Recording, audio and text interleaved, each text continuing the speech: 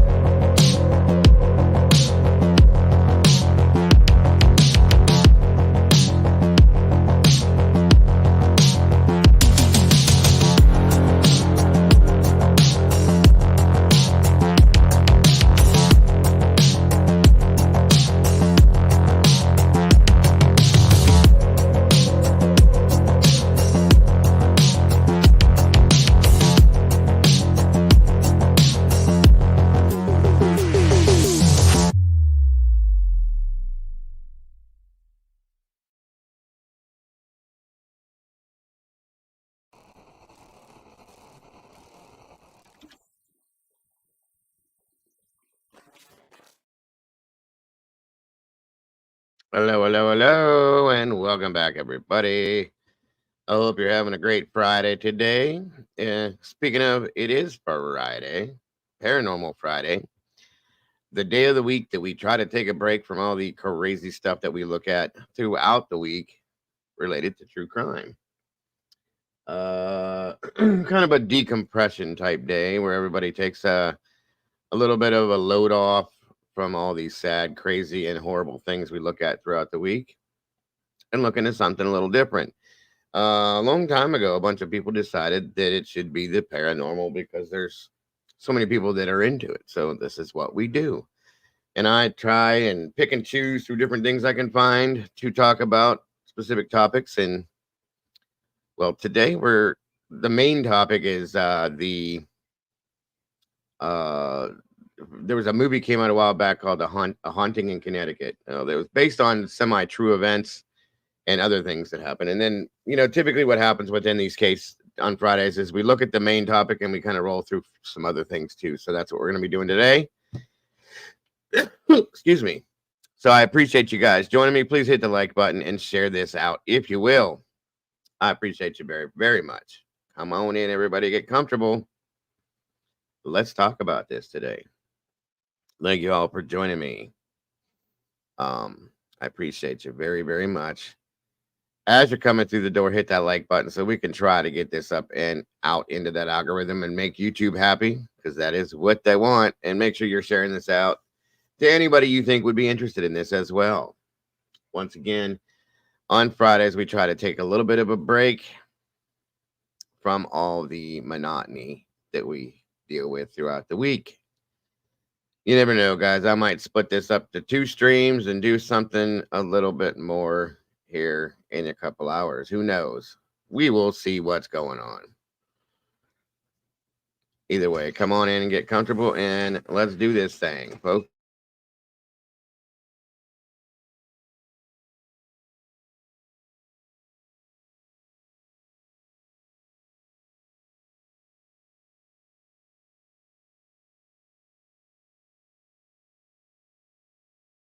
Hello, hello, hello, everybody. Come on in. Like I said, please share this out. Hit the like button on your way through the door, if you will. And please, let's get this moving. I'm going to wait just a little while here to get everybody in here. That way I don't have to start it over again from the beginning. So come on in. Let's get comfortable. Let's do this thing, you guys. Very much. Very, very much appreciate seeing you guys tonight. Very much. Let me see here. Let's pull this out of the way. Looks like we got 44 peeps with 35 likes, guys. We can do a little bit better than that. Come on now.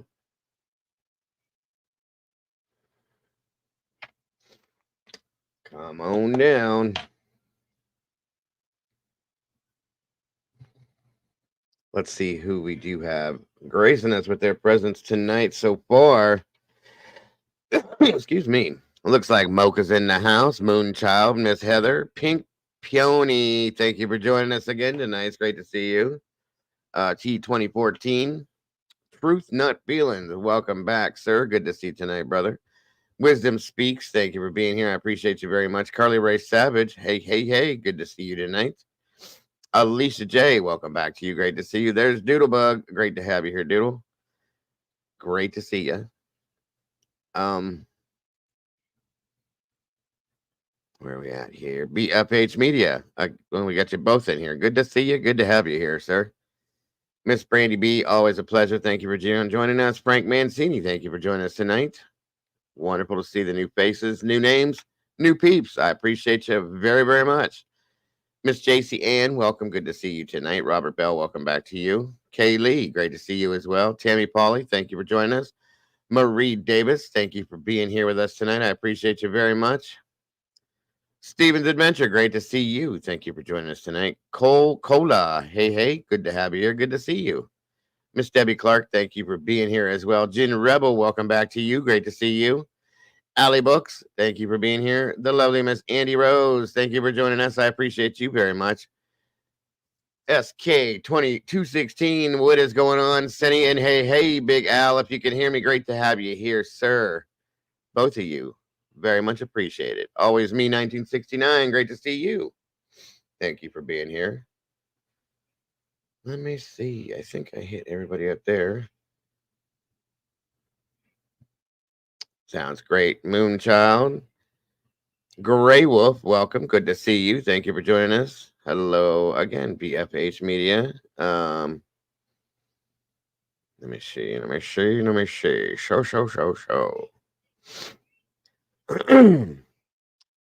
K-Dips, welcome back. Good to see you tonight. Thank you for joining us. Come on in, everybody. Get comfortable, if you will.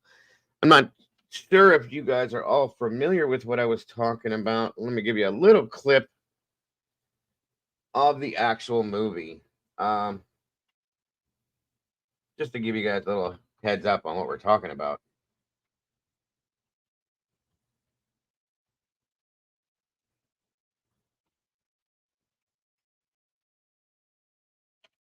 Let's see here. This came out in 2009. Welcome, Jaguars Hooligan. This came out in 2009, and it was based off of true events. It was a Lionsgate Pictures. It's a pretty good one. If you're into horror movies or anything like that, it was quite interesting. It was another something else that Ed and Lorraine Warren had their hands on. We all know there's so much of it. So, what the story we're going to look into tonight is what they based this movie on. So, here is the trailer movie. Hello, Jules. Here's the movie trailer from 2009.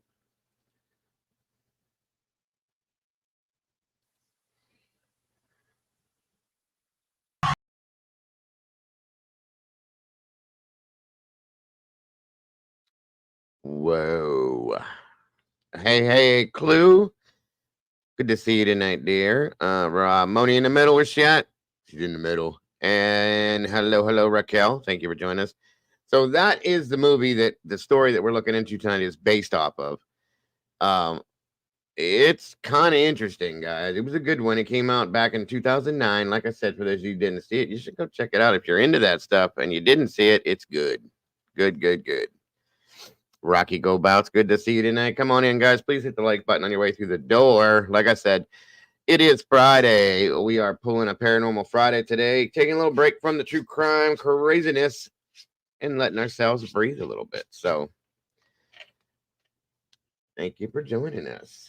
Hold on a minute here. And then they came out a little while after that with another one. I want to say it was like a no.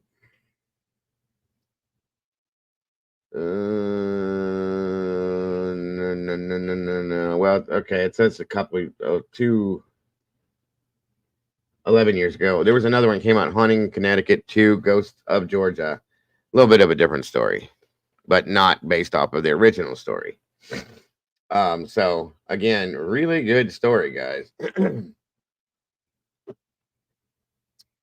Okay. Come on in, get comfortable, if you will.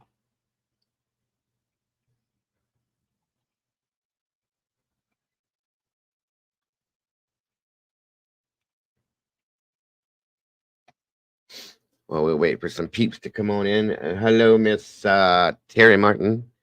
Thank you for joining us. Hey, Kelly. Thank you for being here tonight. I appreciate you very much. Show.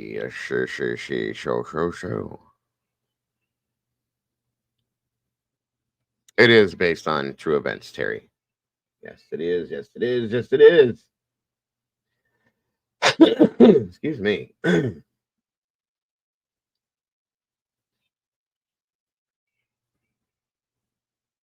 Tell you what, we'll start you off with.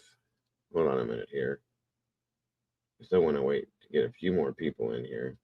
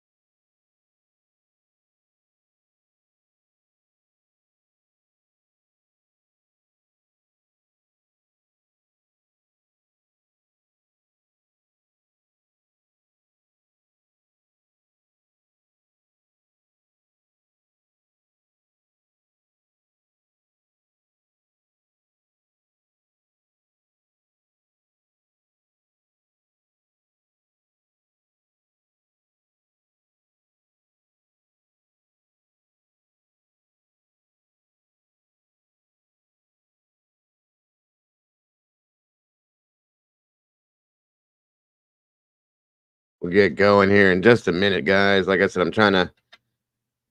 I see you, Kelly. I got you, Kels. Trying to just give a few minutes to get everybody in here so we don't have to go back to the beginning. Hey, Groot.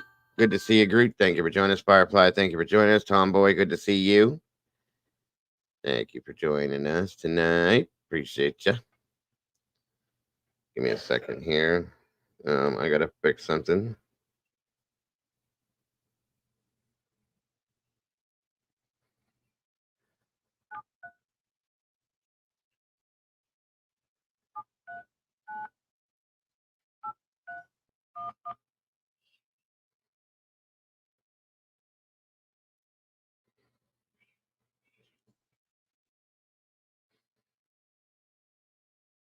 And my apologies.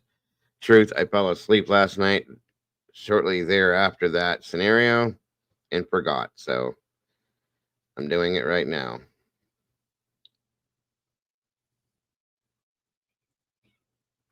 I'm going to call and hang up. There you go, sir. And then I'll send a text as well. I don't know why I did the call thing. That was kind of dumb. Probably because I added you in my phone first. That way you'll have that number. Anyway, again, my apologies. Like I said, I fell asleep and didn't even think about it. My apologies. Please, please, if you will, hit that like button, guys, and let's make YouTube happy if we can. Good Lord. Come on now. There we go. I think so. My phone isn't working at all. I have the shittiest, most irritating phone in the planet. Thank you, Raquel.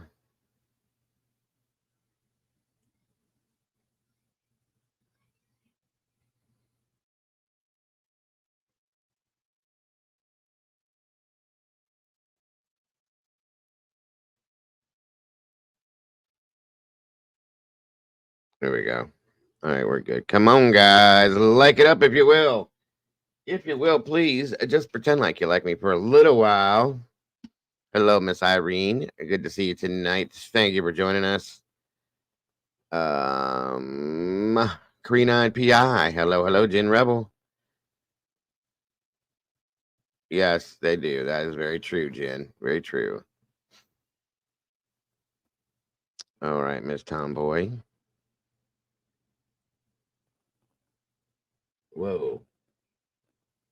What we got going on over here? Raining like hell and got the Blackstone going. It looks good, whatever that is. I always wanted me one of them. I will get me one of them one day too. The Blackstone the grills are nice. My wife has an iPhone. I can't bring myself to flip over to it. Mama Bear's been saying that for a long time, harassing me, of course. You know how it is with us Android users. It is what it is. That stuff looks good, Tomboy. I've always wanted a Blackstone grill. The big full size thing. You know what I mean? Just.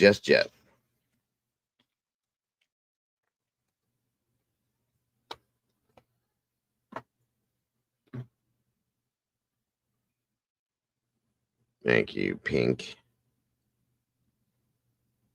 That's been my problem too, Raquel.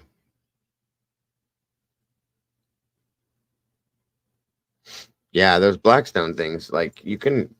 I've seen people. I know a couple people that have them. I have a friend that has one, and my mom and dad. Um, you can do breakfast, everything, and it tastes amazing. It's good stuff. The Warrens, Ed and Lorraine Warren, are paranormal investigators. They've been involved in the Amityville stuff, quite a few other scenarios, and there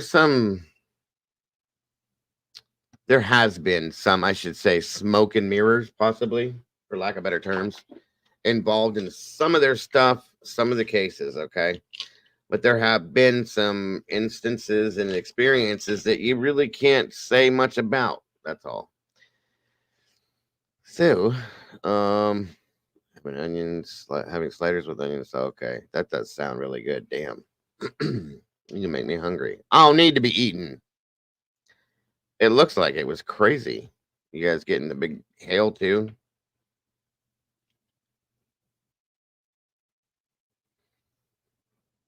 Yes, yes, Andy.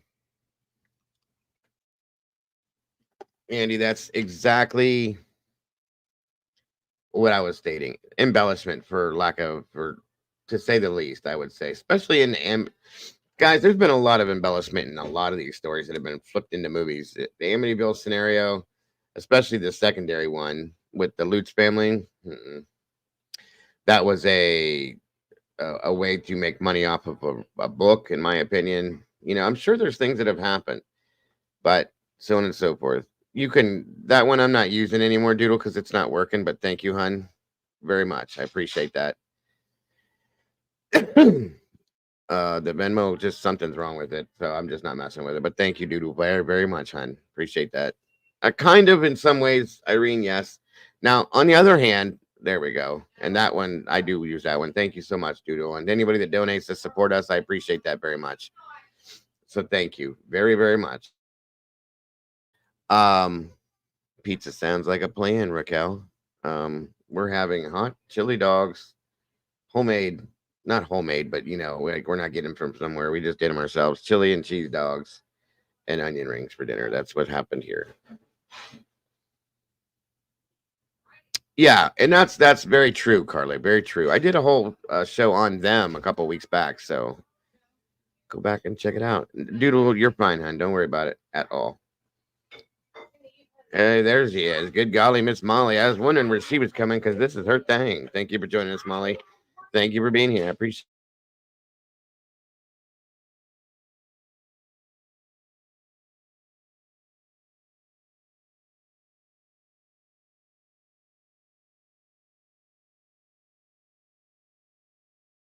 All right, all right, all right. All right, so we got 63 peeps in the house, guys. Please hit that like button and get us to that algorithm if we can. Let me see. We got 39, 69 likes. Okay, that changed fast. Wow. Um, all right, let's get something going on this. I don't want to keep you guys waiting around for no reason.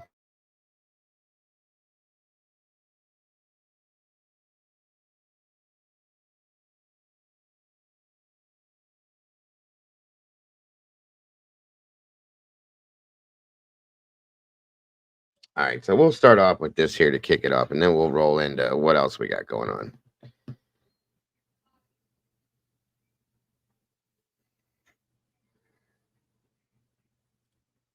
And please let me know how the audio is. Good evening, ladies and gentlemen, and welcome to another edition of Seekers of the Supernatural. I'm your moderator, Tony Sparrow, with hosts Ed and Lorraine Warren, and also tonight we have a special guest, Mr. John Zaffis. He is also a psychic investigator who has worked with Ed and Lorraine Warren for over 20 years. And tonight's program will be about a haunted home, but unlike any home that you've ever been in, unlike any home that you've ever witnessed or read about, except in one of Ed's and Lorraine's books, for it is a haunted funeral home, one that happened right in our own backyard of Southington, Connecticut in 1988, the home of Carmen and Al Snedeker. Now, this home was haunted. Welcome, Holly. By different kinds of spirits that we'll get into. We'd like to start the program immediately off with Ed and Lorraine and also with John, because John spent, I believe he'll explain, we'll get to that after this stuff, guys. I'm interested too. Day and night. So I'd like to start it out with Ed, if I could. Ed, can you tell us about the case, how it started, how you got involved? Well, of course, we got involved through Mrs. Snedeker, who called our home and told us that she was terribly frightened, that things were occurring to them, that they were seeing ghosts, they were being physically hurt, even attacked sexually. And when she told me that it was a funeral home, I suspected that what they call necrophilia, which would be an abuse of a dead body, occurred. Now, in this particular funeral home, we don't feel that it was the undertakers that did this. Mm-hmm. You have itinerant embalmers from time to time who will help out these people. We think it was one of them. But what happened was that a body was abused, or maybe more than one. And we know that this can bring about terrible phenomena and hauntings in such a house. Mm-hmm. It seems that this lady, Mrs. Snedeker, lived up north, northern New York. She had a young son. I think he was around 15 years old. He had cancer, and she wanted to get him closer to New Haven, Hartford area. So she brought the boy down here, and he went into the hospital, but it was very hard for them to drive over 100 miles every time they had to bring the boy back.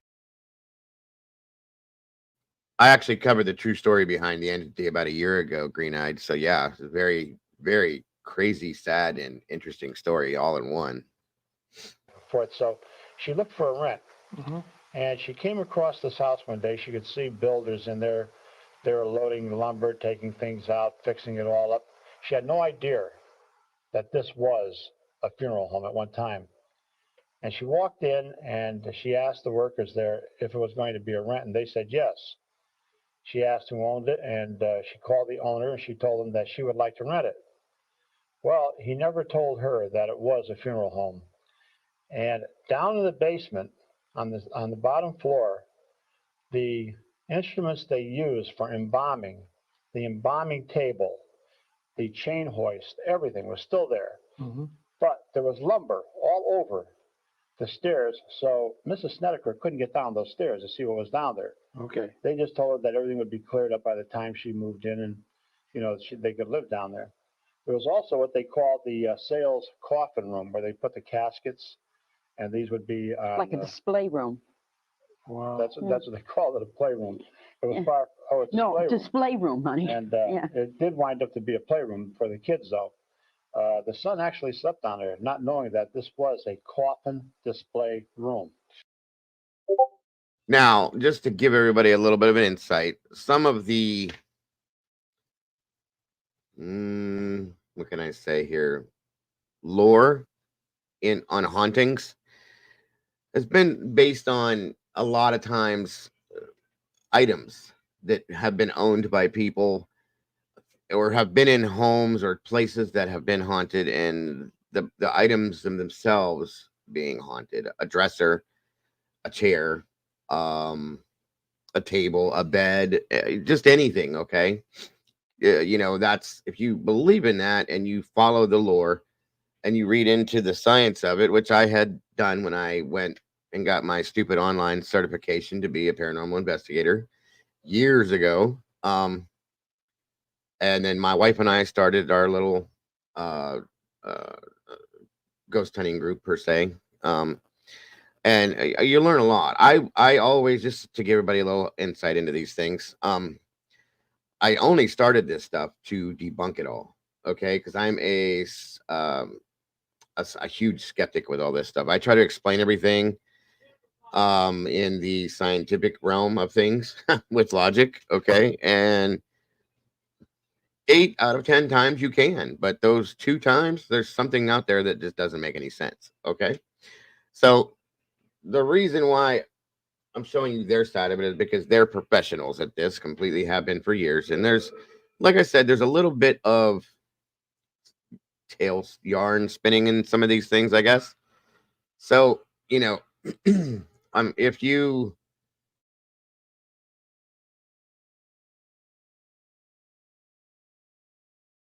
sorry about that. So it depends on how you believe, what you believe in, and where you are with this stuff. You're going to be comfortable with what you feel, period. So I know Clue and Cletus have been interested in this stuff for a long time too. They've been to the Octagon House in Kentucky. Big deal there. We talked about it a couple times.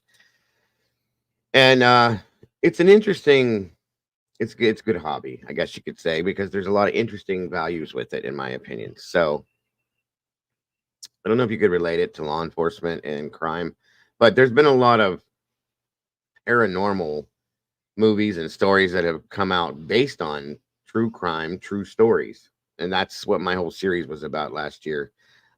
We called it the Midnight Series. I did all the true crime, true stories behind Hollywood movies and stuff that came out. So there's a lot of it. But again, as I was saying, however you feel about this is however you feel. Nobody needs to believe in this. Nobody doesn't need to believe in this. It's up to you. I'm not forcing this down anybody's throat or telling you this is the true story. This is what it is. This is how it is. The stories I bring you are the stories that really happened. Excuse me. 9 out of 10 times, you guys know that movies and directors and producers will twist something to make it more Hollywood-like, to make it sell. Okay. There really are, though, some seriously crazy stories out here that don't make any sense at all. I watched the Joe Rogan podcast with Terrence Howard in it. Terrence Howard is interesting to listen to. I'll put it that way. I haven't seen that yet. I've heard about it, but it's very interesting from my understanding. Now, law enforcement this is very, very true, Irene. The churches and Law enforcement have dealt with what they consider to be possessed people. Yes, that's been used as the reason behind some crimes and a lot of things, and you can't really go against it sometimes because you don't know. We don't know. You know what I mean? So, just saying, just saying. I'm gonna play some more of this here, and then we're gonna get into the story behind it. That's a great point, Carly. It's great to have an open mind to make a personal decision on paranormal and the unknown. Agreed. Agreed. Listen, a lot of people kind of shy away from that and hide their face behind this kind of stuff because they're people get attacked for not coming out and saying what they really feel. Or if come, I'm sorry, let me rephrase that. If somebody comes out and states what they really feel on something that involves the paranormal or something that's not based in logic, they're shunned. Well, guess what? In my research and the things that I've done with this, there's things I can't answer. There's things that there has been no scientific or logical explanation to. So you tell me what that means. It means that there's something that is paranormal out there. It's not quite normal, but paranormal.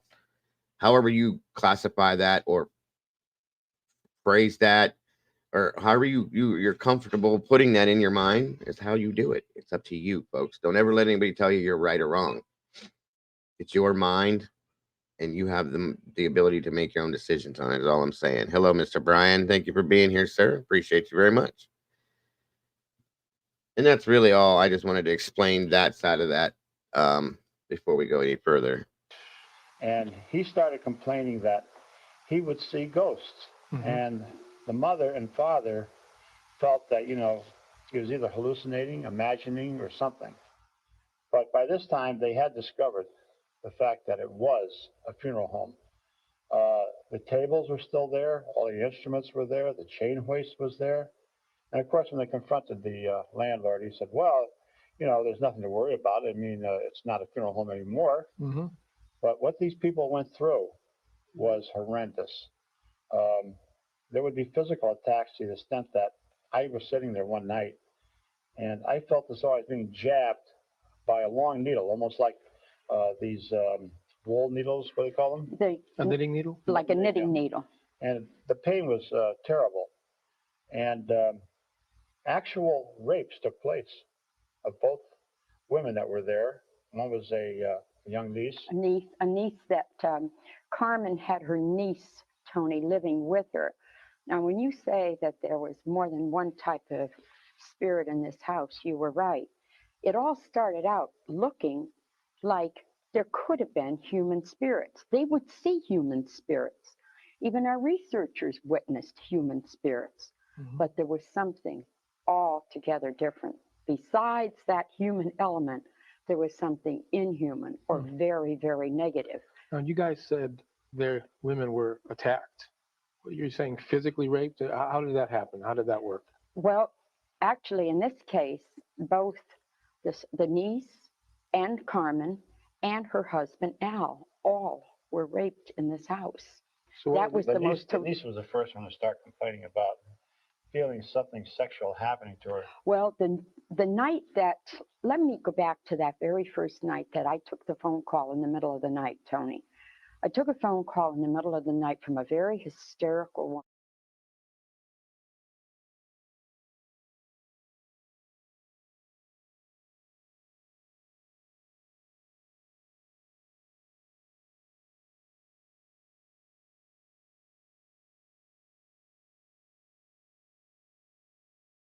All right, all right, all right, all right. Moving forward. 1 second. Let's get this party started. Hold up. Sorry, folks. Wow, this was back in the 70s, Terry, so things were a little different. If you know what I mean. All right, all right, all right. Again, thank you guys for joining me for this today. I appreciate you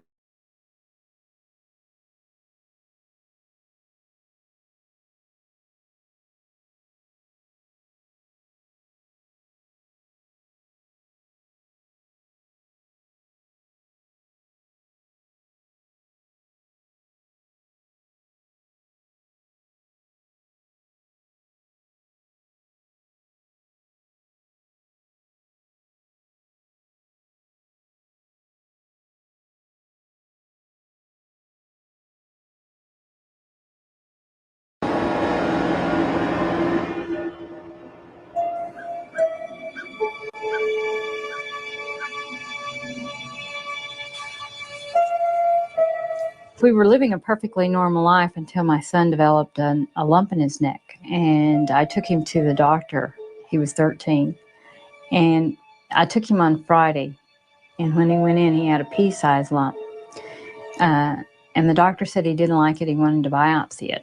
And he scheduled it for the following Monday. By Monday, it was the size of a golf ball. And they removed it. And that night he called me and he said, "Carmen, it doesn't look good." And he was crying. And he told me it was non-Hodgkin's at first, which meant he would be dead in 6 months. We lived in New York at the time, and my mom was having to transport my brother back and forth to his chemo. And we kind of had a live-in babysitter while my mom and my dad were taking him to the hospital and getting his treatments and stuff. I remember my brother was really sick. You know, at the time, I didn't have an inkling of how sick he really was.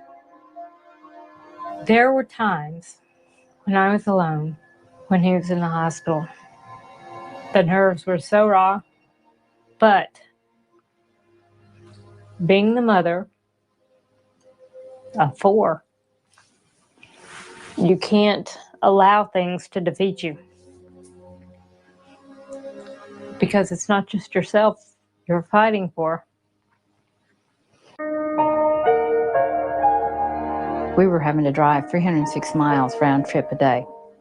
He was very nauseated after the treatments, and then the traveling made it worse. And he wasn't eating regularly, so he was dropping weight extremely quick. And I was afraid that the trip and the treatments were going to kill him before the cancer had a chance to. You know, they were just a blue-collar family trying to make it. And it was pretty expensive from what we remember, and I just needed to get closer to where he could have his treatments. So I discussed it with my husband, and we decided to rent a place in Connecticut closer to the hospital where he was being treated. And in doing so, I was having trouble finding a place that would rent to 4 children. I had passed an old colonial with a for rent sign. Well, I stopped, and I went upstairs and looked around, and it was a very nice house. I was impressed. Welcome, Tina I didn't think there was Marie. any way I could afford it. And I contacted the landlord, and it was affordable. He agreed to rent to me, and I was ecstatic. And we went home and got prepared to move. When I first came in the house, my brother was showing me some of the weird things, like the room where they made the headstones and the footstones and the body lifts. And that's kind of how we were putting things together, that it was a funeral home. When we first discovered it was a funeral home, I went to the landlord and I discussed it with him. We would have lost the money we put down for a deposit in the first month's rent had we have backed out. The house across the street used to be Hallahan Funeral Home. It was Hallahan Funeral Home when we moved in, and has been since the 30s, maybe earlier. The Hallahan family owned the house as long as I could remember. They had the funeral home. They lived upstairs. Very, very nice people. Well, I worked in all the funeral homes in Southington. Brian, it's great to have you here, buddy. Let's try and stick to what we're talking about right now. We're trying to stay a little away from the true crime stuff today. It's Friday. Appreciate you being here. I've missed seeing you, but let's stick to this one. Hey, Tina, good to see you, dear. And focus on this so we don't get all messed up and confused, guys. And at some point in time, I'd get a call to go in and do a corpse's hair and makeup. He needed help occasionally to go retrieve bodies from the hospital morgue. And he came over once in a while when I was around, and he asked if I could take a ride with him in the hearse to go pick a body up in the morgue. When you walked to the bottom of the stairs, there was a big open room, and it had a counter that went completely around the room. That was the south. Today's Paranormal Friday. Hello, Teresa.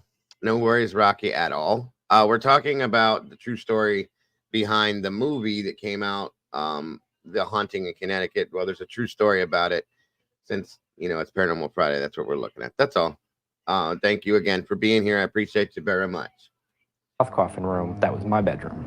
And the north coffin room had big metal pipes sticking out of the wall, and that's where the coffins were placed. And those were the more, I guess, expensive coffins, and they were on display for people to purchase. There was a storage room off to the left.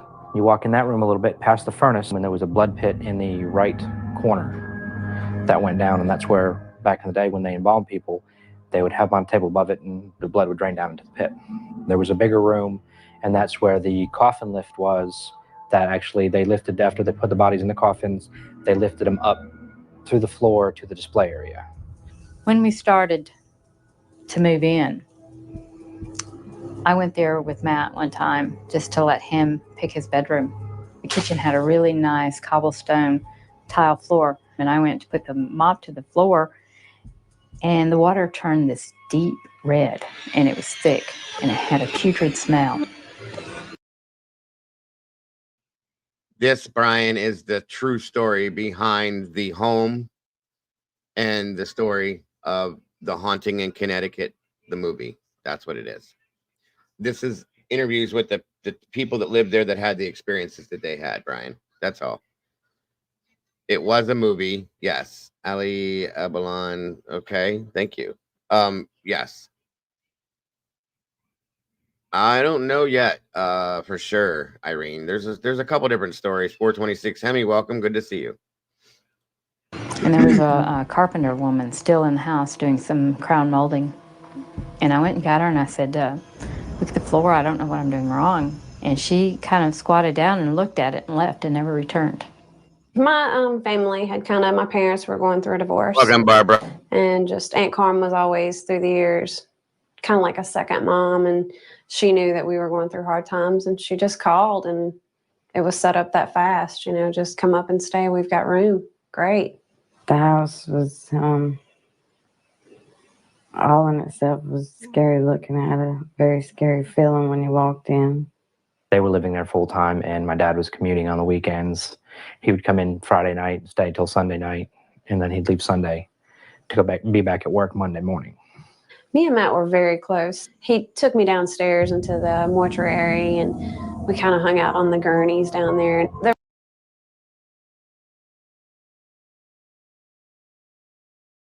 Awesome, Rocky. By the way, you guys have my email address. We do this. What's happening, Captain Jenks? Good to see you, brother. Thank you for joining us tonight. If you guys have any experiences, any photographs, any audio, anything you would want to send me via email or whatever, send it, because we roll with it on Fridays.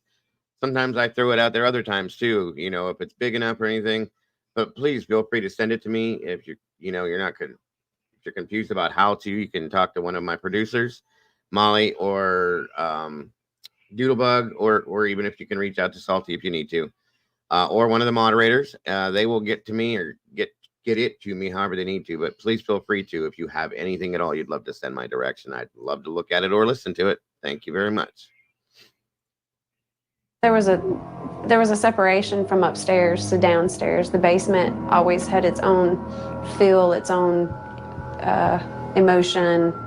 Immediately, Matt heard his name being called from the basement on the very first day in there. And he told me that. And yeah, we do this every Friday, well, just about every Friday, Captain Jenks, to kind of take a break from the true crime stuff. It's so monotonous and sad and horrifying, and just all the things we look at. And everybody needs to be able to breathe and decompress. So on Fridays, I try to do the paranormal Fridays, and then we do some other stuff occasionally too, which I may do tonight as well. I don't know. We'll see what happens. But yeah, if you have anything at all you'd love to throw at somebody, Molly's typically she's the one that handles more of the paranormal and out of this realm type stuff as far as the producers go. She's the best at that one. And then, like I said, Salty's more along the lines of factual stuff going on in cases, and then Doodle does the rest. So feel free, guys, if you need to get a hold of Molly for anything, and she will help you out, and or myself or anybody for that matter will lead you in the right direction if you got anything you want to send this way. Thank you. I was concerned, knowing what was going on to his head and neck, that the medication, the treatments were causing him some mental issues. When we first moved in the house, it was pretty much the same way it was when we lived in New York. Me and my brother got along great. The family got along great. And me and my brother started telling my parents stuff that was happening in the house. And my parents didn't believe us. And my dad would get mad at my older brother, saying that he was putting stuff into our heads. And my brother started to get a little bit more withdrawn as we lived there longer, because he was seeing more, and it was affecting him a lot more than it was affecting me. He had a journal or a notebook. Absolutely. That he would write poems, and letters and notes, and just he would jot anything down, and a lot of it was really dark and enough to make me go to my Aunt Carm in regards and worry. Within weeks of being there, I was already pretty upset and worried that Matt was not doing well. But you know, as a mother, you expect your teenager to start going through that stuff about that time. And I knew that him having to face his own mortality at a very young age could cause him to want to live fast, thinking that he wasn't going to live another year. But his personality continued to take a darker side. He had gotten pretty mean and just started attacking Brad constantly. Just leave me alone! It's okay. I remember having to break them up in fights, which would cause fights between me and Matt. He was always fighting with my sister or picking up the kids. You know, we tried our hardest just to stay away from Matt. Just so you guys know, the clips that they're showing for the reenactments are clips from the movie. I just so nobody gets confused, that's all. Welcome, Enid. Thank you for joining us, and I appreciate that very much. That was the best thing for us. Take you for a ride. In the movie, it shows my brother spinning me on the morgue table. We were just joking around, and we were actually playing hide and seek. And I laid down on top of it and was going to cover up with a blanket, and he grabbed me and started spinning me. I started getting scared, and I started, you know, getting flashes of things, and I asked him to stop. He didn't stop right away, but he did stop. He was going to a priest once a week and a psychiatrist once a week, trying to help him through those issues. And I was hoping that it would just be something we come out the other end of, just like the cancer treatments. There were a lot of things that I saw down in the basement. There were entities that would appear. Me and my older brother were showing her different parts of the downstairs storage area. Tammy. And we were going to take her into where the coffin headstones were made. And you look down, and there was this gentleman in a long gray jacket, and he was completely gray. And when he turned to look at us, he had no eyes. They were just like black, dry sockets. And he took a couple steps to us and then just disappeared. We called them black apparitions. In the corner on the ceilings, constantly moving lights. There was orbs we'd seen in the house that would float around the house, and they were gray in matter, and they were about this big, and they were completely see-through. It just looked like a wisp of air or maybe cigarette smoke, but it was perfectly cylindrical, and it would fly around the room, and it would disappear. It'd go straight to a wall or go straight to the top of the ceiling. You could see something that twickered like a lightning bug, and then it's a full person standing in front of you seconds later. There was also a little shadow figure who used to hide in one of the corners, and he'd play games. He'd stick his head out, and you'd kind of see him, and he'd disappear. But it wasn't like a shadow, like a person shadow. It was a shadow where you could see that it looked like a person, but you could see through them. The ghost stories continued to escalate. And first it was one, then it was two, and then it was all the kids. And they would see things like a woman in the room. Then there was the little boy, little black boy about 6 in the Superman pajama. He used to come out in the south coffin room, and he'd come out of the left wall and fly around the countertop. He was always in his pajamas, and he seemed lost and scared. He just wanted to go, you know, be safe. I think that he was just trying to play because he was a kid. I saw him, but I never really had an interaction with him. But the younger kids spoke of him sitting there and playing with toys, or he would take a stuffed animal and tell him he was going to bring it back, and he would bring the stuffed animal back, and if it were a bunny rabbit, it would be missing its carrot, or he would always keep a little piece of something that any toy he took, he would keep. I didn't believe in ghosts. I believed in God, and I believed in the devil. But I believed that the devil was someone that put bad thoughts in your mind. I didn't know he could reach out and slap me. There was another night when me and my brother were awoke in the house, and I had one of those little remote control robots, and there was 3 guys standing over by our dresser in long black trench coats, and they were messing with the robot. And my brother said something, and the robot just went flying across the room and hit the wall and broke, and they were gone. So me and my brother started screaming, and my dad came down with a shotgun. I saw a broken robot and a few toys that were smashed. And he believed us on that point because the robot was actually laying on the floor broken. So he couldn't say it didn't really happen. Brad never mentioned anything about ghosts. He never mentioned anything about noises, weird things happening. I used to sleep in the house. I was, me and Kim, we hung out there all the time. We used to roller skate in their driveway and play in the basement, and they never let on that there was something going on in the house. Going to school with the kids, you would think you'd hear about it in school. Maybe if Brad didn't share it with me, maybe Brad would share it with a schoolmate. Late night sleeping over, girl talk, you just would have thought that something like this would come up. Those type of things don't stay secretive when you're 8 years old. It was very hard for me to deal with as a child. I mostly just tried to block it out and didn't want to talk about it.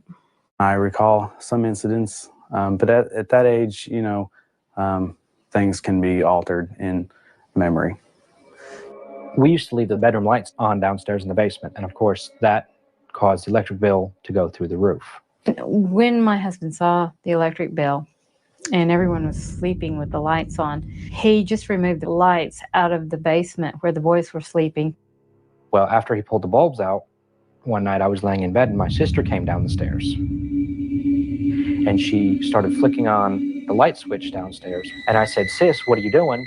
You're not supposed to be down here." And I got up and I chased her up the stairs. And I chased her into the living room. And my dad and mom were sitting there and they said, "What are you doing out of bed? You need to go downstairs and go to bed." And I said, "Well, where's my sister at? She just was downstairs turning the lights on and off." And they said, "No, she's in bed. Go look and see for yourself." And I walked in there and I looked and my sister was sleeping. And I was walking by my dad. And he said, "Well, quit messing around because I took those bulbs out anyways." There were crucifixes on both sides of the door jamb that had been there for many, many years. They were discolored and you could tell that they'd been there for many years. They started disappearing one at a time. Most of the activity stayed in the morgue until those crucifixes disappeared. And as they disappeared... That. How about that, folks? This is during the interview for the real story. The damn crucifix fell off the wall. Tell me that wouldn't throw you somewhere during the interview. Come on now. Come on now. This is what I'm saying, guys. And listen, a lot of the paranormal is based off of energy, okay? Literally based off of energy, which is why my skepticism has come into play. We're going to be joined here shortly by everybody knows who Truth is, BFH Media.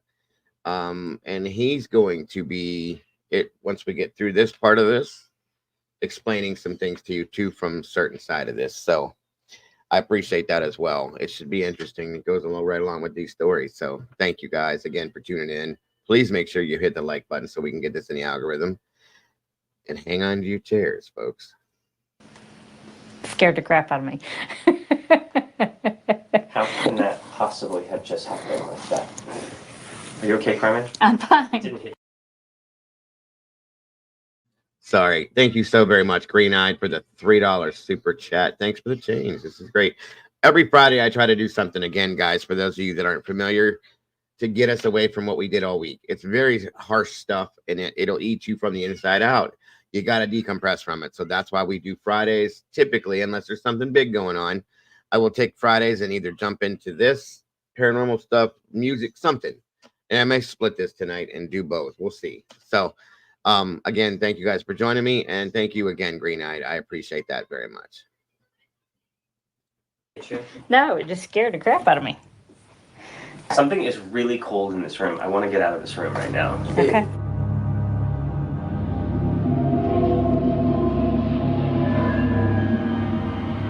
We're giving recognition. This kind of thing happens. The best thing to do is get through it as quickly as possible. Okay. And then everything will go back to normal. My husband didn't believe that there were ghosts any more than I did. He thought it was mainly Matt's fault, that he thought that he was inciting the stories. Before my parents believed the stuff that was going on in the house, we tried everything we could to make them believe that what we were saying was true. There was just no tangible evidence. We couldn't take a picture because we didn't have cameras.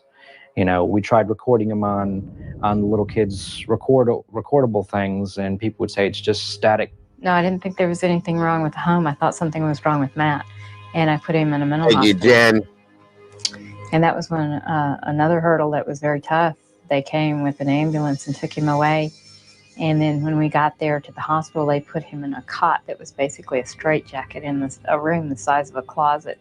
And they were going to shut the door, and they wouldn't let me speak to him or be near him. And they said, "You have to leave." And he's screaming, "Mom, don't leave me. Mom, don't leave me."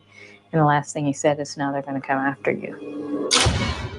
Shortly after I had Matt put in the hospital is when things escalated. There was a man that used to appear in my room after my older brother moved out. And he was one of the more scarier things that I've seen. He was just a head. He had long hair, but he had a wicked scar that came down the center of his face. And this whole side of his face was smooth, kind of like metal. And he just had a circle for an eye. It didn't have any color, any pupil or anything. And he would just start flying around the room. I went to the refrigerator, hungry, just searching for something to nibble on. 20 minutes before, it was fine. I went back, and it was just rotted and corroded. How does an apple go from being something I just bit out of to being rotted and nasty? I would have never picked that up to eat it because it would have just bled out in my hand.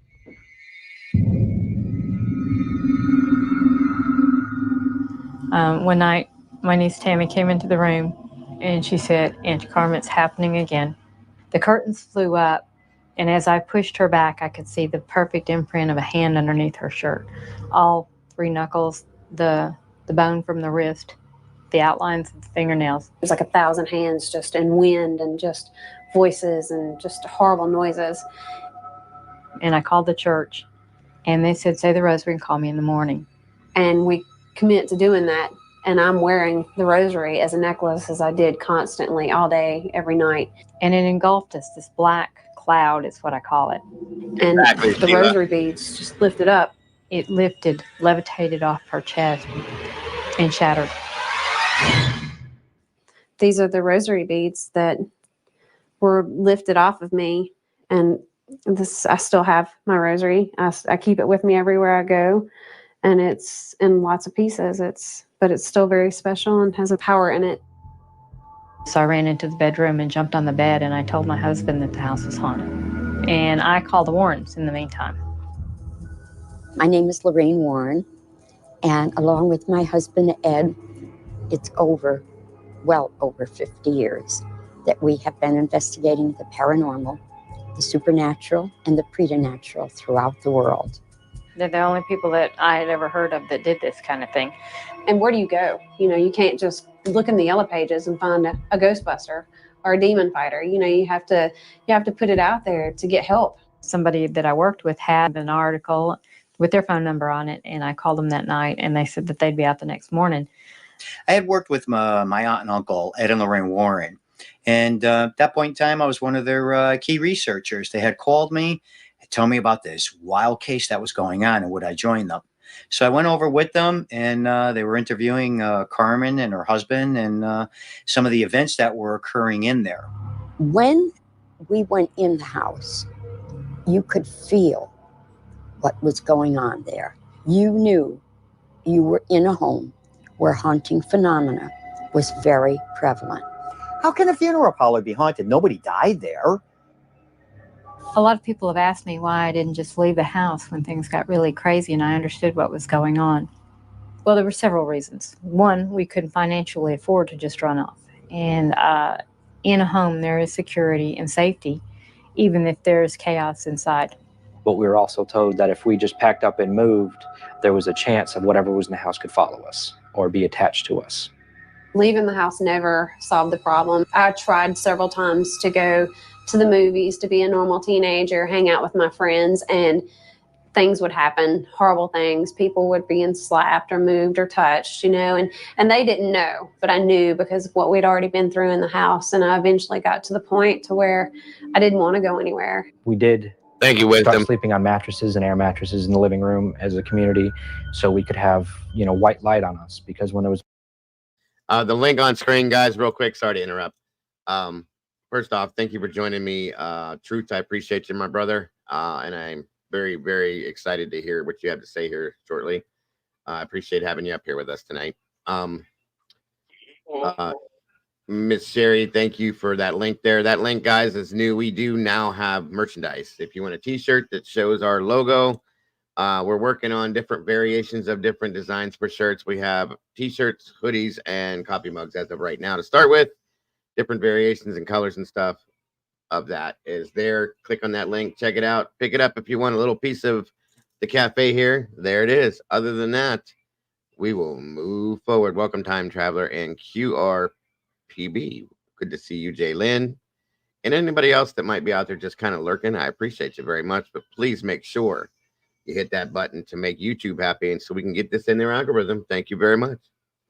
There's a white light present. It didn't mess with us, and we felt safer sleeping in groups. Which was kind of cool because it felt like we were all camping out and we were all together, so I wasn't as scared. There were a lot of times that the presence would be so strong, you could feel it. You could be running away from it and it would be in your face the whole time, just that close. You could smell it, feel it, know it was there, it let you know it was there. It was almost like we were ambushed, is the best way I can describe that to you. The main one that I really remember was Aunt Carm was in the shower. It was like something was alive in the shower curtain. It was wrapped around her like it was trying to suffocate her. I had to fight to get the curtain pulled away from her. And she on the inside screaming and panicking, trying to fight too. It actually happened to my husband as well. It liked to attack you when you were alone. And the bathroom was the perfect spot for that because that was the one place that you always went alone. We never again went in the bathroom alone. After that, we all had to go in pairs. Carmen would go under a lot of attacks. We call them psychic attacks, where she would get dragged into this very dark, deep place. She would just hit the floor, just pass out. And she couldn't move, she couldn't talk. There was no reactions whatsoever, so I knew she was into something very deep. There was only darkness. There was no light. And each time it was a little different. It was like something was trying to take her over or control her or hurt her. And I ran into different beings that were all suffering from negative emotions. We would be over her with Bibles and rosaries, crying and praying. Her hands would be ice cold. And the next thing I would know, I'd be back in my body and I'd be on the floor. And there'd be people around me saying prayers. And I'd be wet from holy water. It was like something released. And she was able to get up and talk to us about what had transpired. Would I have called an ambulance thinking that, oh my gosh, something medical happened? You know, did she have a stroke, a heart attack or something? That's always on your mind. I think that they were the experts in what I was going through. I don't think that a doctor would have understood. They probably would have put me in a padded room. One evening in August, it was very hot outside. All the doors and windows were open. Carmen and her husband and the kids and everybody had gone to sleep. And I was just jotting down some notes that evening. And it got very cold. Now, we know in haunted locations, our energy gets drawn. Why does that happen? Because the spirit needs that to be able to try and communicate and manifest. Well, I got up from the dining room table, went into this big grand hallway, and this foul smell came over me. Well, I looked up the staircase, and I seen something actually starting to form up there. It started to descend down the staircase. And it said, I don't know if I heard it audibly. To this day, I still don't know.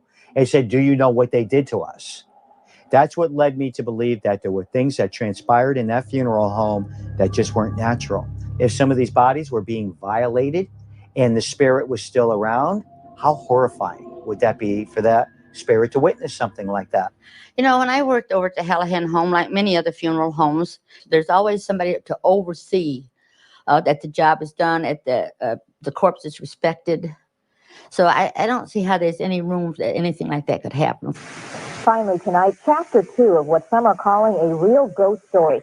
You may recall our telling you about what some call a haunted house in Southington. Well, something's afoot there again, and Elizabeth McGuire brings us the latest. I'm still afraid of this house. Well-known ghost hunters Ed and Lorraine Warren were called in after family members claimed they heard mysterious voices and saw apparitions.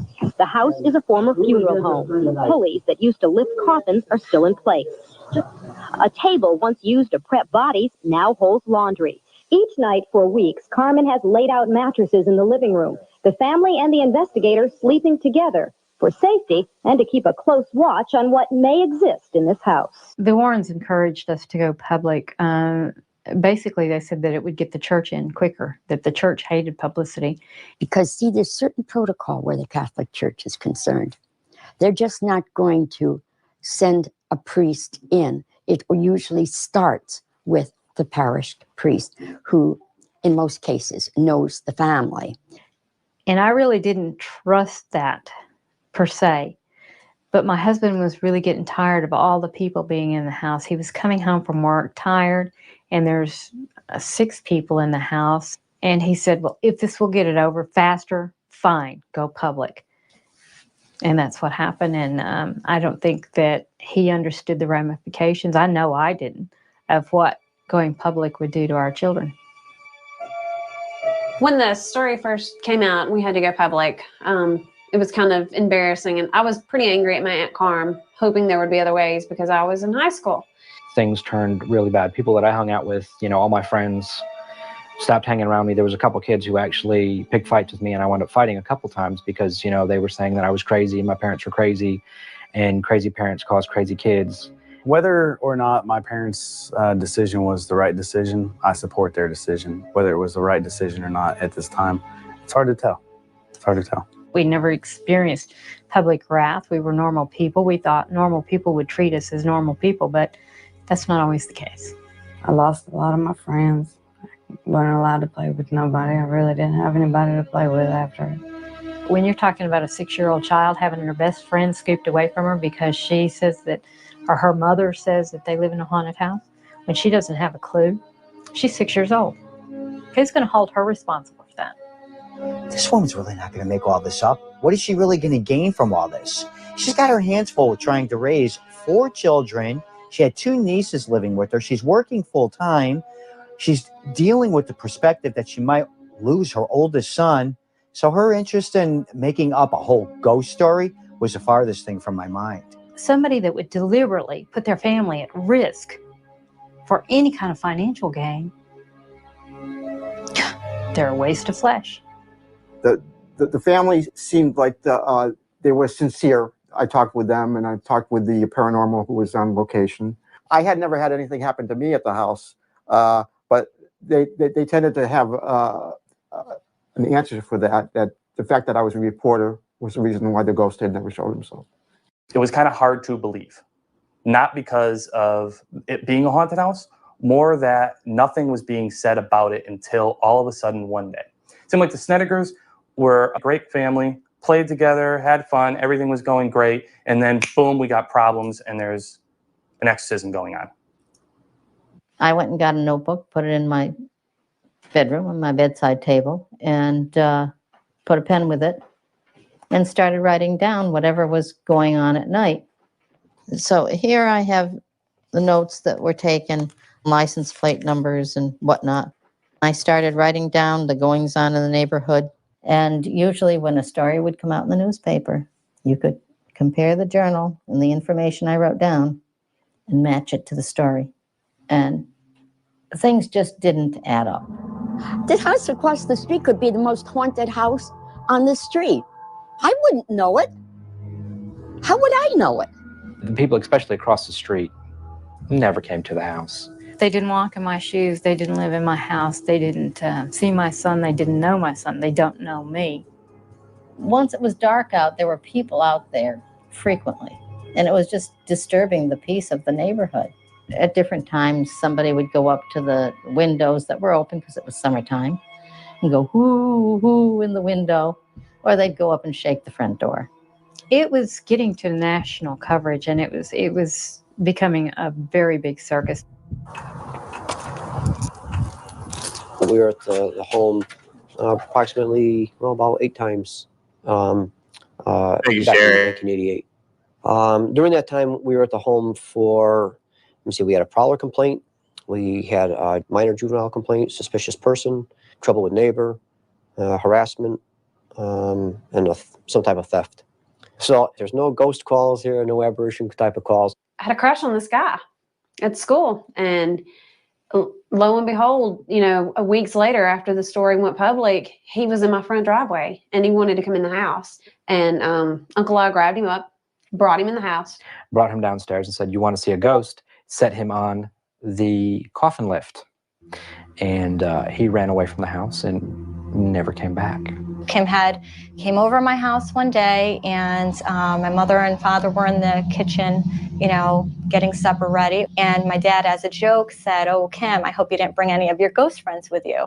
And at that moment, we heard the boom, boom, boom, boom. 4 chairs fell off the table, and we saw the umbrella open, and the whole table with the base full of stones lift up and gently off the deck. We just kind of all looked at each other and were like, just really started laughing because we just thought it was, just such a coincidence, such a strange thing to happen. There was a book written on the case in the beginning. It was called In a Dark Place by Ray Garton. I didn't want any part of it, and they wouldn't remove any word. Not one word that I wanted removed did they remove. I had no editorial rights to it whatsoever. My story wasn't my story any longer once I signed on the dotted line. We had people coming in droves wanting to look at the book and read it. And the only way we'll allow them to read it is here in the library. And we have to hold identification while they look at it because these copies are rare. It's no longer published because of what he said. He's made a lot of accusations, and some of them are very hurtful to the family. I know it's hurt my son, and it's hurt other people. What he can say, whatever he wants. He met me one time for less than an hour. He spoke to me maybe a half a dozen times on the phone. He wasn't really paying attention. He was going back and forth. He was making extremely derogatory remarks, and I had no clue why this gentleman was even reacting like this. It was totally bizarre to me. He never met my son. Said he was a drug addict. I can't fathom that. I can understand demons better than I can that. I don't know how we ever got connected with anybody that would say anything like that. I really don't. He claims that Ed Warren had told him at one point in time, "I don't care what you do with it. I don't care what you do. Just make it a good, scary story. All these people are crazy that are out there." I find that awful hard to believe coming from a man that dedicated his entire life to this work. It's more than hurtful because my husband's not here to defend himself. The one thing that bothers me more than anything is this man was a published author. He already had a few books to his credit, but yet he said we all lied. Then please explain to me why this gentleman did not contact his agents and his attorney and tell them he did not want to put on the front of that book, "This is based off of a true story."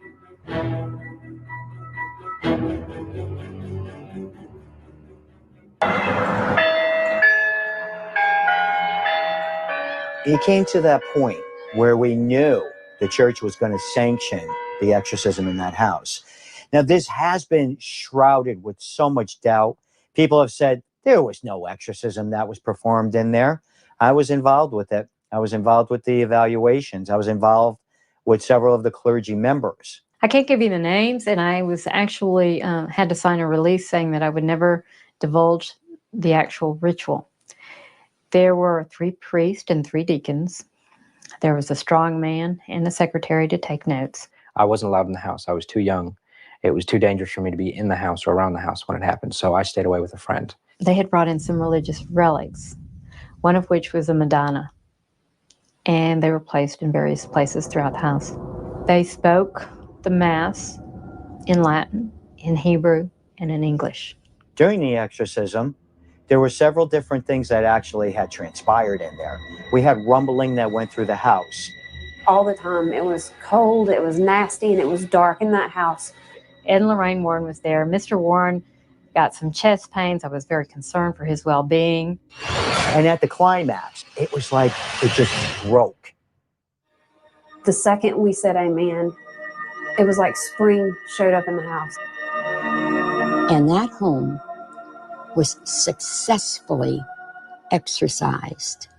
But when the ritual was over and we went to collect the relics, they had found that the hands were missing off of the Madonna, and I kept it until 3 years ago when I gave it to John Zaffis, and it's in his museum to this day.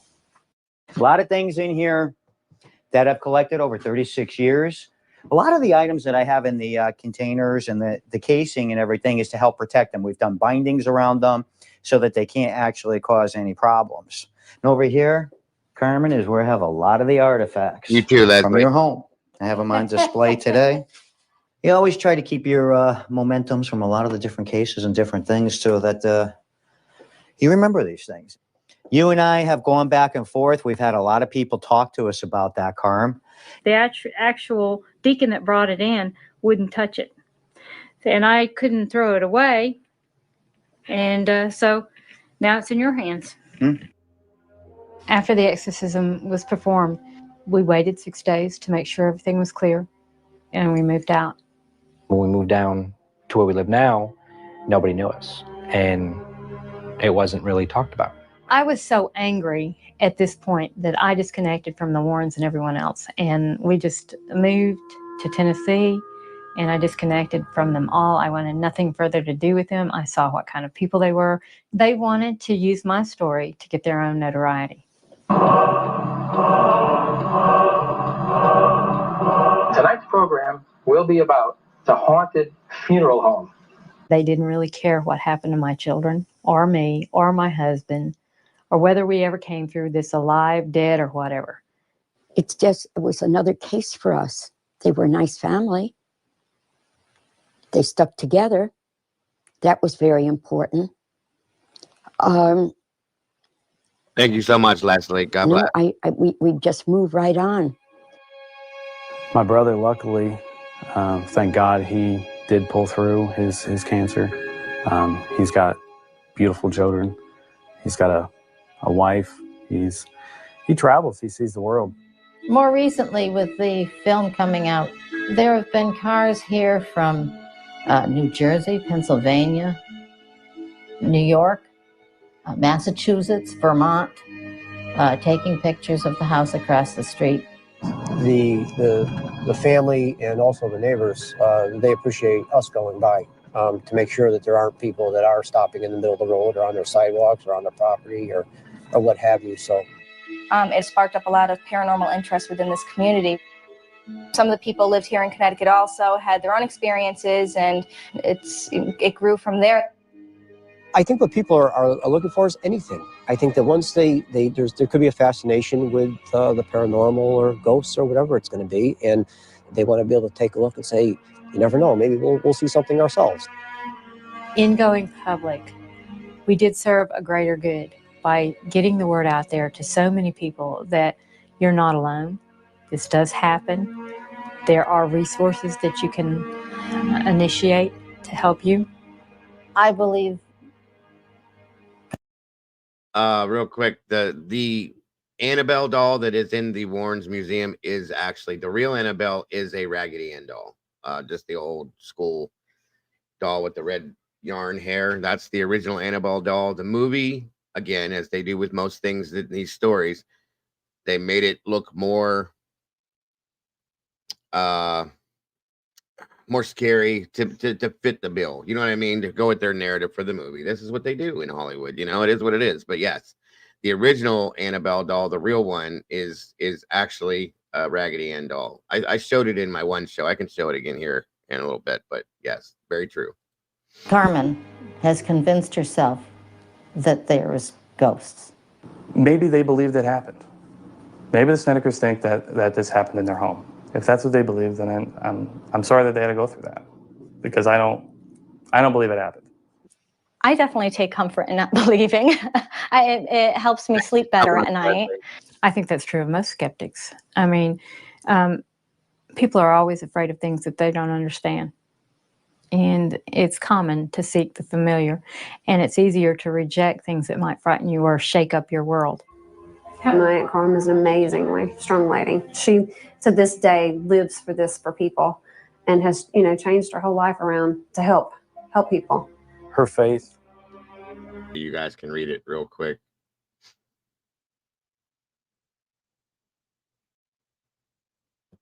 And you can't blame them for that. That's a fact.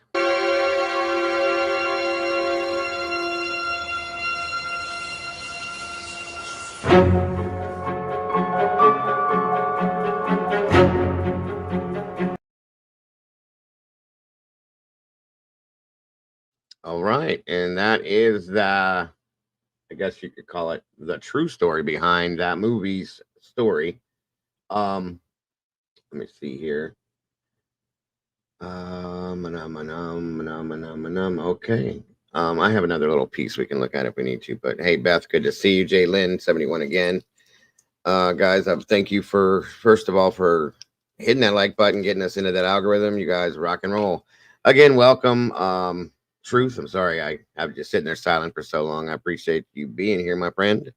No, it's fine. I was watching. It was interesting. And I mean, I would bring you up anyway because we enjoy having you here. But there's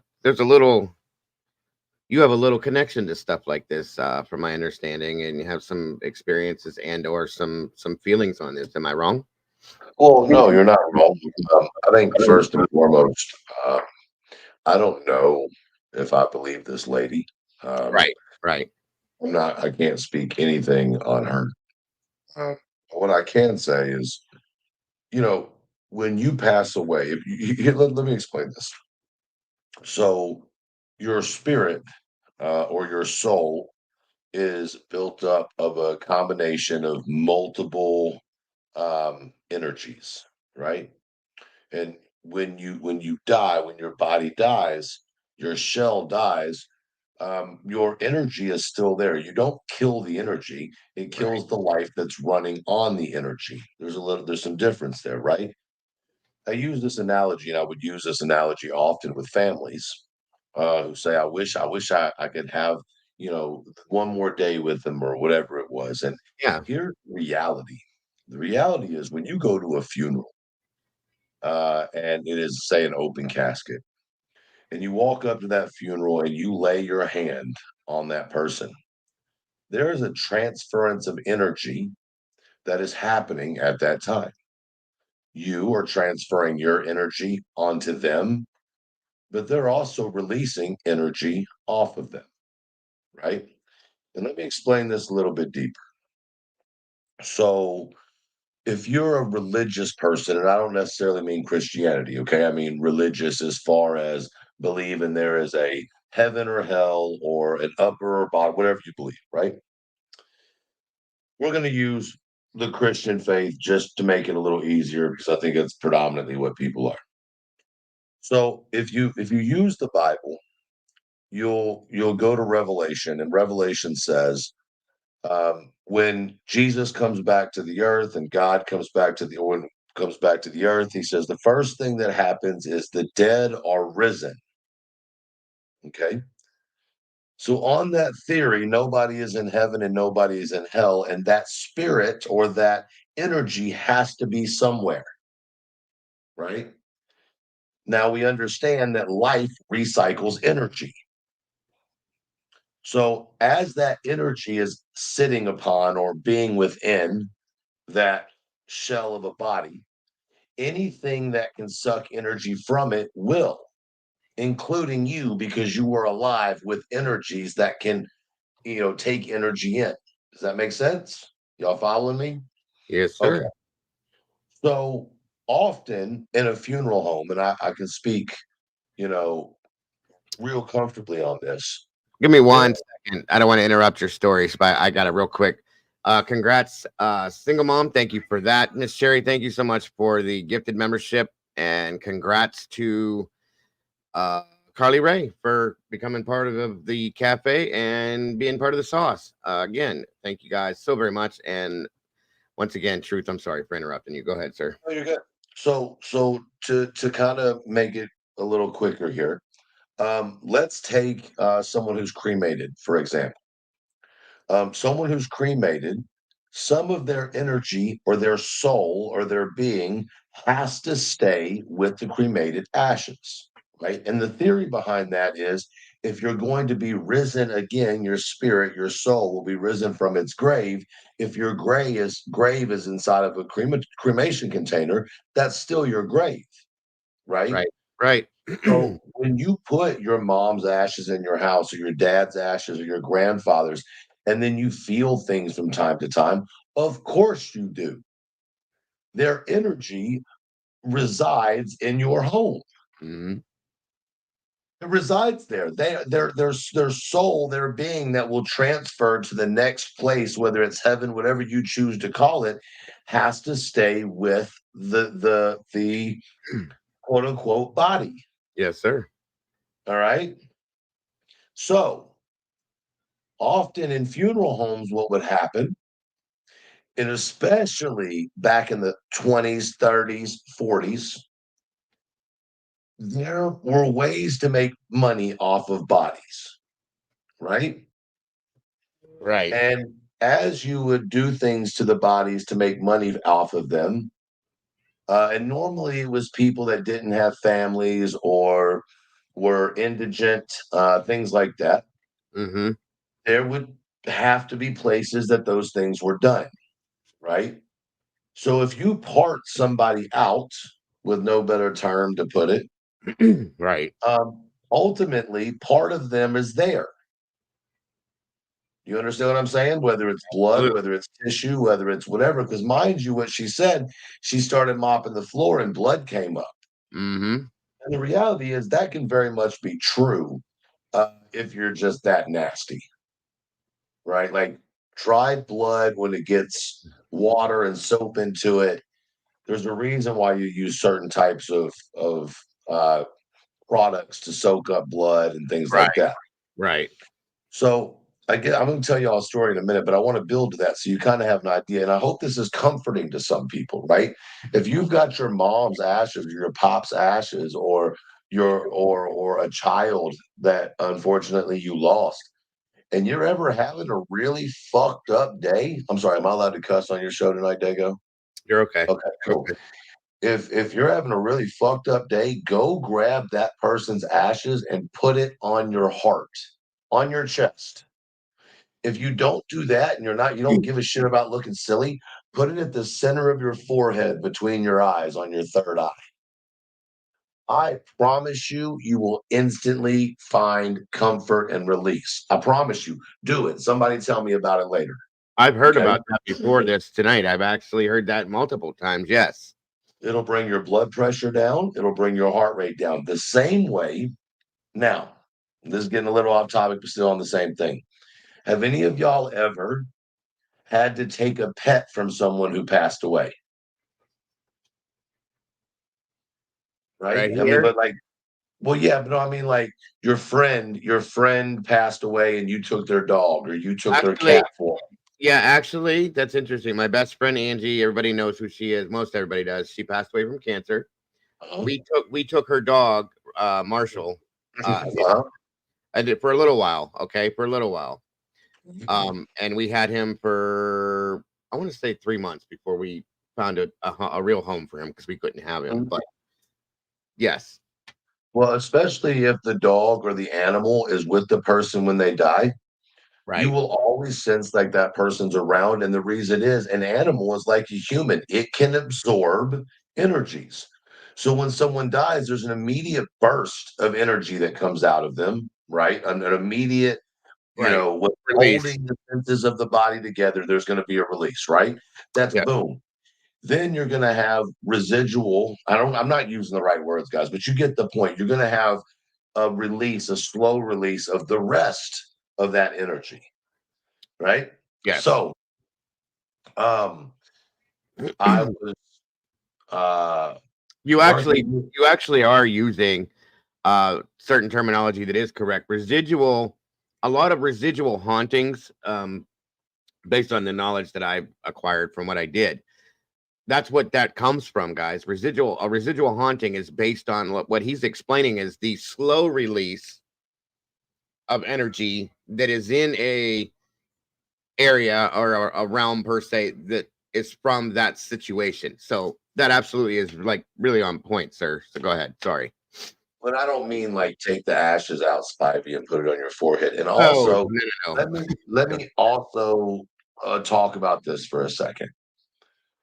Not everybody's spirit is a good spirit, even if it's your mom or dad.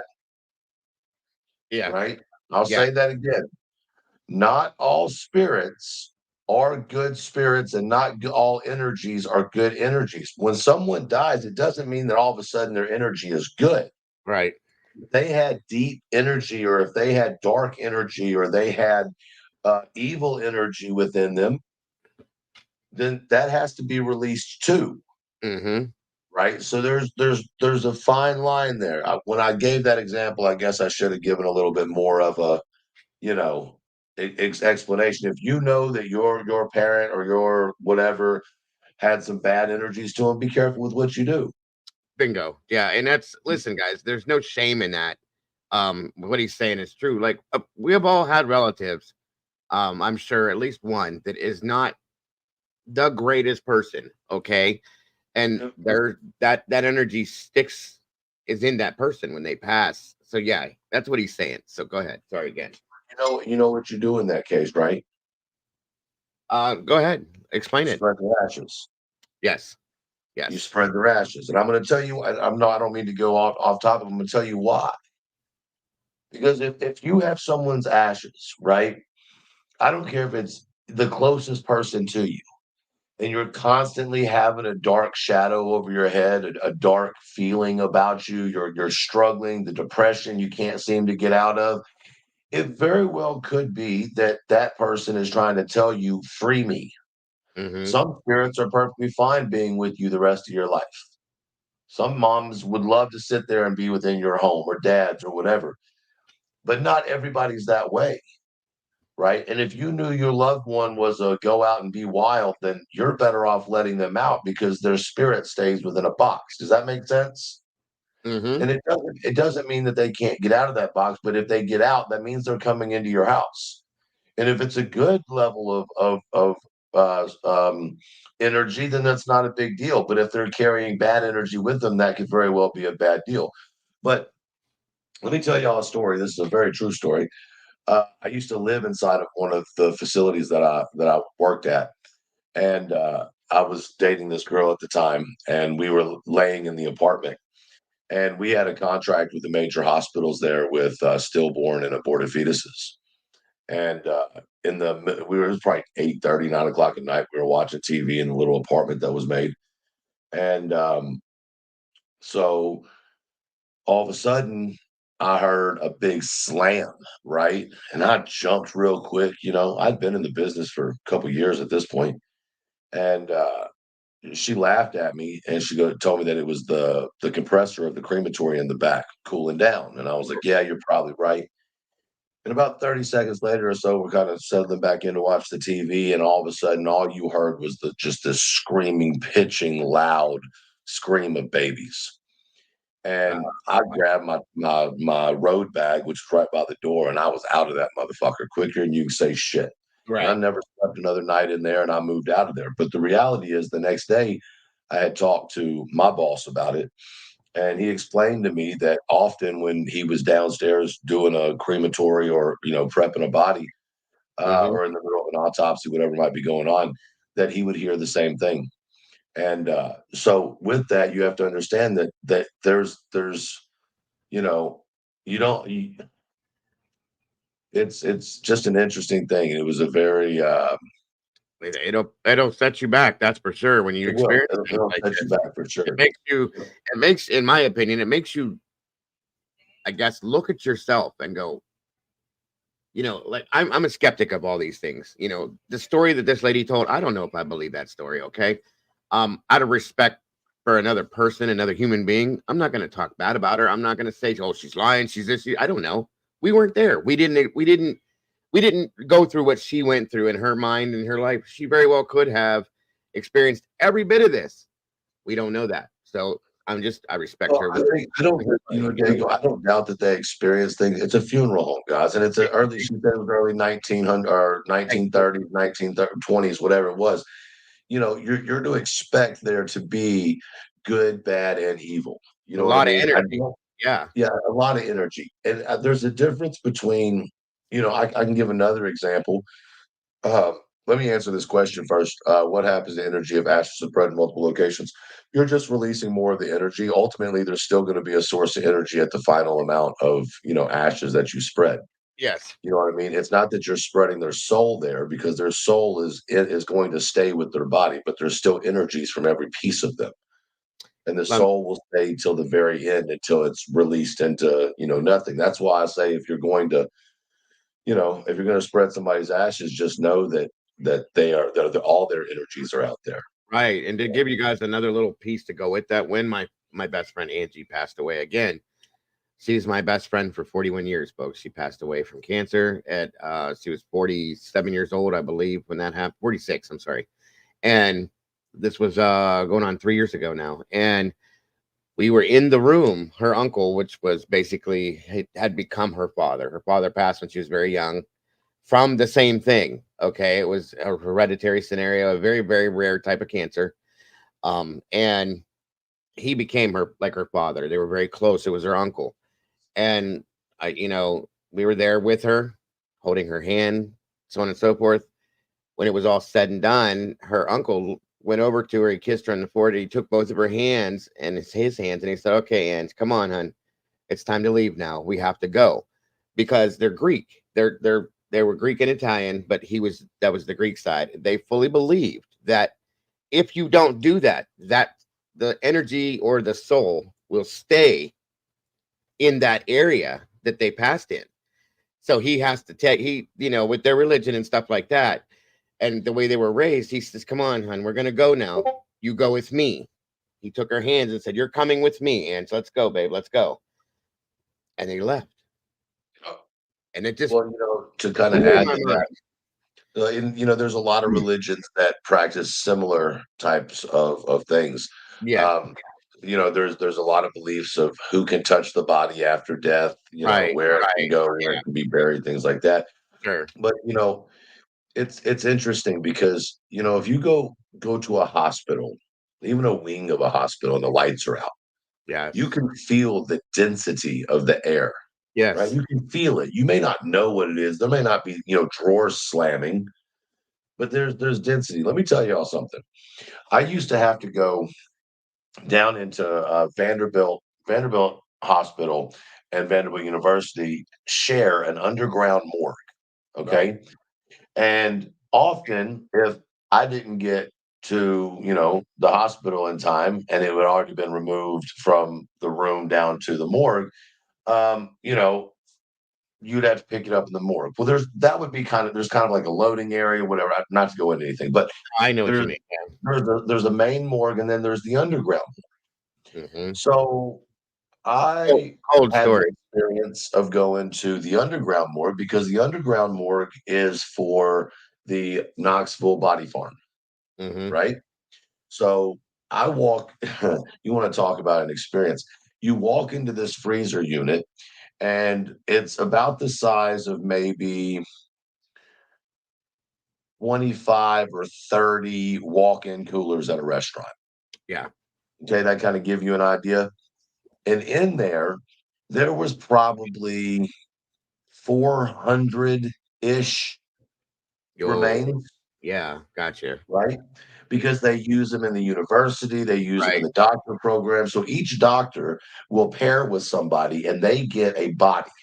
Right? Yeah. Yes. And it starts the first year of their doctorate program. And they work on that body from the first year all the way until the year they graduate. Yes, sir. Right? And it starts fully intact. And by the time they're done, it'll be all the way down to skeletal remains. Which is, I've taken cadaver classes when I went through EMS classes and stuff, and you sit in on that stuff and you take part. And I've gone, he's right, from the very beginning at what you would call directly preceding death to the very end of, like he said, there's nothing left but skeletal remains. So yes, it's very interesting. Of course, I didn't stay for that entire process. It was different levels that we would go to for that. It's insane because y'all have seen meat hooks, right? You know what a meat hook is? Yes. Well, before you can work on these bodies, you have to drain the body. Yeah. And there's a process of doing that, and it's very gross if to normal people. To me, I'm like, that's fucking rad, but it's not for everybody. But with the spirit thing is real interesting. I don't get into all the haunted places, because I believe when you insinuate that a spirit being there makes it haunted, you're automatically putting them into a weird or bad light, right? Yeah, there's And a negative persona that surrounds it in a lot of ways. Yes. right. And I think a lot of times when you feel the energy of spirits, the way your mindset presents itself will also show itself in that energy or spirit. So if you're in a dark place in your mind and you see something that crosses your eyes, it's immediately going to be a dark experience for you, in my opinion. And Right? you're right. There are, in my experience, there's good and bad. You can, and it's what TV society has put into our minds this far. They make these movies and different things and blah blah blah in our mind because we are so how can I put this? Our minds are so molded as such that it's just an automatic thing for that to be what it is in some senses. So yes, absolutely. I mean, later on in my career, there were a lot of homicides that I worked in, a lot of suicides and motor vehicle accidents, and I never really. It was really interesting. I, I, there were often sources of energy that you would feel, whether it would be on the location or in transport of the remains, Oh yeah, and it always was interesting to me. The manner in which someone died often determined whether I felt a presence of something, right? oh yeah, yeah, definitely. That's definitely a Um, big part of it, in my opinion. it is. And also, just a side note, guys, you can tell how someone dies by how their face looks once they're dead. In a lot of senses, yes. No, Unfortunately, it's not even yeah. it's not even a lot of senses. It's absolutely a proven fact. I'm gonna explain to you why, right? So if you're under a lot of stress, maybe you have a health issue that's causing you pain, but you're used to the pain. Y'all know what I'm talking about, right? That Absolutely, pain you just live with. You feel what I'm saying? yeah. It doesn't mean it doesn't hurt any less. It just means you kind of develop a higher tolerance, even though it's still the same amount of hard on your body. You get used to it, yeah. You get used to it. But what happens is your face starts to scrunch up, your Hmm. forehead kind of scrunches up, you kind of start to hunch over, your muscles are getting tighter.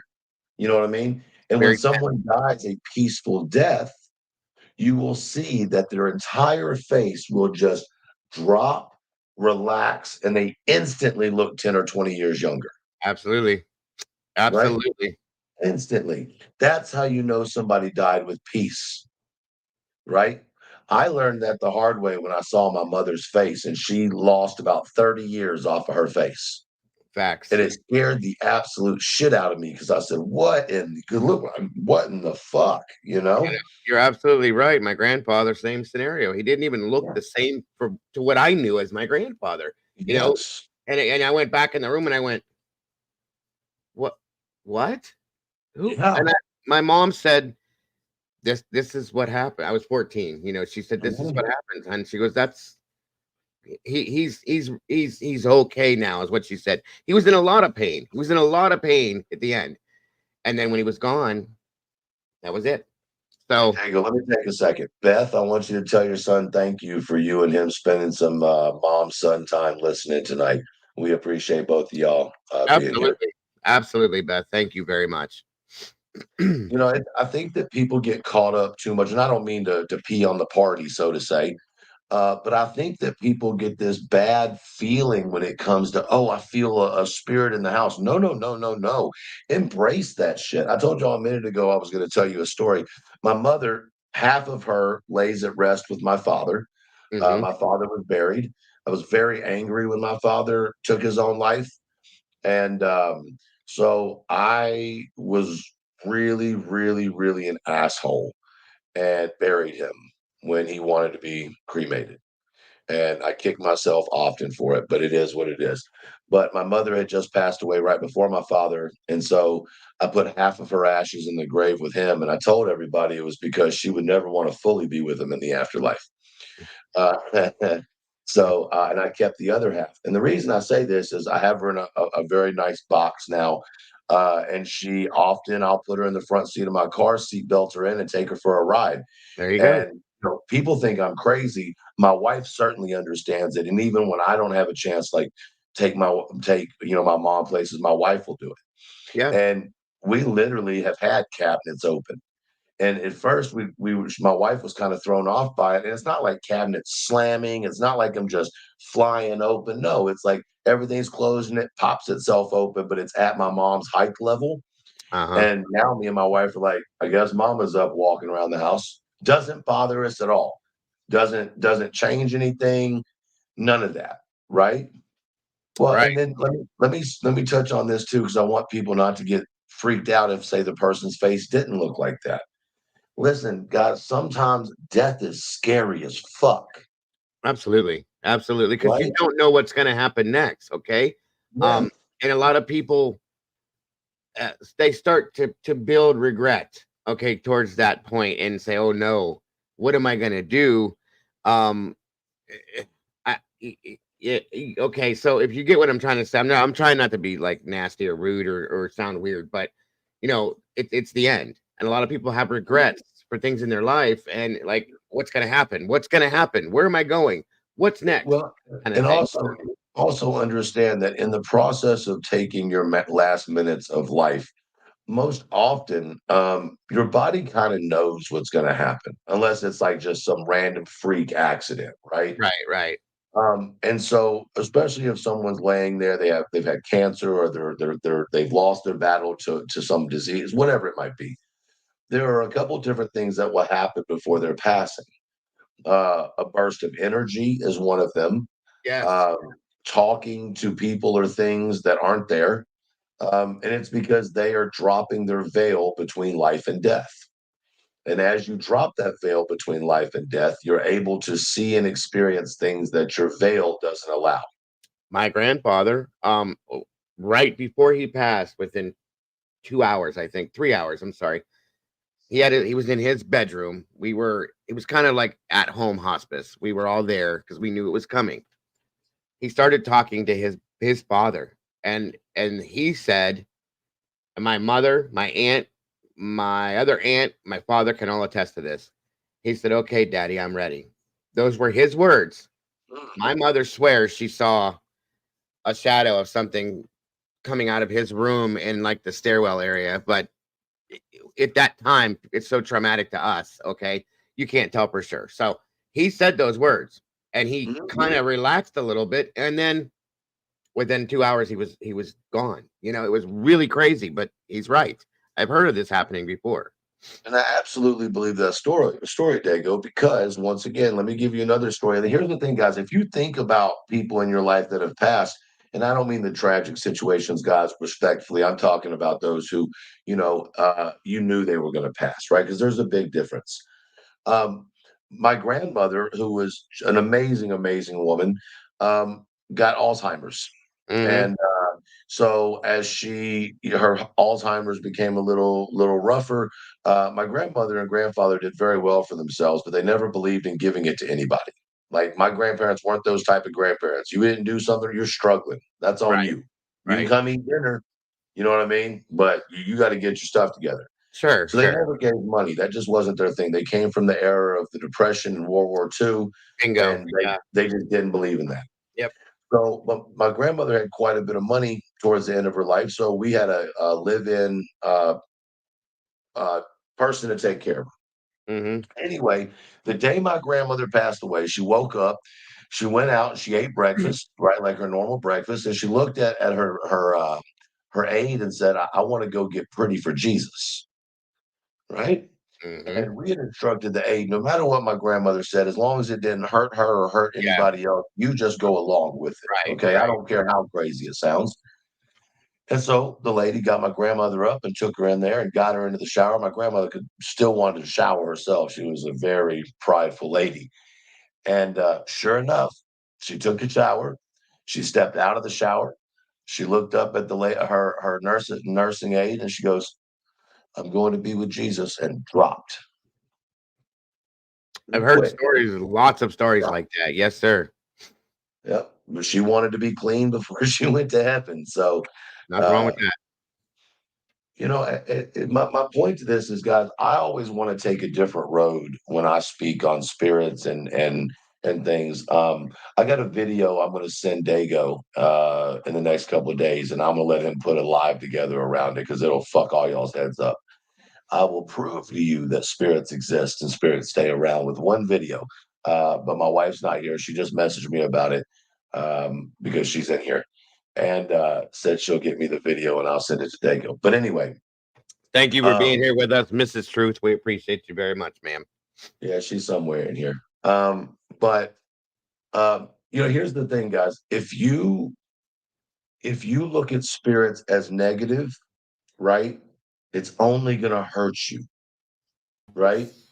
If you think about spirits that you might feel as dangerous or whatever, you're not really taking the opportunity to drop your own veil, right? And so I don't believe in psychics, but I do believe in mediums, right? Yeah.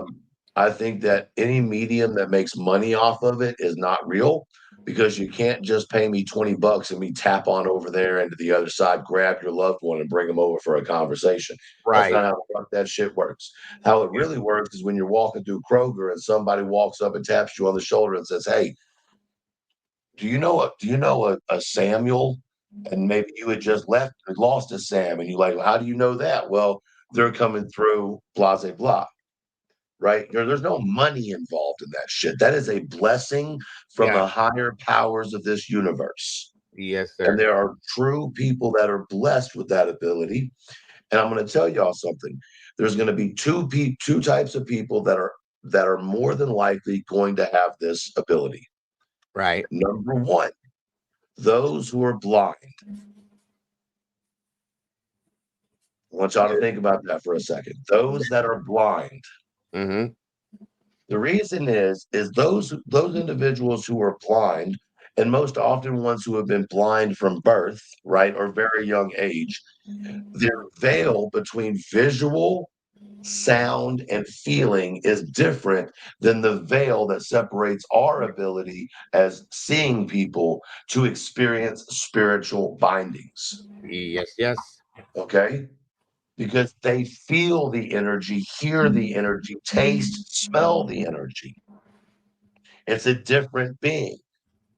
So the second type of person, other than one that's blind, is the one that always gets in trouble but never dies. We all know somebody similar to that. Been in 20 car wrecks, been shot at 18 times, is always in the wrong place at the wrong time, never really does anything wrong, but just places themselves in the wrong place. 9 lives. Yes, sir. That's the other person. And y'all may think I'm crazy. Now there's other types, but those are the two main right there. And most often, every single person who has the ability to invade the veil is considered, with mental health issues. Most often it's associated or thought to be a schizophrenic type situation. Yes. And those with, in my opinion, and the people that I know, those with PTSD have a much better ability to cross, pierce, and walk over the fucking threshold. Mm-hmm. Yes, sir. Yes, sir. What'd you say? So that's my own opinion. You know No, what I mean? I can agree with you in a lot of ways. I agree. I do. Welcome, Tomboy, by the way. Thank you for joining us tonight. And Andy, again, everybody agrees. Everybody agrees. Okay. There's a difference, guys. There's a difference between mediums and psychics. Okay, let's be clear. A psychic wants to read a ball, throw some cards on the table, and then you pay them, and you don't even have a percentage chance against the house. Right. Yes, you know sir. what I'm saying? If you want to play with balls and throw money at me, I'm just saying, I like to bowl. I'm not playing with your balls. I'm just saying, Tomboy, if people are wanting to rub on, silky balls. Well, then, Bob, another thing, like my wife has always been considered by other people to be a sensitive to these things, okay? And she does have something, okay? She's not a psychic. She's not, I don't even know what you call it, but I've experienced things with her that I've being a skeptic with this stuff. Okay, I've experienced things with her that I've never seen in my life. Watching things happen to her, around her, and it made me. That's what made me get interested in some of these things. Okay, an empath, sure, whatever. I've been told I'm an empath. I still don't see this, but a lot of people have told me this, and that's okay. That's fine. So the medium, sensitive, whatever you want to call that part of this, she's in touch with something that gives her the ability to relate to the energy that is causing whatever is happening. There's things that have happened to her that there's no absolute explanation for. There's things that have happened to me being with her. The whole what Truth talked about a little bit ago, in a home that we lived in together when we first got together. We go to bed one night. She decides she's thirsty. Me being her slave for life, because that's what I call it, because I love her and I do what she needs me to do. That's just part of the marriage thing, guys. We know. Yeah, that's okay? in the fine print. You didn't know that? Yes, it is. It's in this fine print writing. Absolutely. So somebody's a sub. Anyway, yeah. Go ahead. So I go downstairs to our kitchen to get her something to drink. Almost every one of the cupboard doors in our kitchen is wide open. And I'm like, what the hell? So I closed them. And I'm like, thinking in my mind, what the hell did she do this for? What was she doing in here? Blah, blah, blah. I go back upstairs getting her the drink that I got her. Well, as always, because Dago's Dago, as I walk in, I got her the wrong drink. Okay, fine. And I told her, I said, what the hell did you leave all the cupboard doors open for? Were you wiping things out or what the hell, And it just wasn't one of those things. It was just so nonchalant. And she's like, what are you talking about? And like, she was watching something on TV. Okay, fine. She goes, that is not what I wanted. I asked you for this, and this. I can't remember exactly. It was like Coke or something. I'm like, are you serious? She's like, and gives me the look. And honey, you know how that goes. And I'm like, okay, fine. I turn around. I go back. Well, you better get downstairs and get her another motherfucking drink if you want a biscuit. Well, there you go. So I go back down the stairs. I turned the corner into the kitchen and I froze. My right hand to God and all my children and my grandchildren, guys, because people don't believe these things. Every one of those doors were wide open along with the drawers. What in the hell is going on? And I just stood there. Was messing with you. I stood there. I literally stood there for 5 minutes going. I don't want to say I was scared. I was shocked. Okay, because I knew what I just did. And I went into the kitchen. I'm standing there looking around going, you're looking too high, by the way. Shut up. No, I'm just saying you don't know that? Like, this isn't even a joke. Spirits are never high.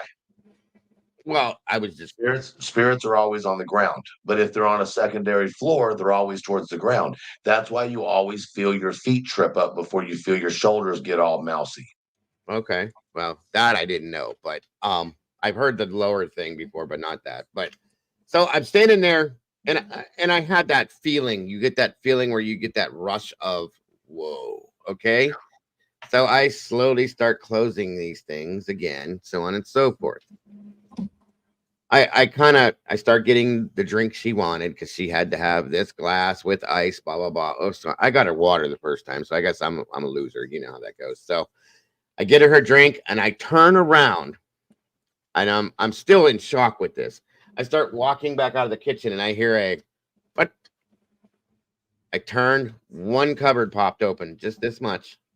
And I looked at it and I went, really? What the hell? I turned around and I had this strange feeling when I said that. Kind of like,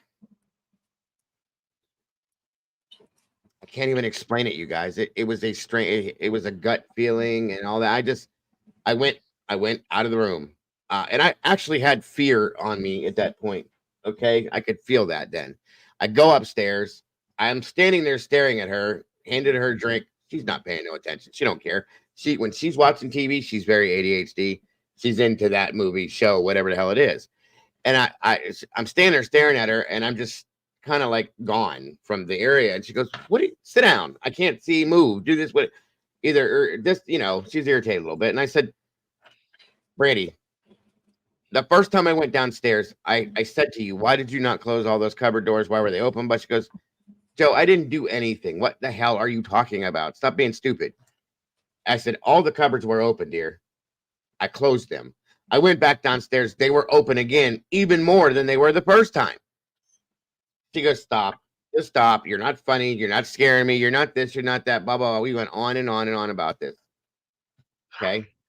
And I didn't sleep right that night, guys. I laid there thinking about this all night long because I've never believed in that kind of stuff. Whatever. About 3 months later, she's doing laundry. She goes down to the basement. She's switching clothes over. I'm whatever, just living in the house, moving around, stuff like that. I decided this is when we still would go to the store to buy a newspaper. Okay. I decided I wanted a newspaper because I wanted to read on some things. And there's a little store at the corner of our road. I go out. I told her I'll be right back. She didn't hear me. I go out the door, through the back, get in my car, pull out of the driveway, and I go down to the corner store. I come back. As I'm walking in the door, she's coming up the stairs. She goes, what the hell were you doing? And I said, I went to go get a newspaper. She goes, no, you just screamed my name 3 times. Why? And I went, what? She goes, Joe, I was washing clothes and you said, Brandy, Brandy, Brandy. And when I answered you, you didn't respond. What are you doing? And I said, I just walked back in the door. She goes, what do you mean? I said, you see the paper? I just went to the store. I haven't been here for the past 10 minutes. She was like, what are you talking about? I'm telling you, I'm not crazy. I heard what I heard. That was the first experience she had, okay, in that house. Other things happened to her when she was younger, but I had those experiences in that house too. Now, here's the thing with this. She has had things like that happen to her since she was a small child up to now, okay? No matter where we've lived, there's been things that have happened to her when she's alone, mostly, but she's heard people walking on our stairs and they old house, 100 years old, creaky stairs type thing. When there's nobody in the house, she's had voices that she's heard speaking to her, all these things, which is why I say, and she's been stated or claimed to be as a sensitive is what I'm saying. That's why I explain those situations to you. Well, so there's never been anything negative. Understand that. There's never been any negative, bad, scary feelings. The scared, shocked part of it is the experience, not because I feel threatened or she feels threatened or anything dark. Okay. Don't get me wrong.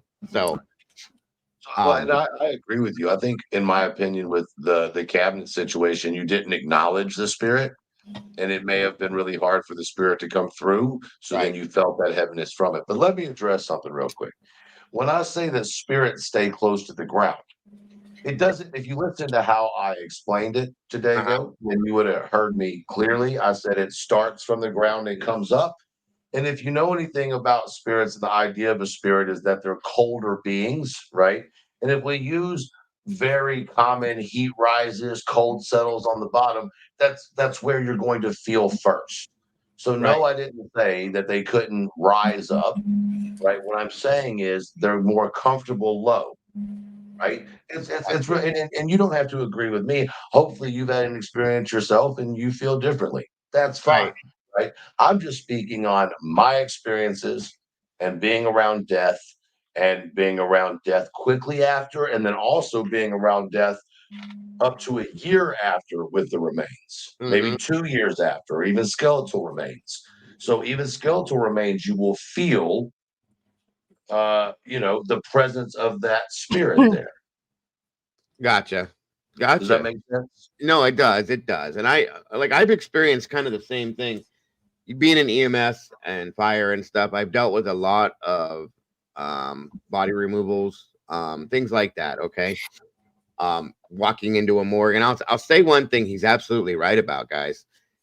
I've had to take bodies in from the ambulance to the local morgue and the local hospital where we have to go down in a specific service elevator down to the very ground level where they have what they call cold storage. It's there's 2 versions of the morgue, like he was explaining in this hospital.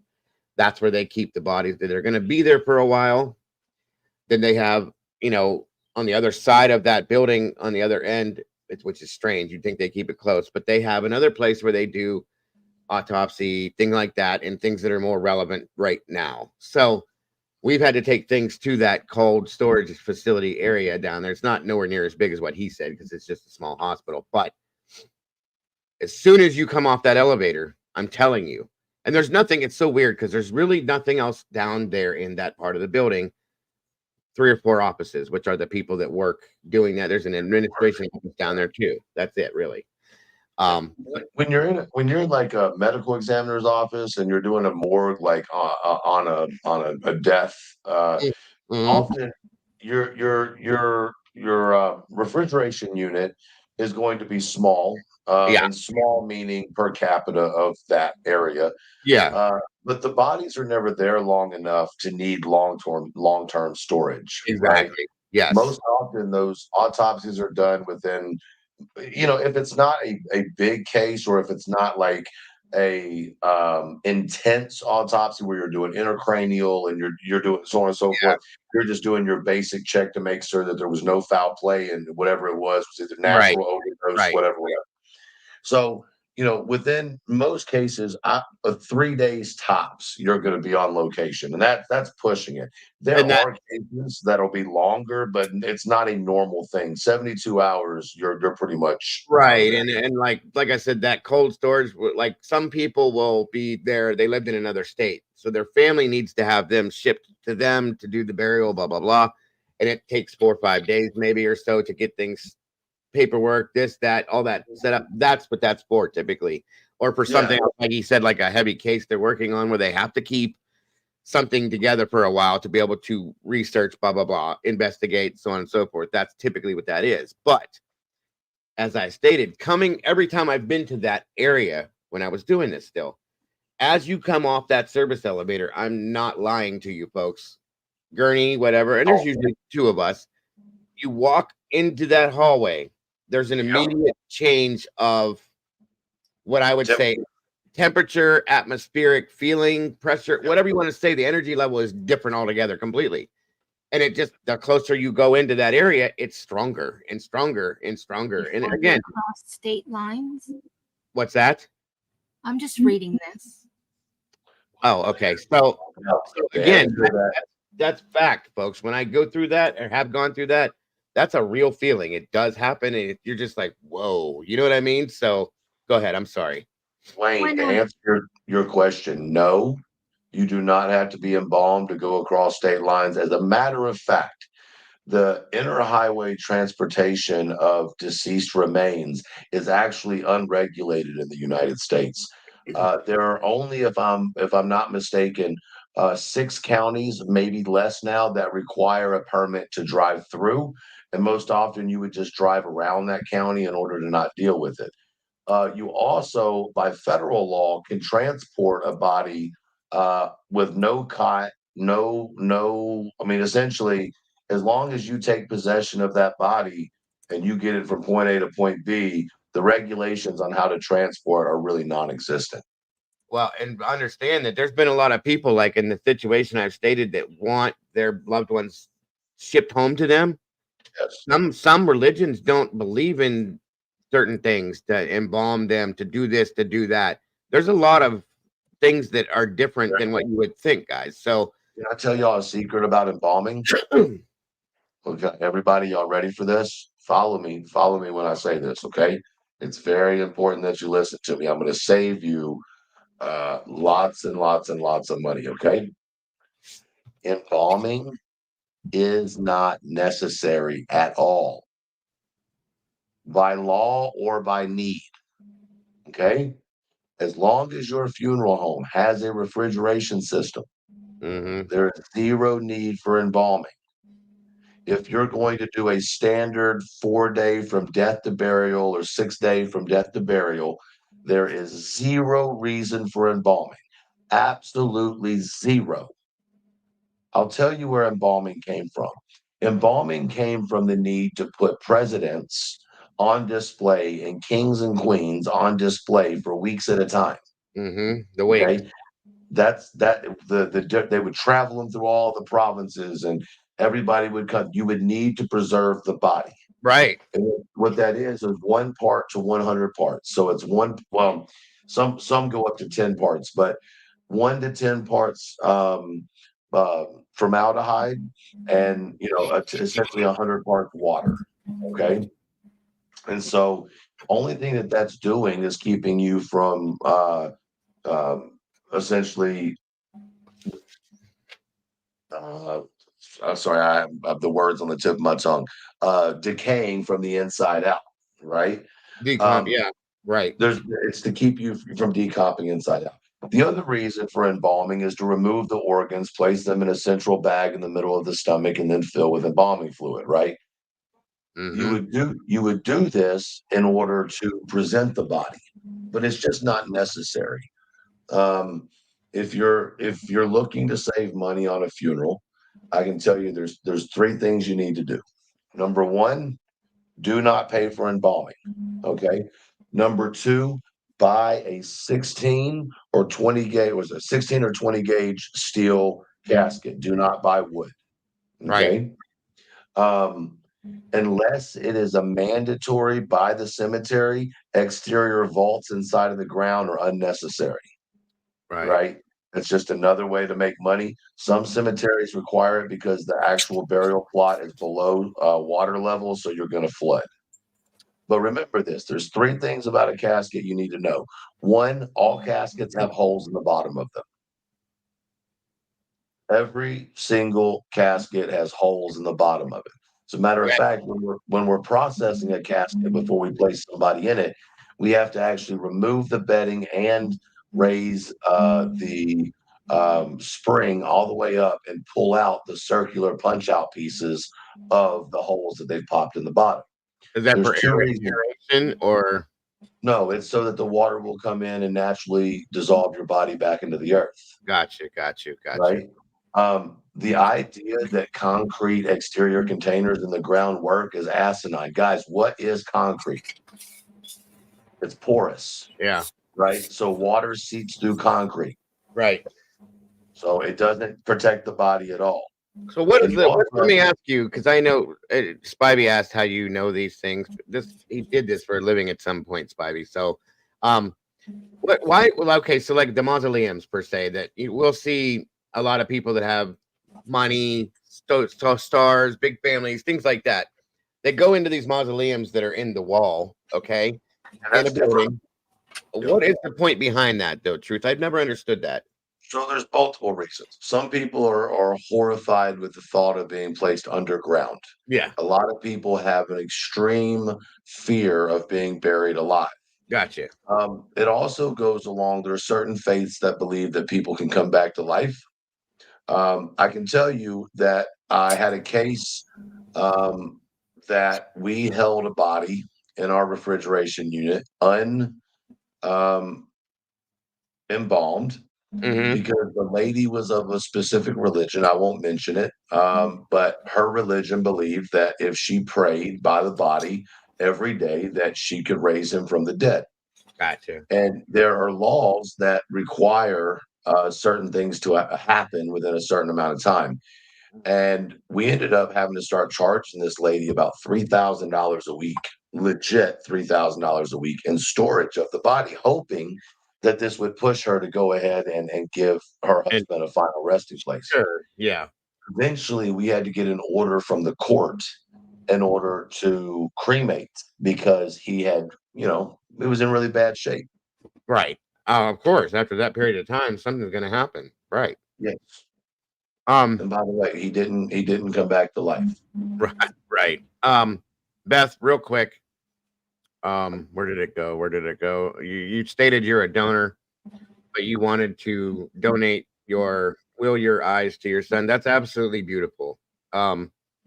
You've moved me. Okay. Like, seriously. What did you say again? I'm sorry.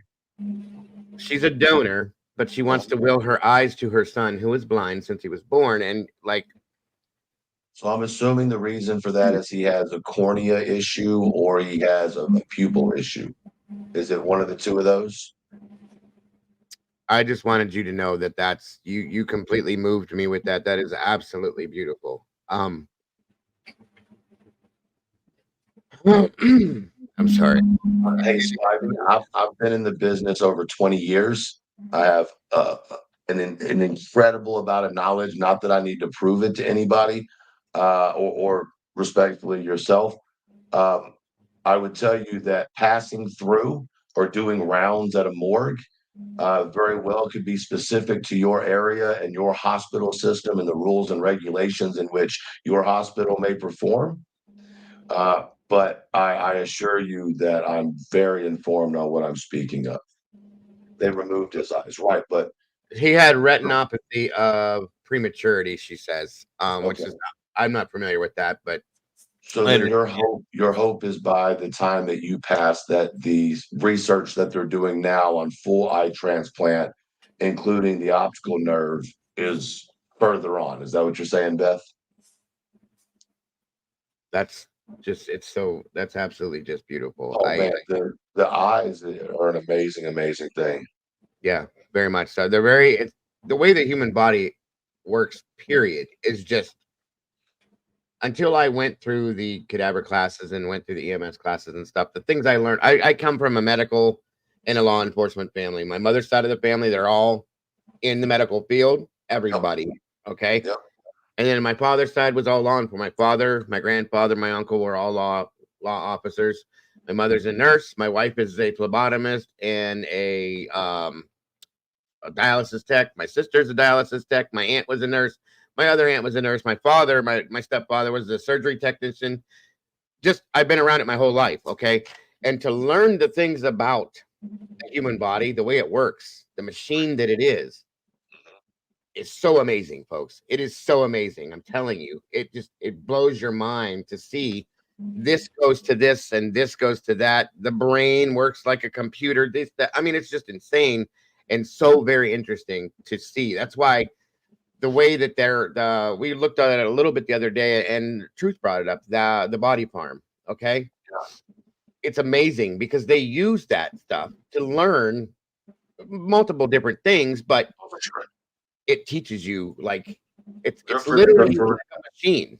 Yeah, their forensic lab there and their forensic fields there are absolutely amazing. And it's for someone who absolutely enjoys the educational value of it. When I had the opportunity to go there and kind of learn and go through some training, it was just simply amazing.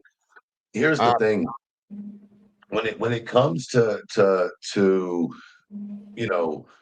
bodies in general, we have a history in this country of a number of different ways of disposal or proper burial, however you want to put it. Okay. And so now we're in a realm where you can do things like you engulf the body in a sack essentially and grow a tree from it. And you plant it in the cemetery without a container. And it'll grow these beautiful trees. And the one thing I have a problem with, a side note, when it comes to death is when you're taking ashes and creating things with them. I want you to understand that you are separating any type of energy that would be associated with that carbon footprint that's left behind, in my opinion. So I've never been a big fan of that. But me personally, I have said that I wanted to be buried at sea for many years. But my wife will ultimately make that decision. If she wants to cremate me, that's fine. Right. You know, the thing about cremations is that, it is probably a more respectful process than a funeral and a burial ever could be. The process of cremation is very hands-on. It's very dignified. There's a level of care that goes with cremation that's different than when you're dealing with an actual remains of a physical body. And that's why when I started in the business, I had a huge hatred and dislike for cremations and the idea of burning someone's soul. I got you. And as I was more educated, I was able to learn that the respect that goes into giving ashes to ashes and dust to dust, this thing that we've been taught since we first knew anything, right? When you're able to give the earth back fully what it gave you, where it can then, live off that, because carbon is the base of creation. Yes. So when you give carbon back to the earth, you're giving it a base of creation again.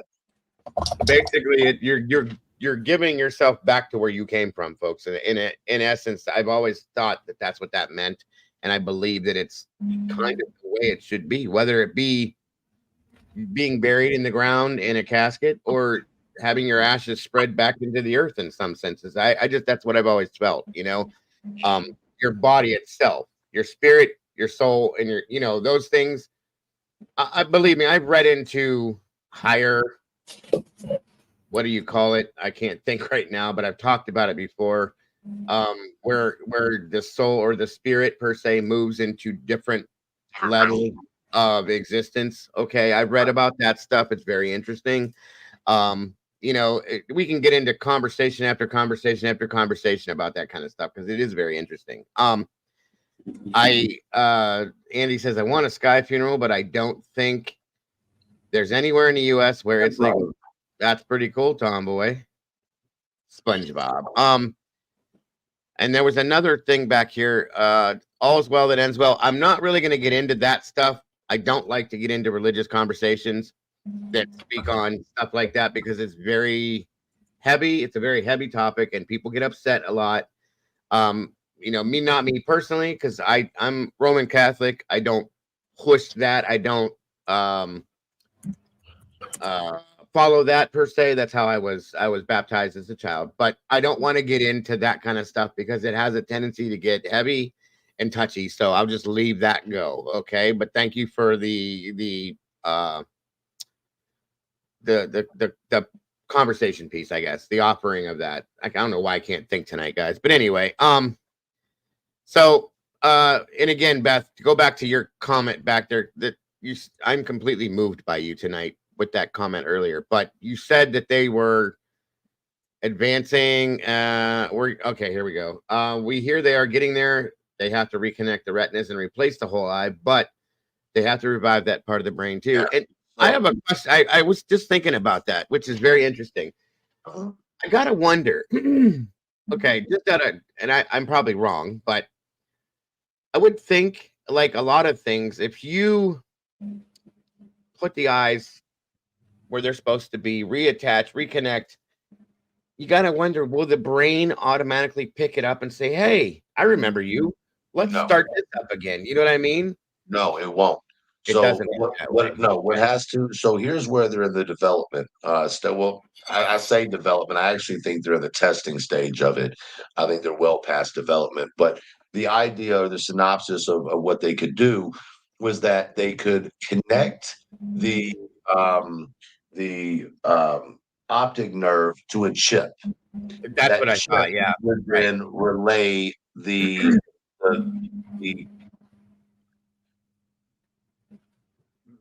it would relate to the brain what the eyes are seeing, but it becomes an issue because when so they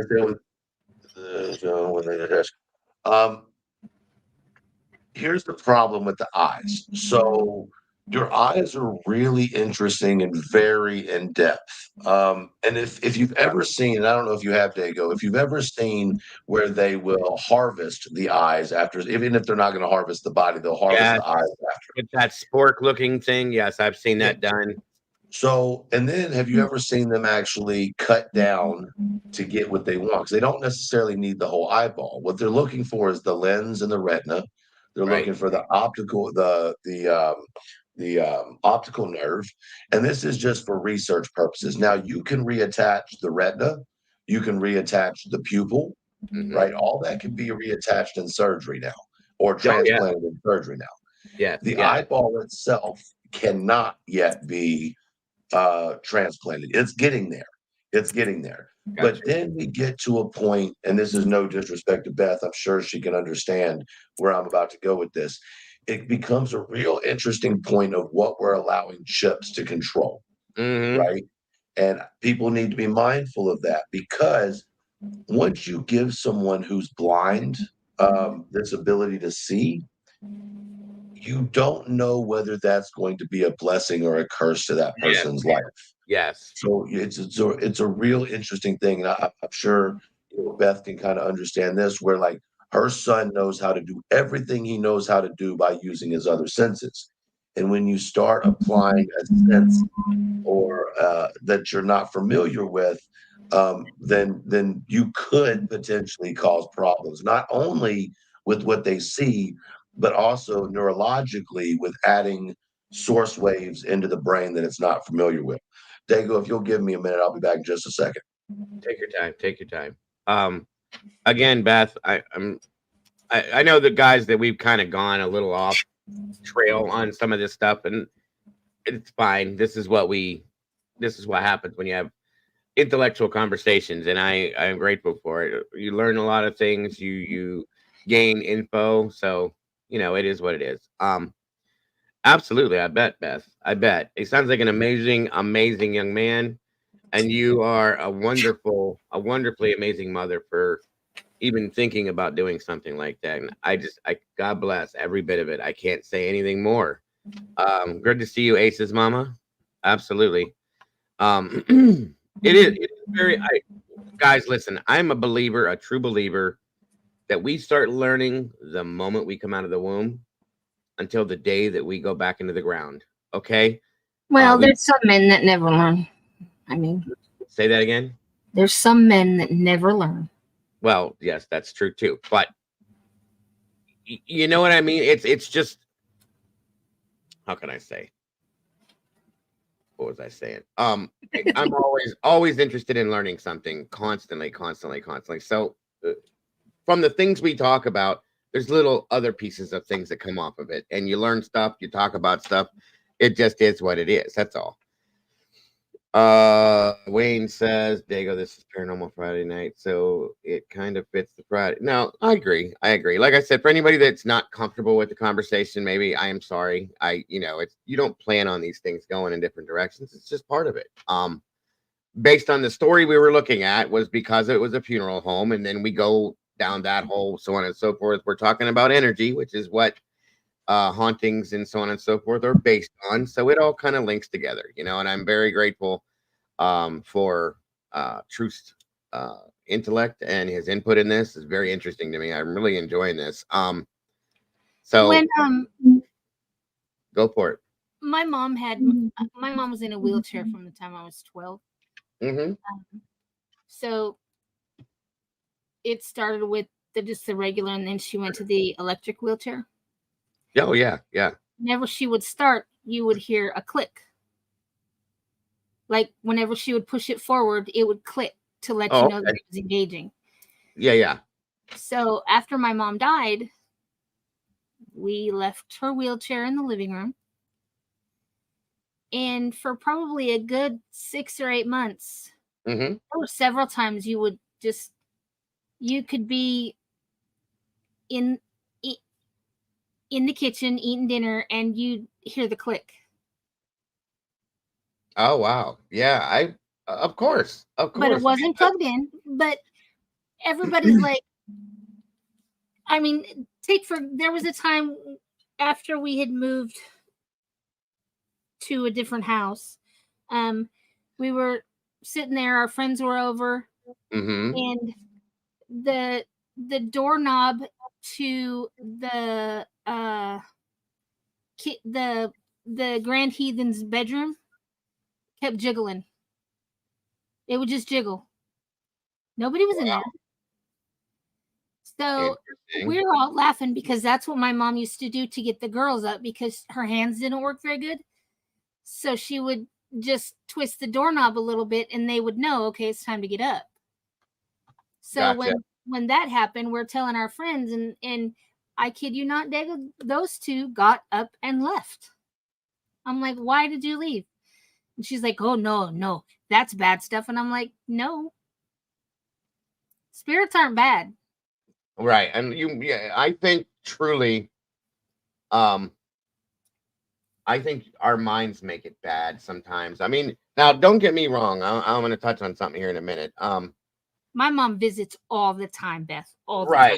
There are things that, in my opinion, based on the knowledge I have and the things I've learned about this kind of stuff, that can be bad. You know, I've seen and heard with the stuff I've read about dark clouds being in the corners of rooms and dark. Well, you know, going back to what Truth said, you know, there's good energy, there's bad energy, there's you know, it's there. So if you're dealing with quote unquote a serial killer per se, they're gone. They end up, you know, dying because they have a dark soul. They're full of that. Yeah, thank And you. I truly believe that if a spirit is good or bad, it means that it's their soul. Yes, yes, I agree with that. I'll tell you one of the most scary. I'll be right back, guys. Go, keep going, bro. One of the most scary, most terrifying place I've ever been is picking up an inmate after he passed away who was on death row. And you have to treat it the same way you treat any other case. You come in, you tag, you picture, you do everything, right? So when you come in, of course, everybody's locked down. And this happened to be in a state penitentiary, obviously. And it's kind of like a half circle, and you see everybody's name on the outside of their door, and you can see their face in the door. And as you're looking around the room, you notice a lot of names that look familiar. And it's literally the coldest. I mean, feeling cold, just dead is the best way to put it. And I would always come out of there, and I only had to go in there 3 or 4 times, and not for executions, but for those who died while they were on death row. I didn't have to do any executions while I was working. But it literally, I couldn't imagine working there, because you would leave, and once you got out of the third gate, you try to take a deep breath, and just every bit of energy you have in your body's gone. Yeah, you spent, yeah. It's just, it sucks just the soul out of your body. Like after my mom died, we were at her services, and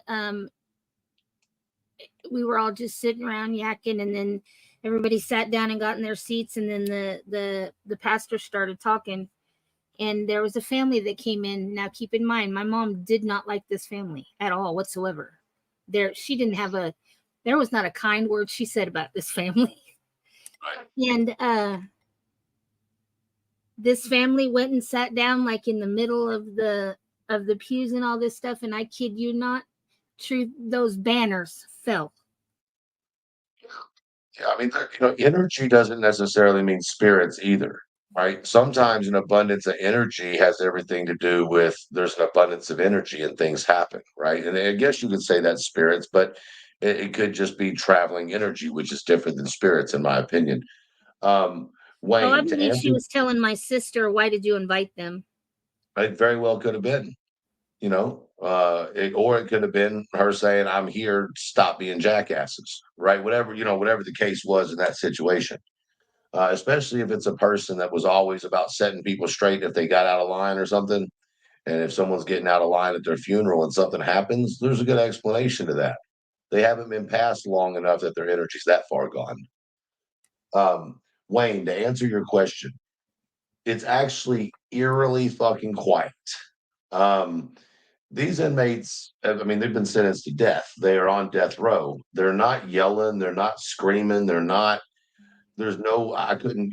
Not that I guess I would know, but it didn't appear to be like there was any beef per se. You know what I mean?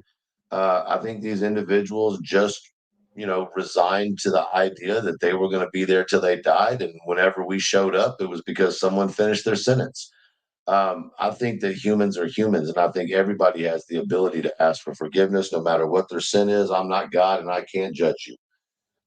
I can, however, say that you know, you should pay for your crime, and if you deserve to be on death row, then I would suggest you find some faith, whatever that faith would be.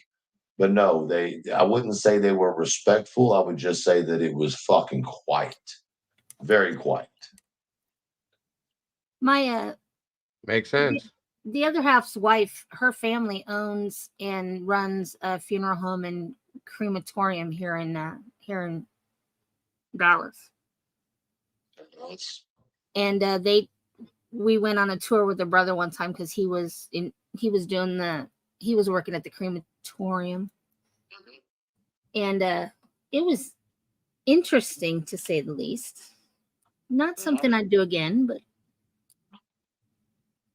Listen, I'll tell y'all, if you ever want to get into the death business, just get your foot in the door, and you don't have a weak stomach, and you are generally well adapted for physical lifting, right? Go find a funeral home or a funeral service in your area that is hiring body removers, right? You'll be given a little bit of training, but most of it you're going to learn hands-on. When you're working for a body removal company, most often you're dealing with hospitals and home deaths, and they're always going to be natural deaths. You may end up working for one that has a contract to transport from the medical examiner's office, but most often it's hospitals and homes. And it's literally going in. There's typically no bagging or tagging because that's not the base of the case, right? You're going directly to the funeral home, and you can make pretty decent money and get your foot in the door. You don't need a license for it. You may need some training depending on the state, but I think 40 or 45 of the states require limited training. And you get to experience what, dealing with bodies are to determine whether you want to go into mortuary school, whether you want to go to an actual university, which would be separate than a mortuary school, and go for forensic science or a forensics-based degree. Very interesting. Very interesting. Very interesting. Same with all doing cremations. Most states don't require licensing for cremation, but you do have to work directly under a licensed funeral director. And then there's some states now that don't even require schooling to become a funeral director. So it really depends on your area. And if you're interested in getting into the business, research different laws across the United States to see if there's a state that works better for your, where you are in your life. Absolutely. Well, I really appreciate all the input tonight, Truth. And again, please tell your wife thank you for joining us tonight too in the chat or lurking, whatever she's doing. She's lurking. It's very, very enlightening to know you were watching us, ma'am. I very much appreciate you, and thank you for lending us your awesome husband for the night as well. Appreciate that. I do have another story, folks, that I wanted to put together with this one tonight. Because we're in Connecticut, typically when I do these, if it's a haunting, I look into multiple things in the same area. Okay. There's another story about a house on Lindley Avenue in Connecticut, folks. I don't know if anybody's ever heard that story or about that story. It's quote unquote classified as being more haunted and scarier than Amityville was. So that's up to you to decide, of course. But just to kind of bring this back over to what we were doing, but this has been amazing. I'm very grateful for the input, guys. I really am. I've learned some things, and like I said when True stepped away, I've always believed that we learn from the moment we pop out of the womb until the moment we go back to the ground.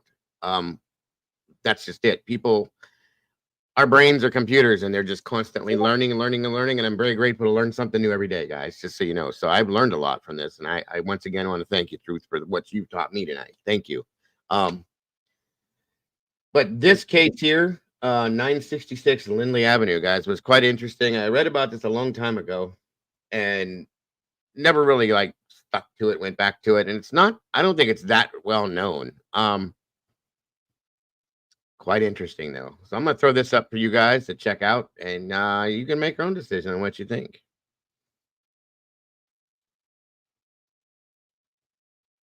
Thank you for joining us tonight up here, too, Tomboy. I appreciate you very much.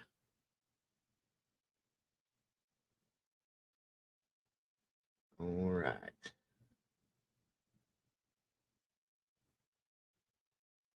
The Ammons haunting case is one of the most terrifying documented cases of demonic possession of the 21st century. This case is backed not only by legitimate DCS documents, but also by official police records, all of which claim that something truly evil was occurring at this house in Indiana. The story was publicized in January of 2014 when the house became infamously known as the 200 Demons House, or simply the Demon House, because it was said to be haunted by at least 200 spirits. Hey everyone, Ordinary Horror Guy here, and this is the terrifying true story of the haunting of Latoya Ammons.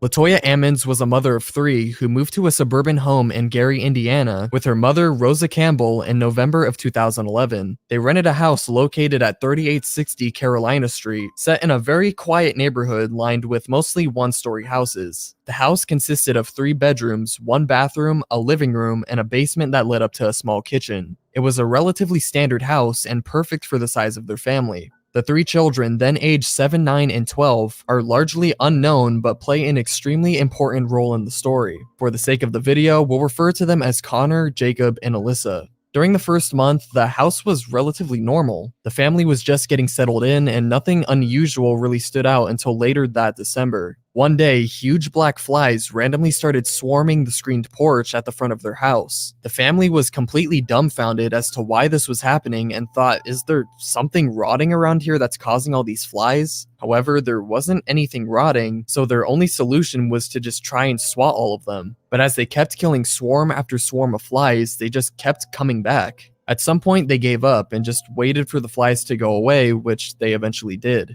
Although this experience was far from normal, they just chalked it up to a strange occurrence, and at this point, they were more annoyed than scared. However, things began to change as the days progressed. Several times well after midnight, Latoya and her mother both recall hearing heavy footsteps coming up the basement stairs and even creaking open the door that led into the kitchen. But when they went to check who was there, they didn't find anybody. Just an empty door leading into a dark basement. They eventually tried locking the door to see if it would prevent the noise, but it continued regardless. This is when Latoya and her mother really started to get creeped out. Their fear intensified when one night Latoya's mom Rosa was sleeping in her bedroom and suddenly awoke to see a shadowy figure of a man pacing back and forth across the living room. As she stared out of her door down the hallway, she couldn't believe her eyes. She eventually dashed out of bed, turned on all of the lights, and what she saw terrified her. In the living room, right where the shadowy figure had been pacing, were these big wet boot prints all across the wooden floor. These puzzling experiences only increased in the months to come. By March 10th, 2012, after nearly 4 months of these odd occurrences, something would happen that would shift this story from just creepy to absolutely horrifying. A few days prior, one of Latoya's loved ones had passed away. Latoya had been mourning with her family and a group of friends in the house at around 2 o'clock in the morning. At some point during the night, Latoya started screaming for her mother to come to her room. As Rosa rushed down the hall to enter her bedroom, she saw something truly unexplainable. Latoya's 12-year-old daughter, Alyssa, was completely unconscious and levitating directly above Rosa's bed. In a state of shock, the only thing Rosa and Latoya could think of doing was to pray around the bed and hope she would snap out of it. After a while, she slowly descends onto the bed and wakes up with no recollection of what just happened. At this point, the family is completely convinced that something paranormal is taking place in their house. Being of Christian faith, they first looked to local churches for help. They began asking around for advice, but most of the churches refused to do anything. Only one complied and visited the house to investigate, and unsurprisingly, they came to the same conclusion. Something strange was definitely happening in this house. Latoya and her mother followed every piece of advice the church offered. They cleaned the entire house with bleach and ammonia, used olive oil to draw crosses on all the doors and windows, and even anointed the children's hands and feet with the oil as well. The use of oil might seem strange outside of a religious perspective, but in Christianity, anointing oil is seen as symbolic of God's protection. So naturally, the Ammons family saw this as the best option to combat the evil spirits. They also reached out to a couple of clairvoyants for some insight. After investigating the house, these clairvoyants believed that there were over 200 evil spirits haunting it. leading to the house being dubbed the 200 Demons house. They were urged to move out immediately, but at the time, LaToya didn't have the money to move anywhere else. As an alternate effort, they set up a shrine in the basement with a statue of Mary, Joseph, and Jesus, where they lit candles and read from Psalm 91 of the Bible as a form of ritual to try and rid themselves of the evil spirits. For the next 3 days, nothing happened and things seemed completely normal. However, that didn't last for long. After these 3 days, things took a very bad turn and real demonic possessions started to occur, not only possessing LaToya, but also her 3 children. She reported feeling warm, lightheaded sensations whenever spirits started attacking her, almost like an acute fever. She would lose control of her body and just start trembling as the demons attempted to take over. Periodically, she also witnessed terrifying instances with her children. At times, seemingly out of nowhere, they would develop these huge bulging eyes and evil smiles while talking in low growling whispers. As if the possessions weren't enough, the spirits became much more physical and intrusive in the coming weeks. One day, the family recalls Connor being thrown out of the bathroom as if someone had just chucked him as hard as they could. Alyssa also remembers being randomly hit in the head with a flying headboard, and at times feeling as if someone was grabbing her by the neck and attempting to suffocate her. Demonic voices also told the children disturbing things, such as how it feels to die and that they would die soon and never see their family again. By April 19, 2012, the family was so desperate for help that they reached out to their physician, Dr. Jeffrey Onyekwu. LaToya told him every little detail of what had been happening, and he eventually agreed to visit their house to witness these strange occurrences himself. And sure enough, he witnessed it. During Onyekwu's visit, both Connor and Jacob started screaming and cursing at him in demonic voices. Jesus Christ! Word extremely hard into a wall. The police were called and the children were taken to the Methodist Hospital campus. Onyekwu stated that he hadn't experienced something this horrifying in his complete 20 years as a physician. At the hospital, Connor didn't calm down. He remained in an entranced demonic state, convulsing and screaming, requiring multiple doctors to hold him down. The commotion prompted an anonymous call to the Department of Child Safety, reporting LaToya for possible child abuse. A DCS case manager named Valerie Washington arrived at the hospital to inspect the children and conduct an interview. However, after careful examination, they determined that there wasn't any marks or bruises on the children that appeared to be from physical beatings. And after talking to LaToya, they concluded that she wasn't mentally unstable, making it unlikely she had been abusing the children. Valerie then attempted to interview Connor and Jacob twice, but each time they started acting crazy, talking in demonic voices again. At one point, Jacob even glided backward across the floor, hovered up the wall, and flipped in midair flawlessly, landing on his feet. These occurrences were documented in legitimate DCS reports, making it nearly impossible for this to not have happened. Both Valerie and a hospital nurse who had witnessed this recalled running out of the room in pure terror. At this point, 3 trustworthy bystanders confirmed without a doubt that what the Ammons were experiencing was something supernatural. That night, LaToya looked after Connor in the hospital, while Rosa took Jacob and Alyssa to stay at a relative's house. Coincidentally, it was Connor's birthday the very next day, so to take the children's minds off the stressful situation, they celebrated at the hospital, singing and eating cake together. However, bad news struck soon after. Valerie returned to the hospital and informed LaToya and her mother that the children would need to be taken into temporary protective custody without a court order. She claimed the kids were suffering from, quote, spiritual and emotional distress. The kids were terrified, and LaToya couldn't even take them home to care for them. On the same day, a chaplain at the hospital called a man named Michael Maginot. He was a reverend at a local church and was asked to perform an exorcism on Jacob as soon as possible. However, he was a bit skeptical about whether the Ammons were experiencing true demonic activity, so they invited him to their house to experience. Now, I'm going to speak on something real fast. I'm not going to get into a religious conversation, but this is, again, from my research and, readings on when I got involved in stuff like this. The Catholic Church does not talk about this. They do not like to talk about this. They don't like to be involved in this kind of stuff, but they have been for years and years and years. I found numerous stories that have been kind of brushed to the side, things that they're very, very, very, very against speaking out on this kind of stuff. And they try to play it out in a lot of ways as play it off to like skepticism, but they know that they've had experiences that they've dealt with.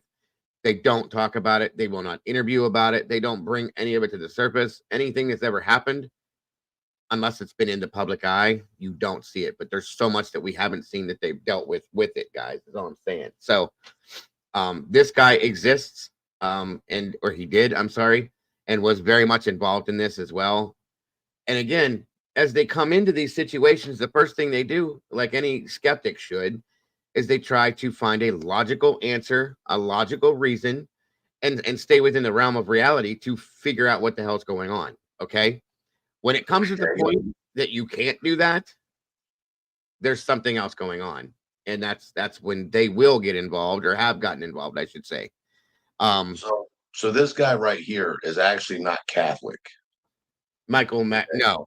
He's not. He's actually Presbyterian, if I'm not mistaken. That's fact. Yes, it is. And so you said you don't want to get into religion, and I can understand that. I think, however, when you talk about spirits, there's a level of religion that has to associate with it, right? Yeah. Oh, yeah. There's a reason why. There are only a handful of religions that believe that they can do what we call cast out demons or cast out spirits. All right. Christianity is not typically one. Okay. At least modern day Christianity doesn't practice in the idea of exorcism. Right. Because that crosses over into what the Catholicism believes to be witchcraft. Right. So, not saying it is, guys. No one get offended about what I'm saying, but that is the way that how Catholicism sees it. Now, beyond popular belief, Catholicism and Christianity are not the same. No, they're not. Not at all. And so if you are a Catholic, you are not technically a Christian. Right. You are Catholic. There is a difference between Catholicism and Christianity. Christianity runs on the principle that Jesus Christ was the Son of God. The Catholic Church does not. Right. It's not. It's the basis of it is different. That's fact. It is. Well, they believe he is, but the basis of it is that Mary is just as on the same level. And that's why I don't get into the religious thing, because it causes all sorts of problems. You're right. Yeah. So my point is, Buddhism does not practice exorcism. No. Muslims do not practice exorcism. No. Hinduism does not practice exorcism. Exorcism and the idea of demons is more of a Catholicism and Christian-based ideology, or at least based on the idea that there's a God and a devil, or a heaven and a hell. Yeah. Right. And to give you real quick insight for this gentleman himself, he was Presbyterian.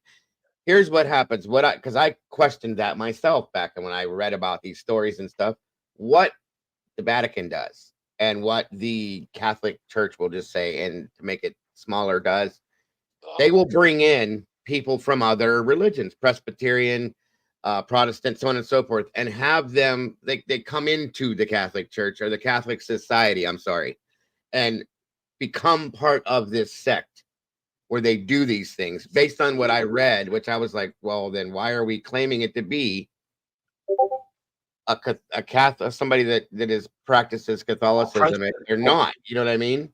Presbyterians practice under a very similar ideology as Catholicism, and it's because, if I'm not mistaken, Presbyterians are an offshoot of the Catholic Church. Yeah, and there's a few of them.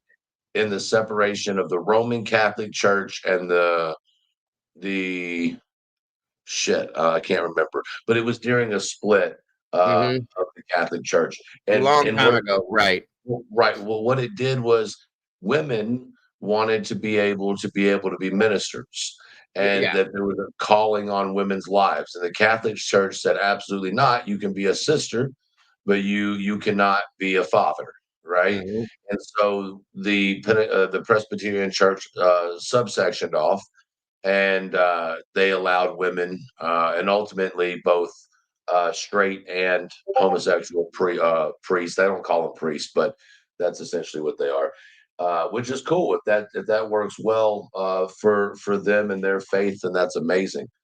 But in order to be able to believe in the demonic side of things and the holy side of things, you have to have some type of base of your faith being heaven or hell. Yes, sir. Yes, sir.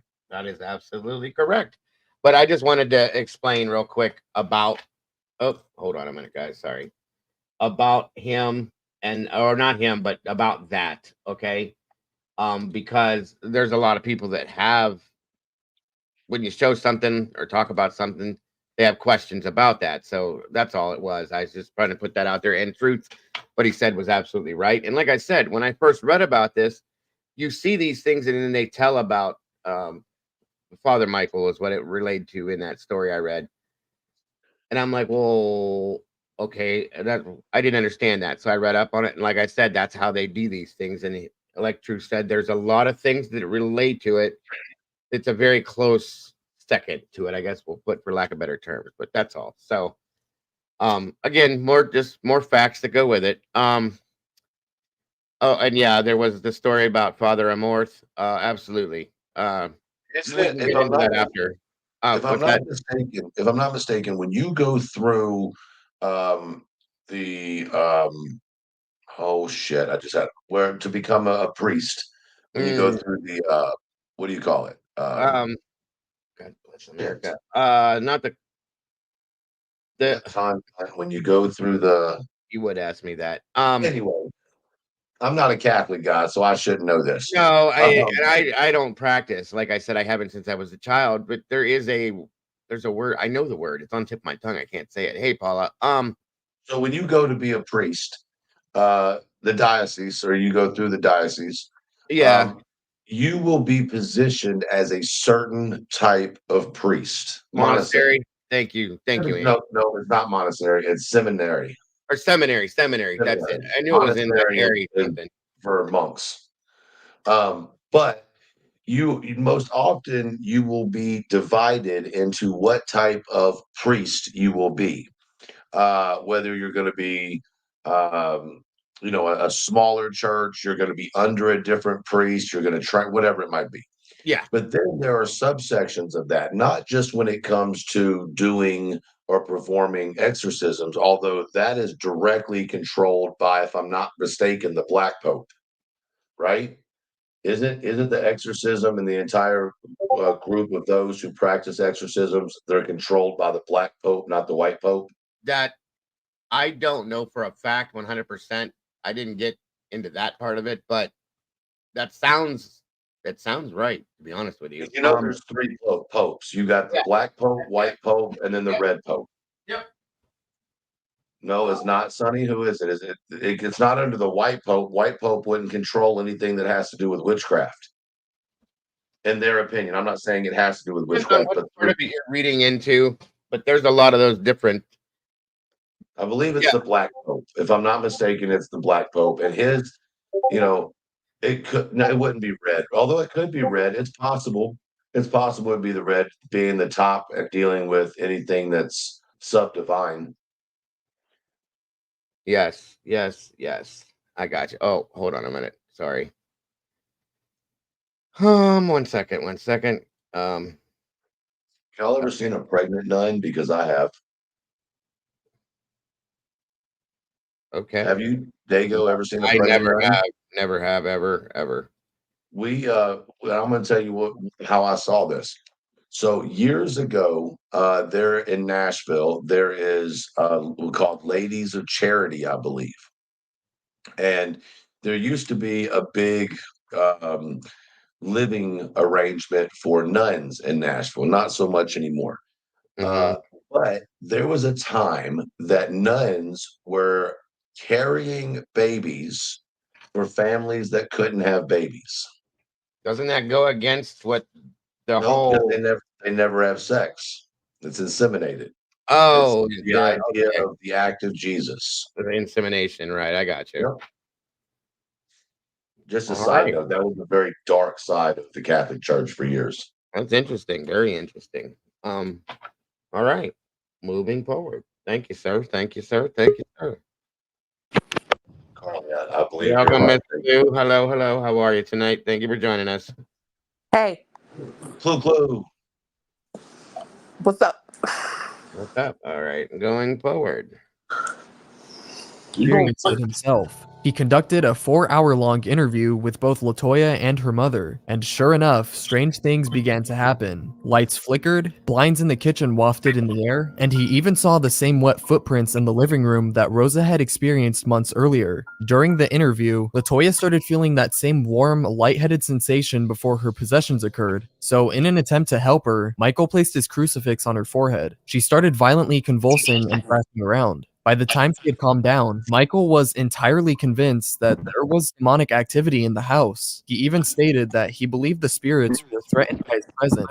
He quickly blessed the home and urged LaToya and her mother to stay with other relatives, which they did. A week later, they cooperated in an investigation of the house conducted by their DCS case manager, Valerie, and officers from local police departments. Among these officers was the chief of the Gary Police Department, 37-year-old Charles Austin. He said he believed in the paranormal, but really didn't subscribe to the existence of demons. However, this investigation would quickly change his mind. LaToya didn't enter the house out of fear, but her mother went inside to help the officers navigate. She pointed out a notorious spot in the house for activity, the space underneath the basement stairs. She told the officers that the activity often manifested in the form of ghostly orbs. In other parts of the house, the officers also began noticing strange occurrences. One of the audio recorders an officer carried showed that the battery was almost dead, even though he had replaced it that same day. They also claimed to have heard a faint whisper when listening back to another recorder, which simply said, "Hey." Photos were taken around the house, and one specifically taken under the stairs appeared to show two figures when the police enhanced the image. Although the enhanced images weren't provided, so I took the liberty of adjusting it myself to see what I could find. I'm no expert at this, but when adjusting the curves of the image, you can kind of see a black figure under the stairs. And when it's zoomed in and adjusted even more, you can kind of make out another face directly to the left of it. Does this mean there's proof of demons? Not at all, but again, I don't know exactly what they did to the image, but they seemed pretty convinced that something was definitely there. Additionally, a photo was taken outside of the house when no one was home, showing a ghostly white figure standing to the right of the front porch. After the officers finished their investigation, they were undoubtedly spooked, especially Chief Charles Austin. He claimed that as he was driving home for the day, his police radio started malfunctioning, and his driver's seat kept drifting back and forth, even though it had been working perfectly fine on the drive to the Ammons house. When he got home, his garage door refused to open, even though the power was working fine everywhere else. Later that month, the DCS obtained an official court order for the temporary custody of LaToya's 3 children after it was discovered that they had missed numerous days of school over the course of 3 years. While LaToya took responsibility for the subsequent years, she explained that she had allowed them to skip school due to the terror and exhaustion from sleepless nights dealing with the spirits in their house. Regardless, Jacob and Alyssa were sent to St. Joseph's Carmelite Home in Chicago, while Connor was sent to Christian Haven in Wheatfield, Indiana for a psychiatric examination.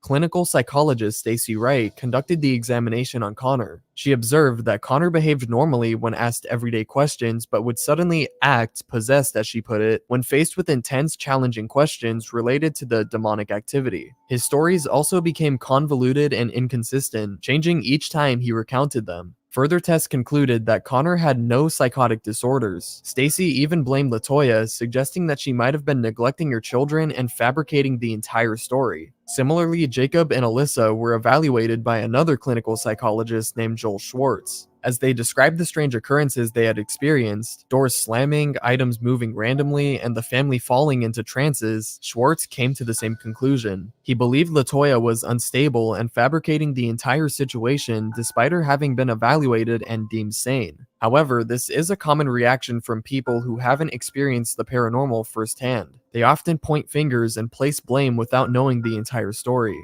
Unfortunately, this was challenging for LaToya because she knew she wasn't making anything up and had strong alibis in her defense. Yet, this wasn't enough to regain custody of her children. On May 10, 2012, there was a significant search of the Ammons residence for any strange phenomena that could further build a case. LaToya, her mother, Charles Austin, the Reverend, a couple of other officers, and a new DCS case manager named Samantha Illich attended the search. Their previous manager, Valerie, had stated that she never wanted to go back to the house. Their primary focus was the basement, where they claimed to have seen the two figures under the stairs. In that same spot, there was a patch of dirt, and Reverend Michael asked the officers to dig a hole to search for potentially cursed items. They dug a 4-foot by 3-foot hole in the ground and discovered various random items, ranging from white underwear to a small frying pan. Although these were unlikely to be cursed, Michael blessed them with salt just in case. After an extensive search, they found nothing of interest in the house, and people began to feel uneasy and wanted to leave immediately. The only ones who remained were 2 officers and Reverend Michael. During their part of the investigation, they noticed a strange oil dripping from the Venetian blinds in one of the bedrooms, and no matter how much they wiped it away, it just kept reappearing.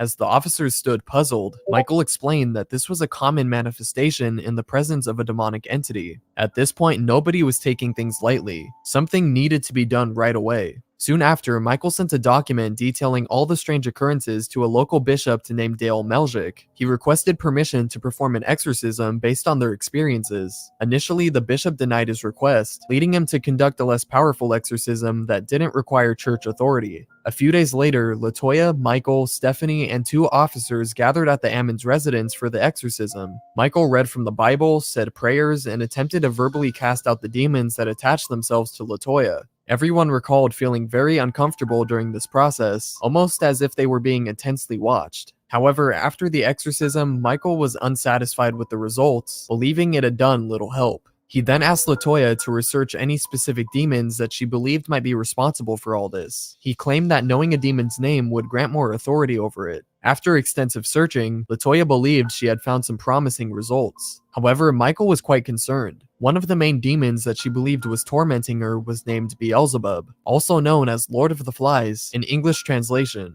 Beelzebub was a horrifying and infamous spirit in demonology. It was known to have a fly-like appearance but could also shapeshift into various monstrous forms. Known as one of the 7 princes of hell, it was considered very powerful and capable of possessing multiple people. If you recall, in the beginning of these strange events, flies swarmed LaToya's front porch, adding to the fact that this just might be one of her demons. Although terrifying, this was one of the few explanations that made sense. Fortunately, Bishop Meljic finally gave Michael permission to perform an exorcism on LaToya with church backing. This was a pretty significant development because church-approved exorcisms are believed to be more powerful. Michael conducted 3 separate exorcisms on LaToya at the local Maryville church. 2 were conducted in English and 1 in Latin. During these exorcisms, he praised God and commanded the evil spirits to leave LaToya Ammons and her house as he pressed a crucifix against her head. Throughout the process, she convulsed violently more than she ever had before, revealing the immense power these spirits held over her. LaToya compared the feeling to intense childbirth, as if something was striving to remain inside her and cause as much pain as possible. However, over the course of the month, the spirits slowly began to leave LaToya and her family alone. By the 3rd exorcism, their problems finally subsided.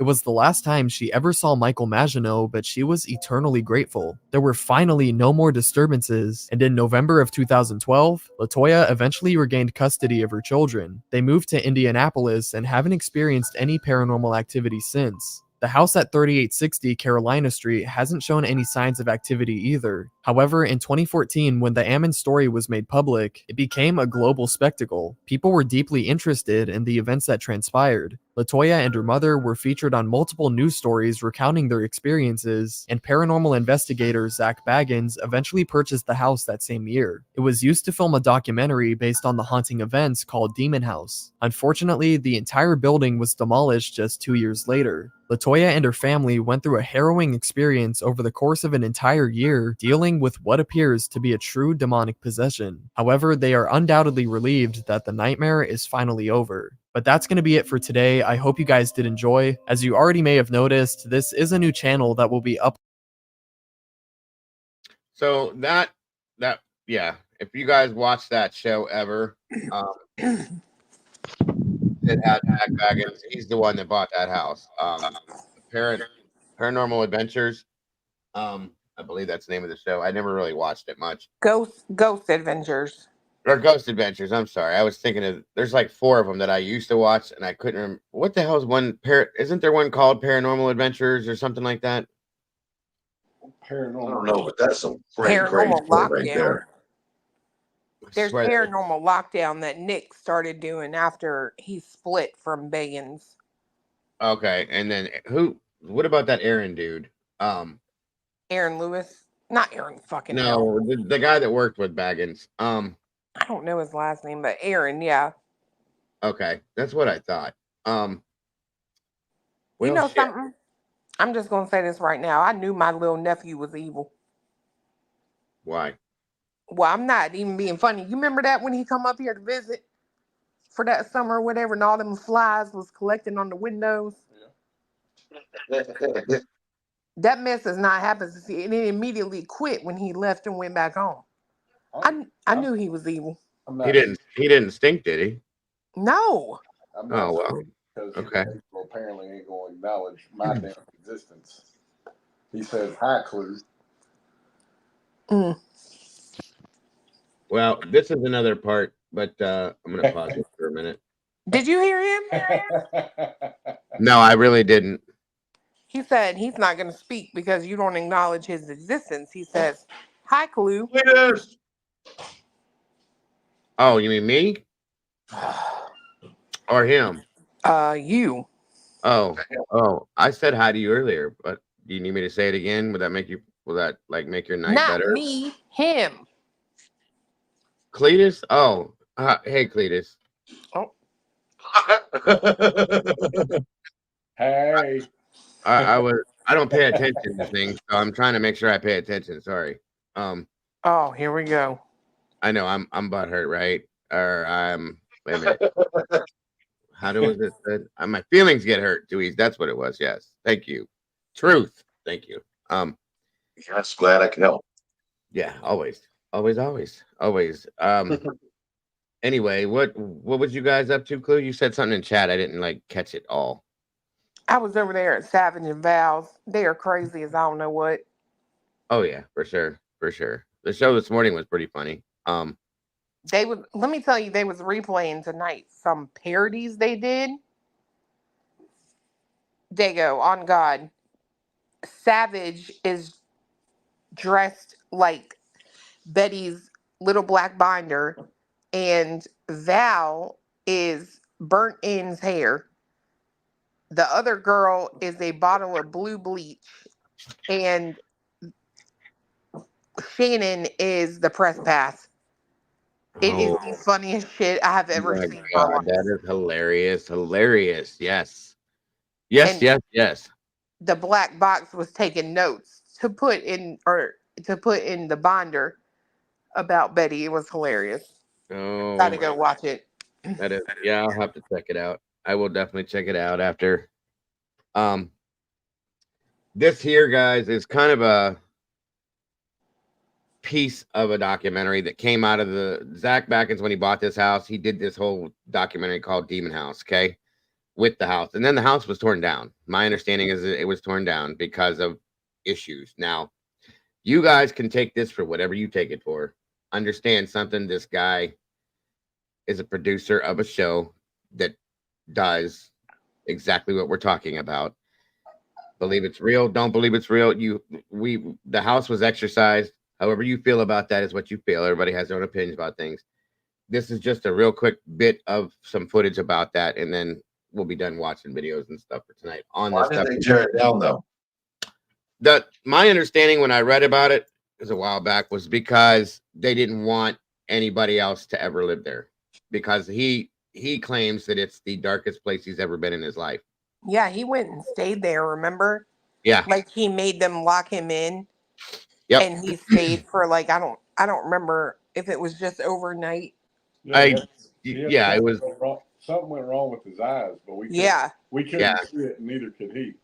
Yeah, he had a bunch of weird shit happen, and like it freaked him out so much that he said, "That's it, it's going down." So shit, that sounds like a tourist attraction, Airbnb style. Enter at your own risk. That's what I thought that it was going to be used for, but after that experience, he said there's nobody in hell that ever going to be in that house again. So no, he had like permanent damage to his eyes, if I'm not mistaken.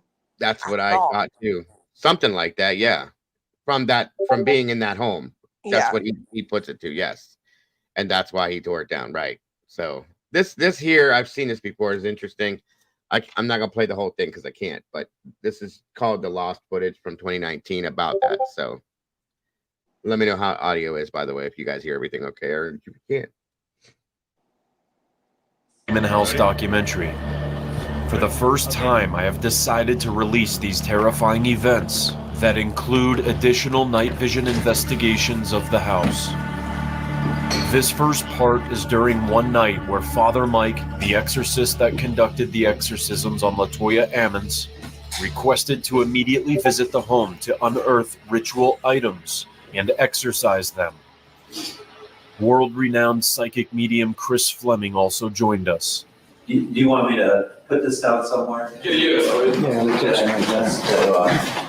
Counter, okay.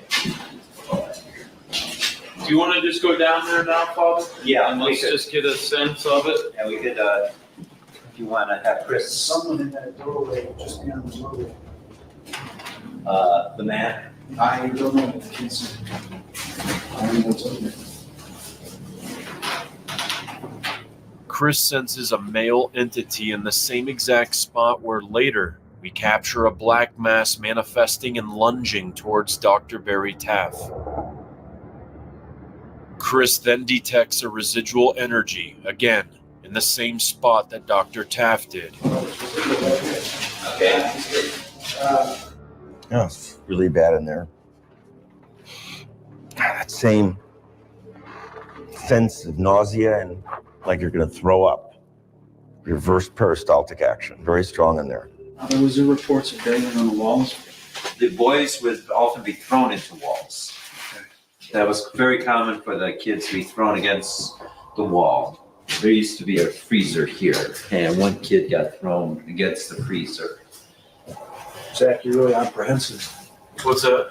You feeling like blood in there or something? What? What's that? They don't like me? You just said, I don't think they like you.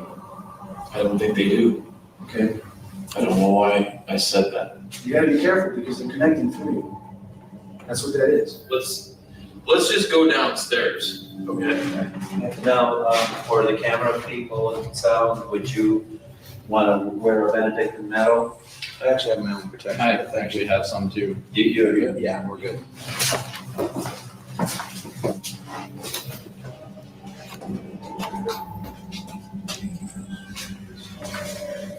As we make our way into the basement, I begin feeling very spacey and begin to spin.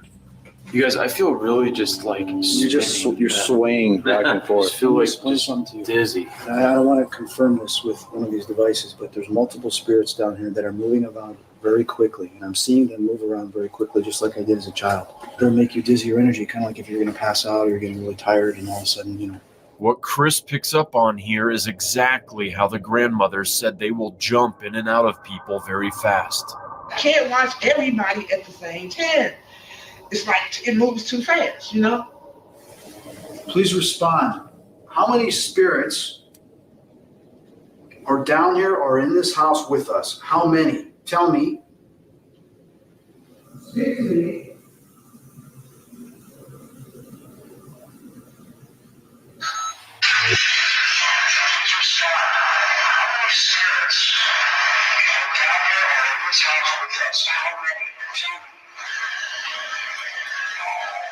What is the number? Play that.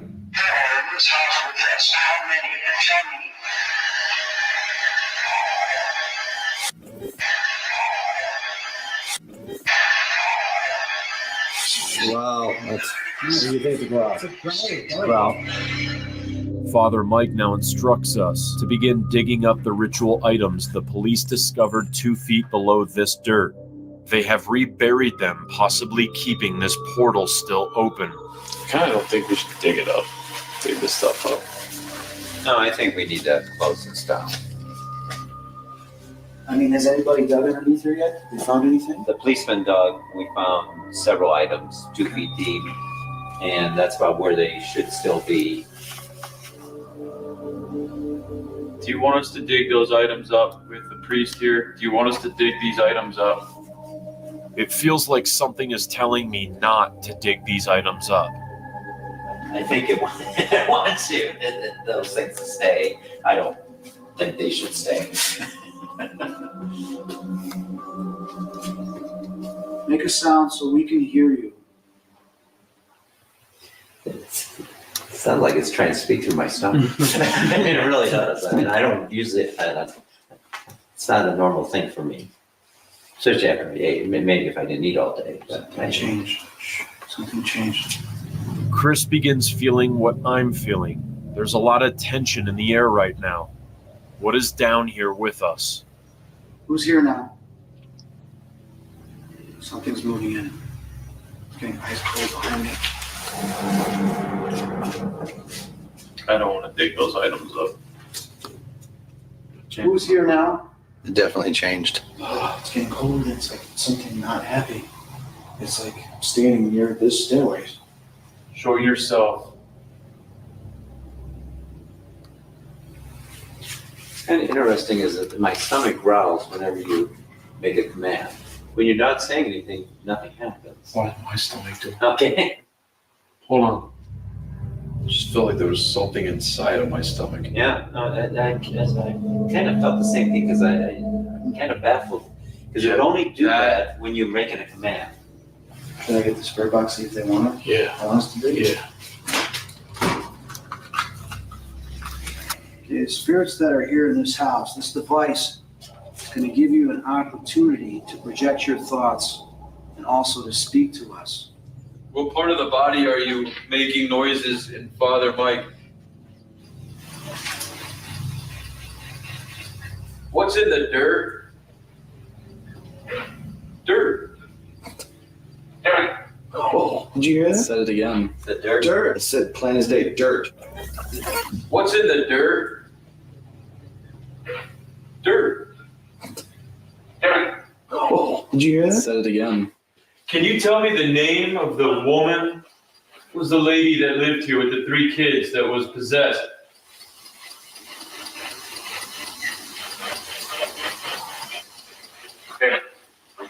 Is it Ammons?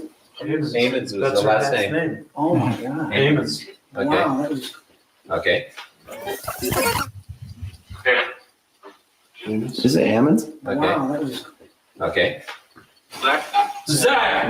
He got it. Oh my gosh, dude. That was so loud. Zach! He got it. I need the name of the man that used to abuse LaToya. Did he bury the objects in the ground? No. How many ghosts are here? One. Just said one. One ghost. The spirit who said one, what's your first name? Do you want me to put the amplifier on? Whoa, a big giant anomaly flew around you, Chris, and ended right by your shoulder. Incredibly, as this anomaly manifests over Chris, it seems to also disrupt the electromagnetic fields, causing interference in Chris's spirit box. We got static going through the. We're hearing static too. Big static. Whoa. I need to talk to just spirits that know about this house. Was anybody ever murdered in this house? Yes or no? Yes. Nope, I'm out. Nope. No. What's that? I said, nope, I'm out. That's too much into the nope. Yeah. I wouldn't have. I don't know how anybody stayed in here with all that stuff going on. I mean, I know that there's some of these things that have been, when they do this stuff, it gets over exaggerated in some ways. This place, though, I don't know. It's I just don't know. Was anybody ever murdered in this house? Yes or no? Yes. Oh. Is the boy's name Trey? Whoa, the floor just creaked right above my head. Like I heard that. Did you hear it? Yeah. Who's upstairs? Is there somebody upstairs? Me. Me. What's your name? Matt. Same voice. What did he say? What was Matt? The same exact voice that said me. Is there somebody upstairs? Me. Me. What's your name? Matt. Same voice. In my other investigations, I have encountered other demonic hauntings and infestations where the demons will address themselves as common names to try to trick you into thinking it's a friendly human spirit. And we asked who that was, and he told us it was Steve. At the time, we were communicating with, I believe his name is Steve. We kept getting this name on our EVPs about Steve. You want to dig? You want me to? What happens? Sure. As Father Mike witnesses and validates this communication evidence, it is now time to dig up the ritual items in an attempt to close the portal.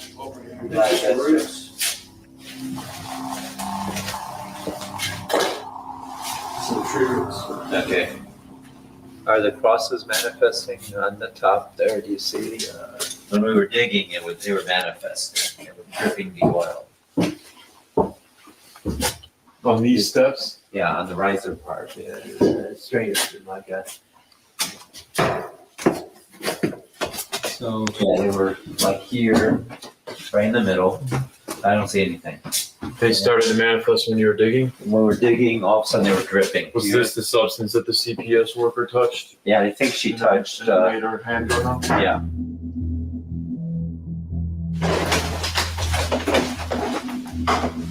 Do you not like us digging? Look at what's that? What is that there? What's that shiny thing? It's definitely a saw. Okay, there's a saw. The lid, there it is. Those are the things. We begin to discover the ritual artifacts, and as they are unearthed, I begin feeling a lot of anxiety, and that this shouldn't be occurring. Is that a child sock? Yeah. Weight? Weight, that heavy thing, that's the weight right there. This is to a window, old wood window. It's the weight. We saw the little hole there. We thought that our drake recorder was. I'm sure this could be used to kill somebody too. But that's what we thought, that it was a murder weapon, or the boy died. Could be. By hitting him somehow, or choking him. Then the shoe harness should be in there. Or no. There it is. Any sock. You know. Yeah. Those are personal items. Yeah. Yeah.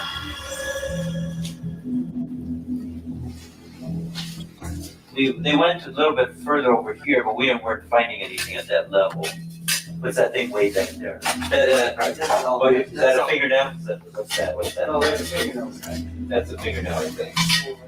This is buried in the ground too? That was 2 feet deep. What's all that black threading next to your shovel to the left, your left? Did you hear that? Yeah. Did you? What was that? The child.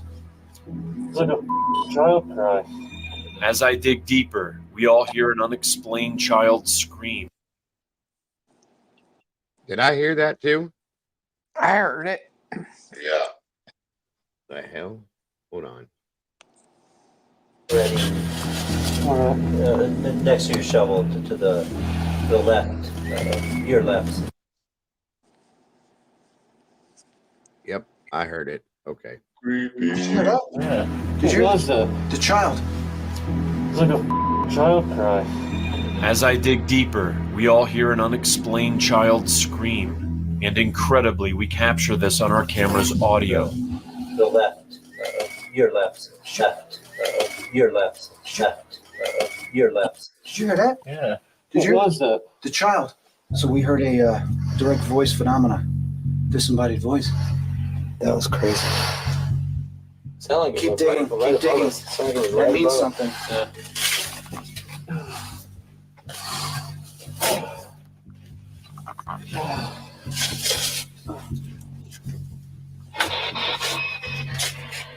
Is there a body underneath here? Buried.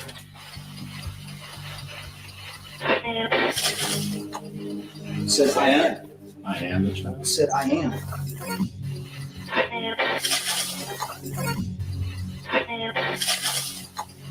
Said I am.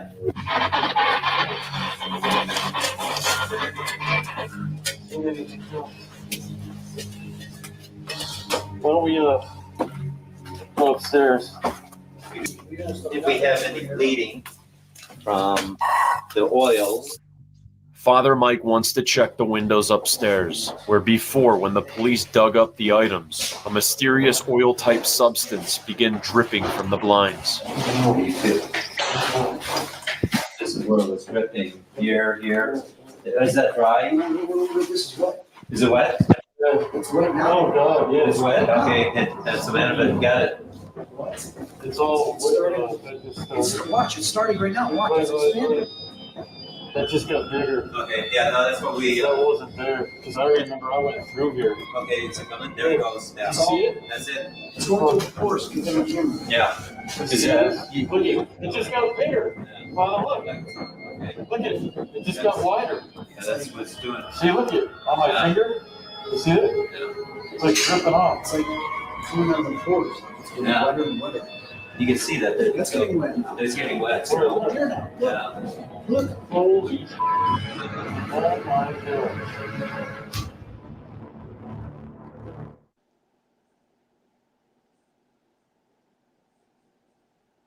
Where's the baby?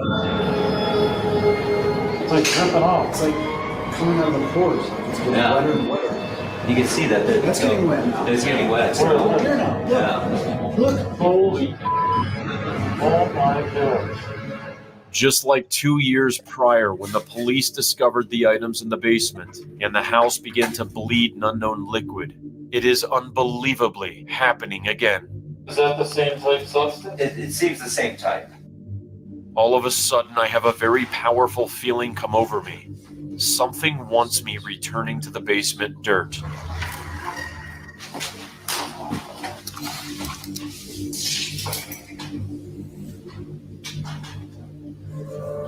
I can't explain why, but right now, all I want to do is rebury these objects back in the ground, regardless of the consequences.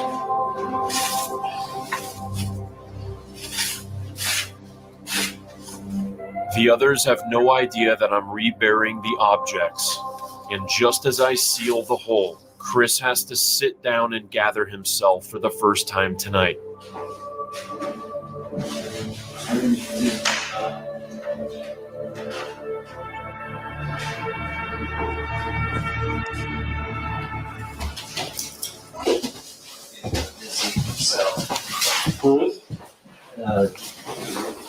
I looked up in the attic and I just started getting dizzy. I kept saying leave. Leave us or leave. Can you give us a bigger sign? Can you shut a door for us? Do you want us to leave?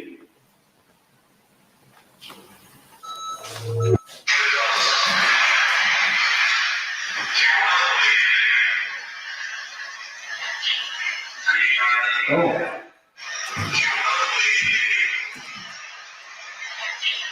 I kill you. What was it? It's not like I kill you.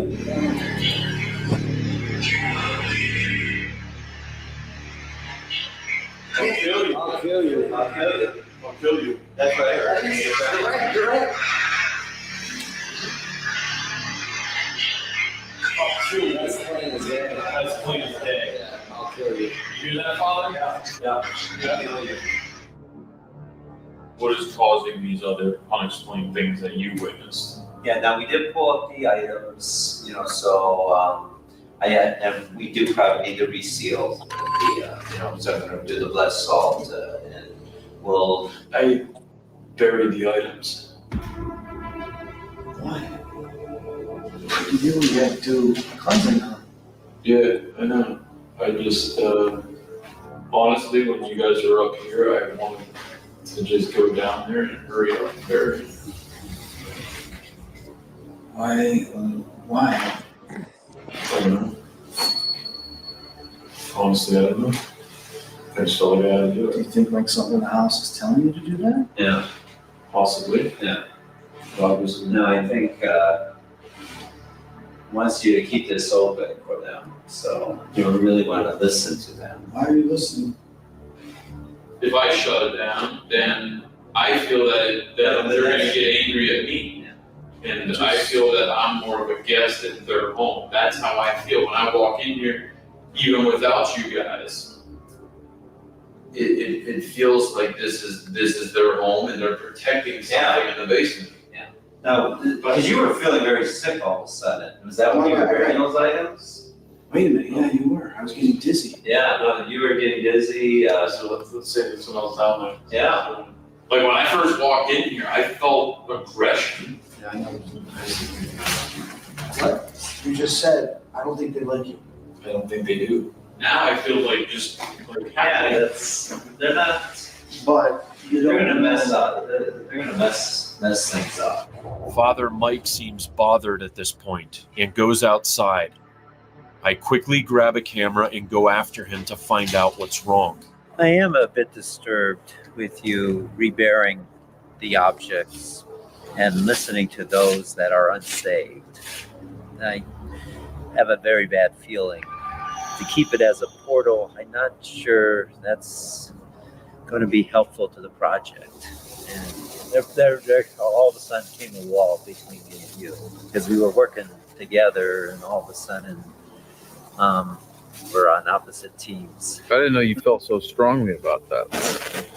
That action just made me feel it could jeopardize everything.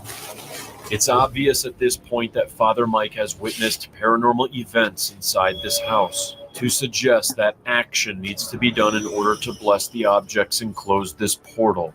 I really did not feel that it was me that wanted to bury this. Yeah, okay. I want you to understand that. Yeah. The thing is going to work if it's from God, not from them. Father Mike needs to exorcise all of the objects that may have been used in the dark ritual in order to close this portal. But there's a problem. I can't find the woman's fingernail. That fingernail might be hard to find. If I can't find the fingernail, can I bring it to you? Well, you made a good effort to find it. I don't ever find the fingernail that we reburied, which begs the question, could the missing ritual item keep the portal open? Did you see evidence that they were still here? Yes, yeah. You saw evidence that the spirits were still home? They were definitely, we definitely had evidence. I exorcise you by the living God, by the true God, by the holy God, by the God who ordered you to be poured into the water by Elisha the prophet, so that its life-giving powers might be restored. I exorcise you so that you may put to flight all the powers of the enemy, through the power of our Lord Jesus Christ, who will come to judge the living and the dead in the world by fire. Amen. Father got really, really angry with me that I buried those objects, so he wants me to do a follow-up investigation of the home to see if the darker spirits are still here, which I will do. But as of now, my work here is done.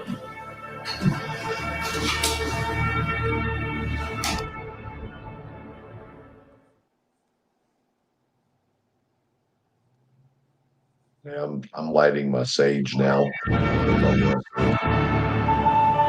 By the way, Molly screenshotted something as she was watching this that scared the hell out of her. I'm going to show it to you guys after we're done watching this. Kind of freaked me out a little bit too. In this particular visit to Chief Miller's house, he wants to tell me about something disturbing that happened to him and his wife immediately after coming home from the demon house the same night. You get back from the demon house. Yes. And what happened? Went to bed about 2 o'clock in the morning. There's incredibly loud crash in my house down below. You hear this? Yes. And it's not like a book falling off a shelf. It's like a bookcase falling. That's what I likened it to. It was that loud. And was your wife with you? Yes. Okay, she heard it too? Yes, she does. So I grabbed gun, flashlight, and I start walking through the house to see what I thought someone broke in the house or something major happened in my house. So I came down to the main floor, Zach, and shined my flashlight on to try to find whatever had fallen or whatever was in my house. And there wasn't anything here. And I'm kind of stealthily coming down the stairs, creeping down. I'm looking around the corner, looking in the dark basement. And I'm about 2-3 feet away from my alarm panel. And all of a sudden, my alarm, which I set every single night, says alarm off. Alarm off. And my alarm can't turn off unless you put in a 4-digit code and actually push off. So that's never happened before. I reach over and I push the alarm again. I set it again on home. And a second later, the alarm says alarm off. So it disarmed itself again. Alarm off. Is this the same force that knows how to go in and manipulate DVR settings?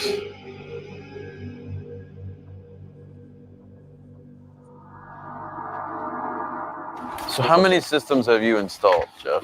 Well, I've been doing this for 30 years, so I don't know, thousands. Have you had a system do this? No, never have I had this issue ever.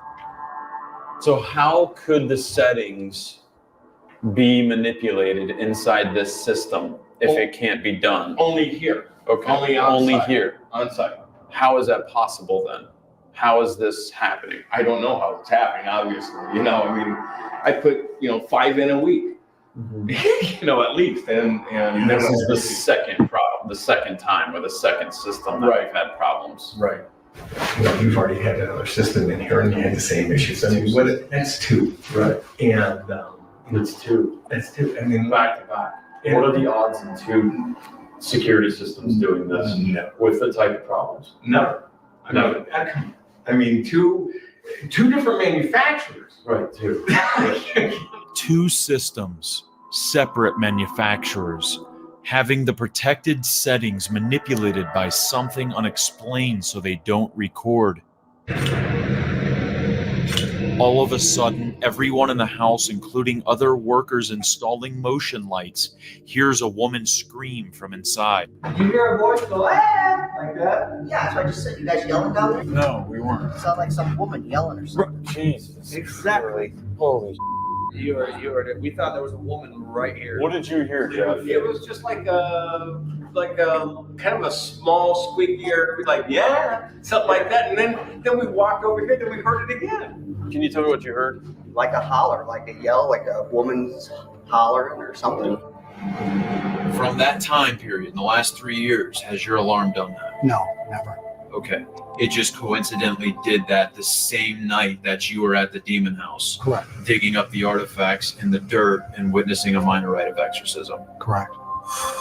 So I went upstairs and I grabbed the phone off my nightstand. And like I told you at the very beginning, I charge it up every night because I expect middle of the night phone calls. And I picked it up and it showed the battery symbol. And I watched the battery go from 100% to nothing. The phone went dead and I couldn't restart it. How many phones is that now? 4. I'm stunned. Right after the workers heard the disembodied voices at the house, their cell phones did the same exact thing. Yeah, and my battery just went completely dead. How much battery did you have? It was like 97% charged. And it just went completely dead. I just tried calling. And yours? I went to the Apple side. What happened with both your phones? My battery went from 97% to 0 like instantaneously. Mine just went to the Apple screen.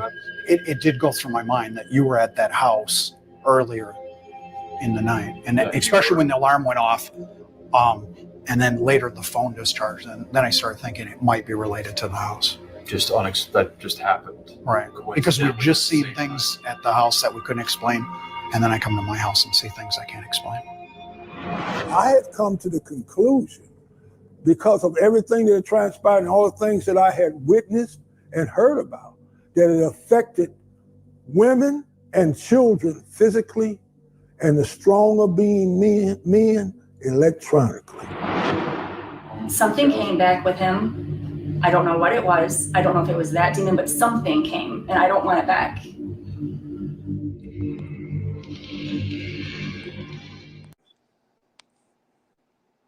By the way, Molly, did you ever, I'm just pausing this for a second, folks. My apologies. Molly, did you ever find the screenshot, the video that you took of me being touched while sitting here? I went into my emails and I couldn't find it. I didn't know if you looked for that or if you knew if you still had that or not. If so, I'd like to show them that, because that was the only experience I've ever had like that. And it stuck with me. I'll just put it that way. So if you happen to have it, I'd love to see it again. That's all I'm saying. Thank you.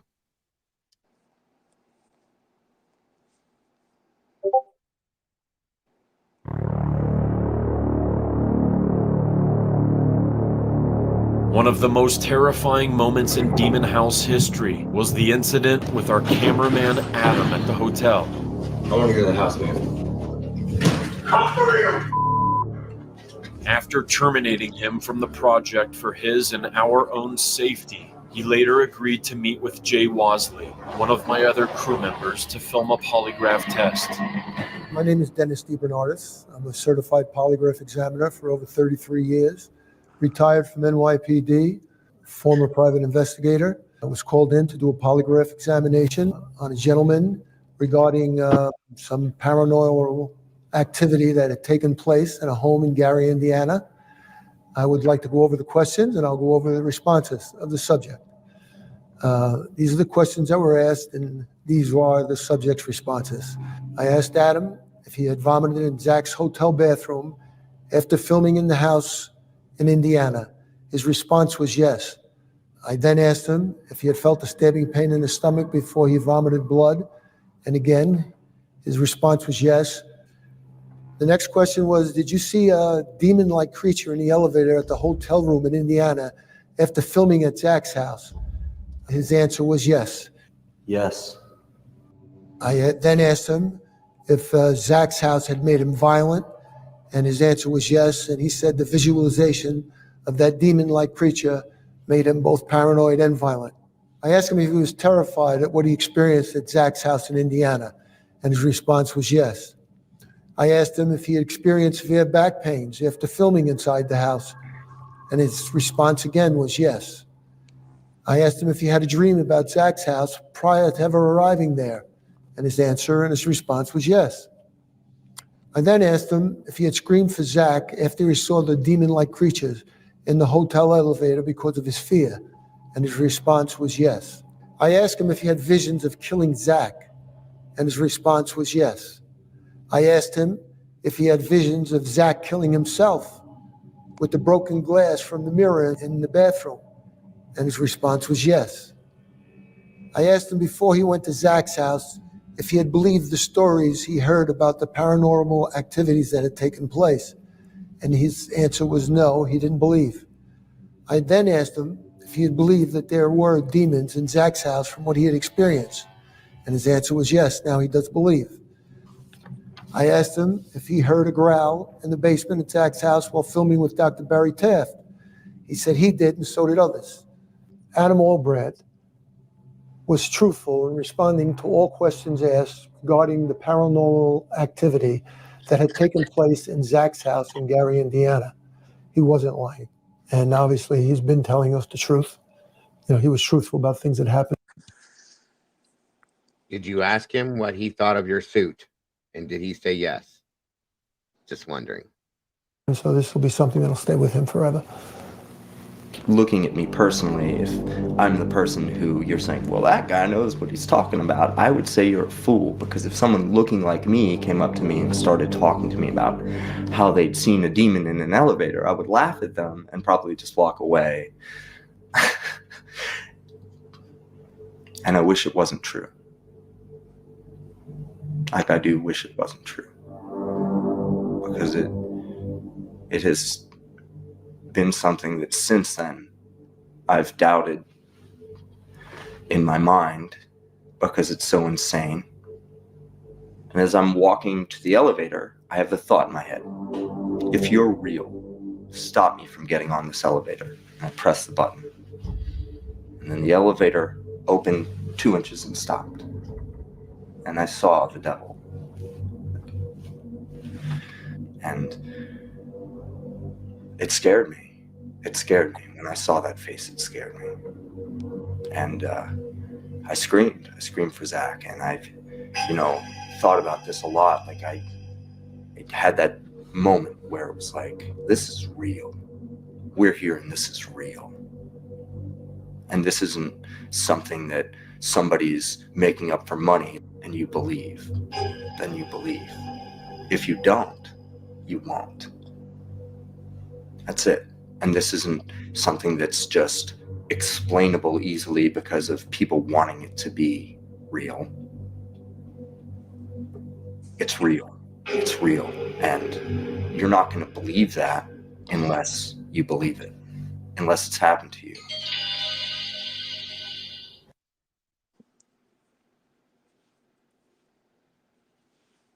Again, this is all what you guys make out of it, what your thoughts are with it. I'll say one thing.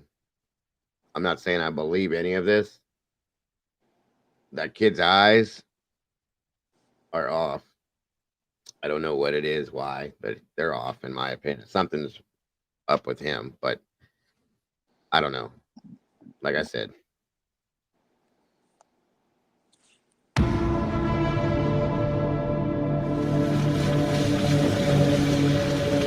This next moment occurs after I get a sudden feeling to visit the house for no reason whatsoever.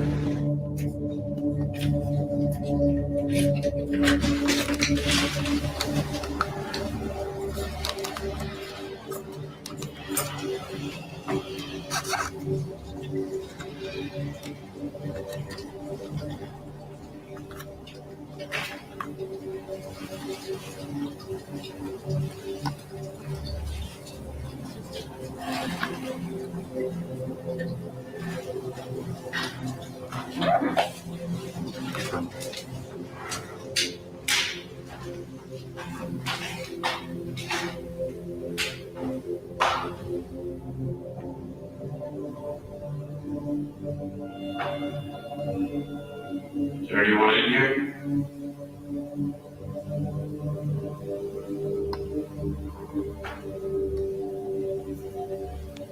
Hello?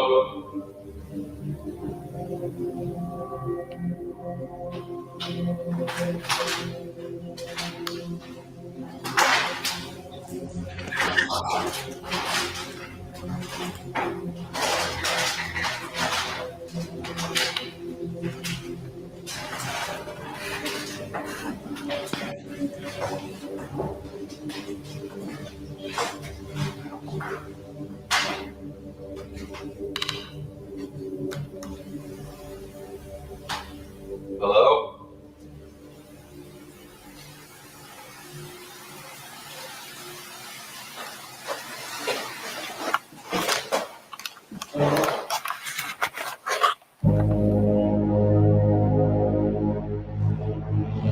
All of a sudden, as Billy turns his camera back in the same exact spot it just was, his camera now captures what appears to be two glowing eyes looking back at him.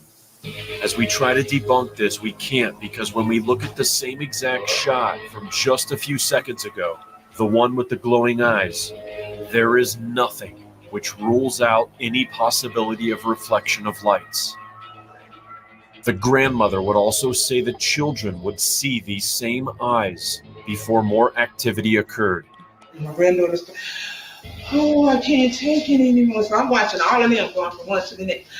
I can't take it anymore. Grandma, make them stop. I can't look in their eyes.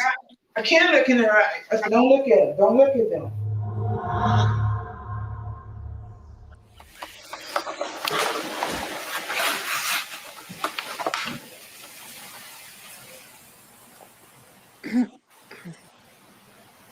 Someone down there?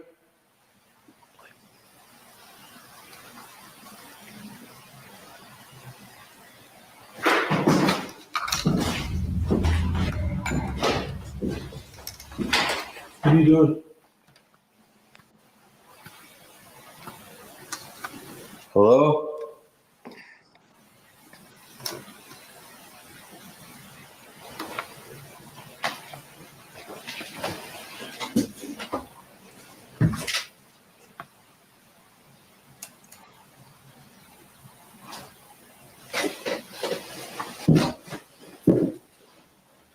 Someone down there?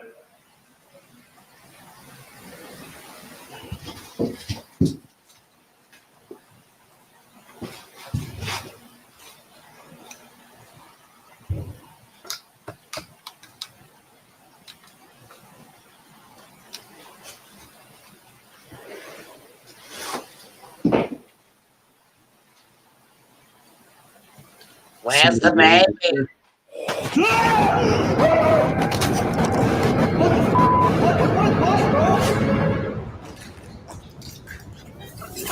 Somebody get over here. What the what, bro? My balls hurt.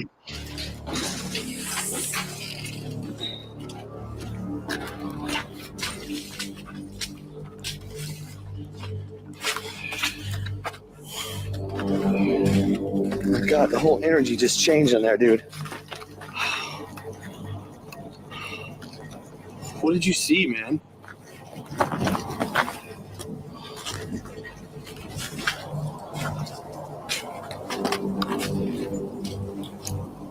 Oh my God.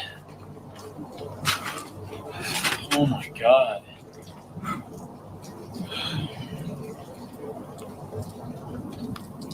All of a sudden, I felt this ice cold wind go down my back here, and then I was just paralyzed.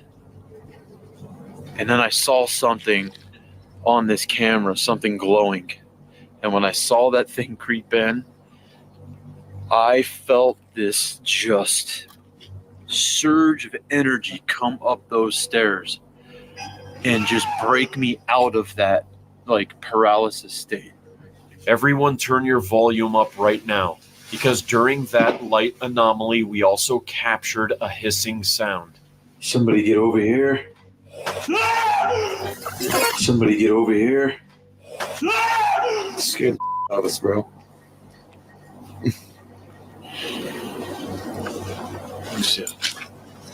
You okay? What? Blood. Let me see. Keep tasting blood. Like when you started running and I was following you out, and then I started tasting blood in my mouth, but we didn't hit or anything. You spit blood just now? Where's the light on this? I'm shaking. Let me see, Jay. Yeah, I mean, it's mild, but see it all? Let me see. Wow. Yeah, it's pink. What the Jay? Yeah, Here, you can see it's pink, man. Here.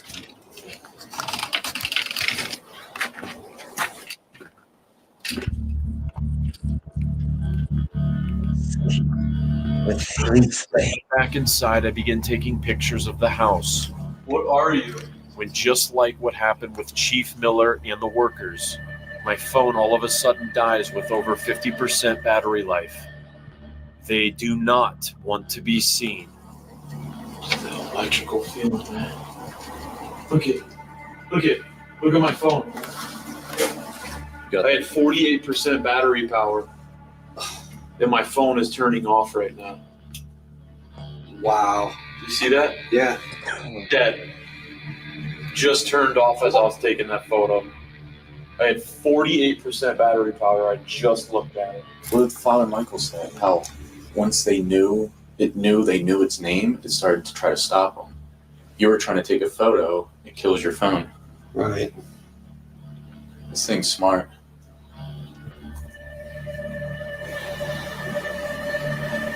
I just got really aggravated when I saw it. I just had rage when I looked at you, Jay. I saw it. I don't like this right now. I don't like this how I'm feeling. I have a lot of rage.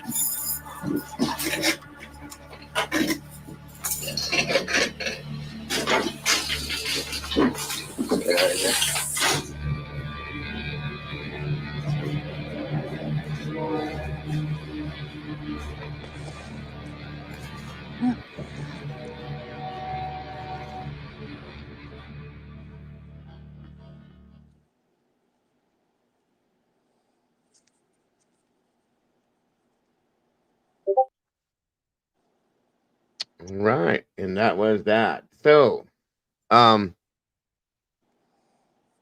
me see here. I'm going to show you something Molly sent me. She said she was watching that, and it was at one specific part during that. Let me find it here. How you doing, Clue? What? I was just wondering how you're doing. I'm good. I've never seen you that quiet ever. She likes this kind of stuff. So, all right, hold on. Molly says that during that video we just watched, it was when Zach says that he's going back downstairs. It was at minus 12:57. That's what it said for the timestamp, right? Hold on. And this was before he goes down the stairs, mind you. Okay. Kind of interesting, I thought.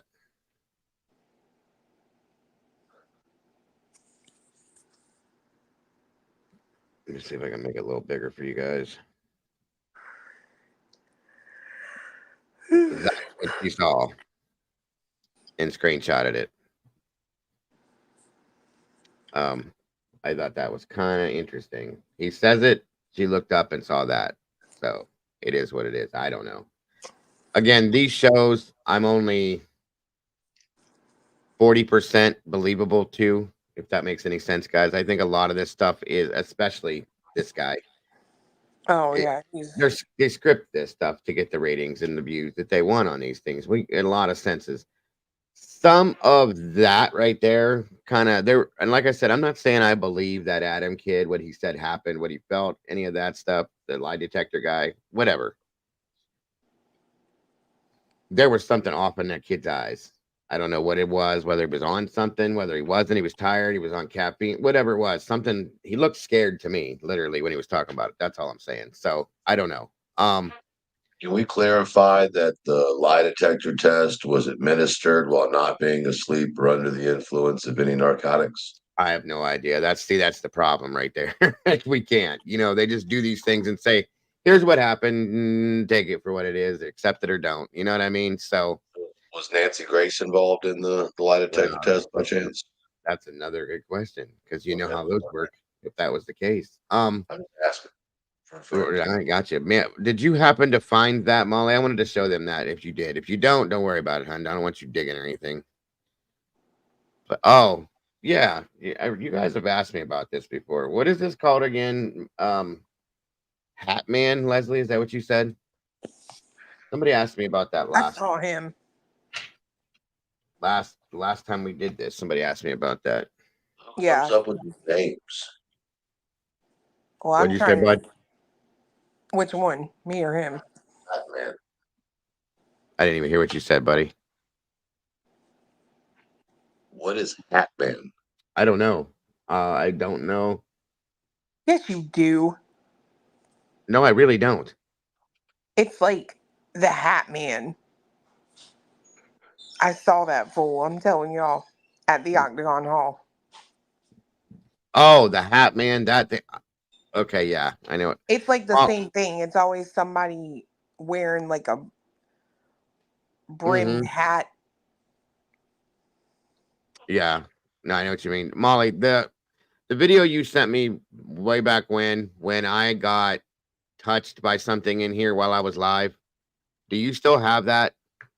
And like I said, if you don't worry about it. But if you do, I'd like to show that. It was kind of interesting. I think this is what we're talking about here. Let's see if this is right.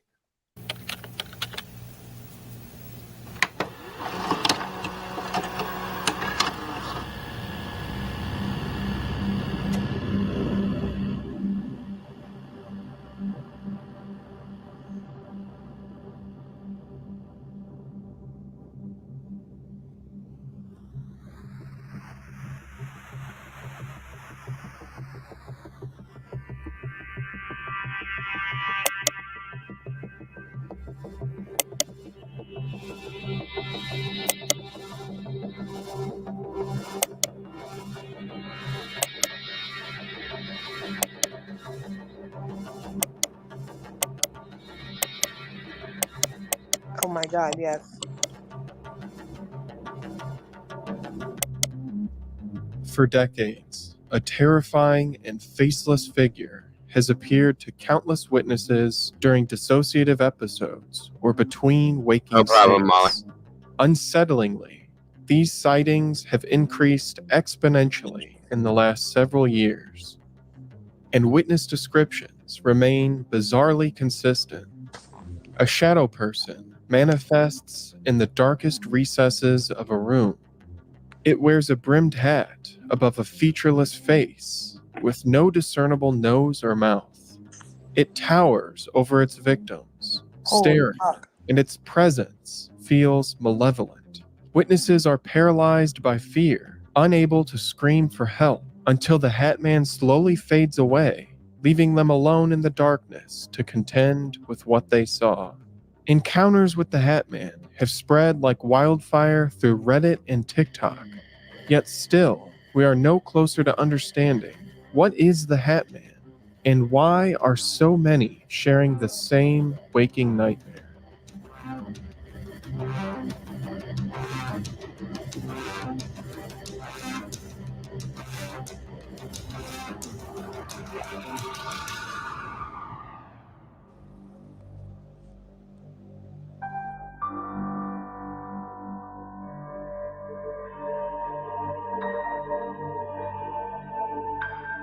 The Hat Man is only the newest iteration of an archetype that has existed since antiquity, the archetype of a looming shadowy figure that appears in the fugue of sleep or dissociation.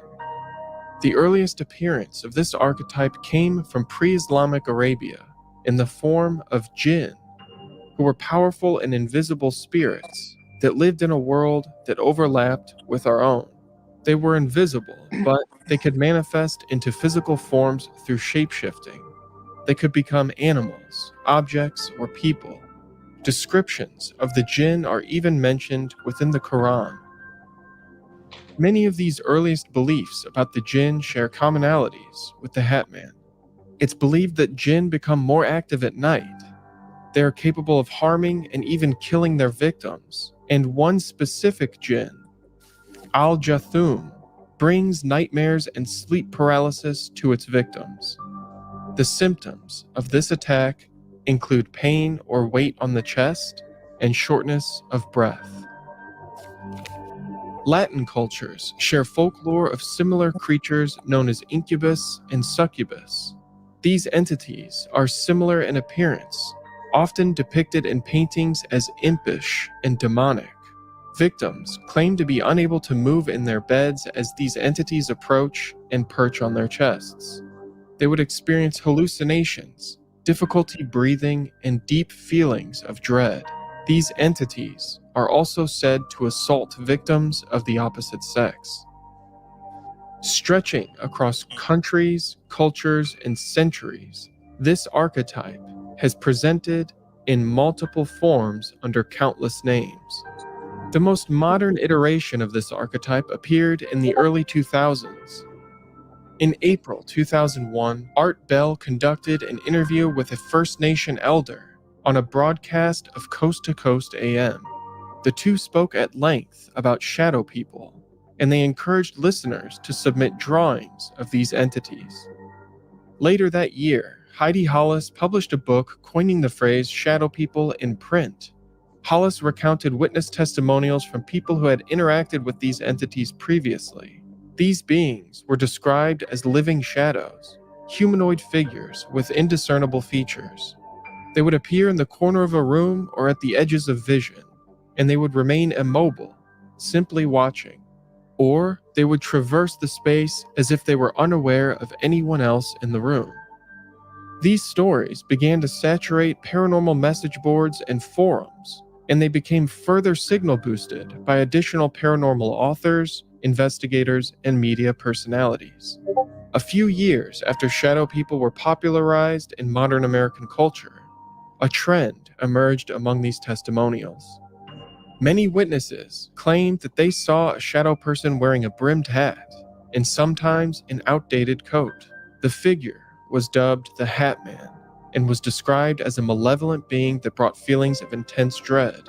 Bizarrely, unlike descriptions of other shadow people, the Hat Man seemed intrigued by observers, always watching them. Did you say you saw this, Clue? I'm fucking tripping balls right now. Sorry about my language, but I swear No, you're on okay. everything. Yes, I was at the Octagon Hall. We were in the parlor.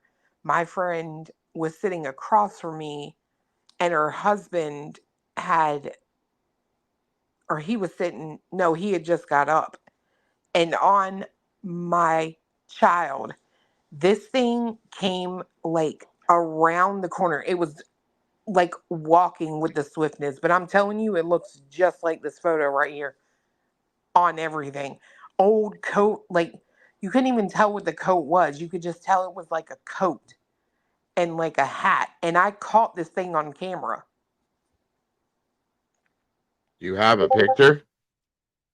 Yeah, I'd have to dig it out. But so like we always set up like, I guess, static cams or whatever. Yeah. And about the time I see it, because I lined up the audio and everything, and about the time I see it, her husband is walking through the doorway, and you can see behind him the hat, and it's like tipped down, like he was walking. It was like he had his head down, but was walking, and he rounded the couch that she was sitting on across from me. And I mean, like my heart stopped, and then it just poof away. I absolutely believe you for one reason alone. You apologize for your language. That ends everything. So if you can find that picture, I would love to see that. I'm telling you right now. I've heard other people talk about seeing this thing. Okay. I've never really looked into this before tonight. So just understand that. Well, to know, like, this photo that's on the screen right now, on God, is exactly what I saw, except the hat. It was like his head was tipped down some. Down like this, yeah. And I'm like, I'm tripping right now. Damn. Interesting. Death was coming to see you. Right? Like, is it bad? Like, is that what I think Final Destination. Where you were at, though, understand that. Remember that. The Octagon House, I don't think it was you. I think it was where you were. Okay. Well, and you know, they have those. So what's really weird is I told Bear, you remember the guy that's talking in the documentaries? Yeah. I told him about it, and he was like, come here.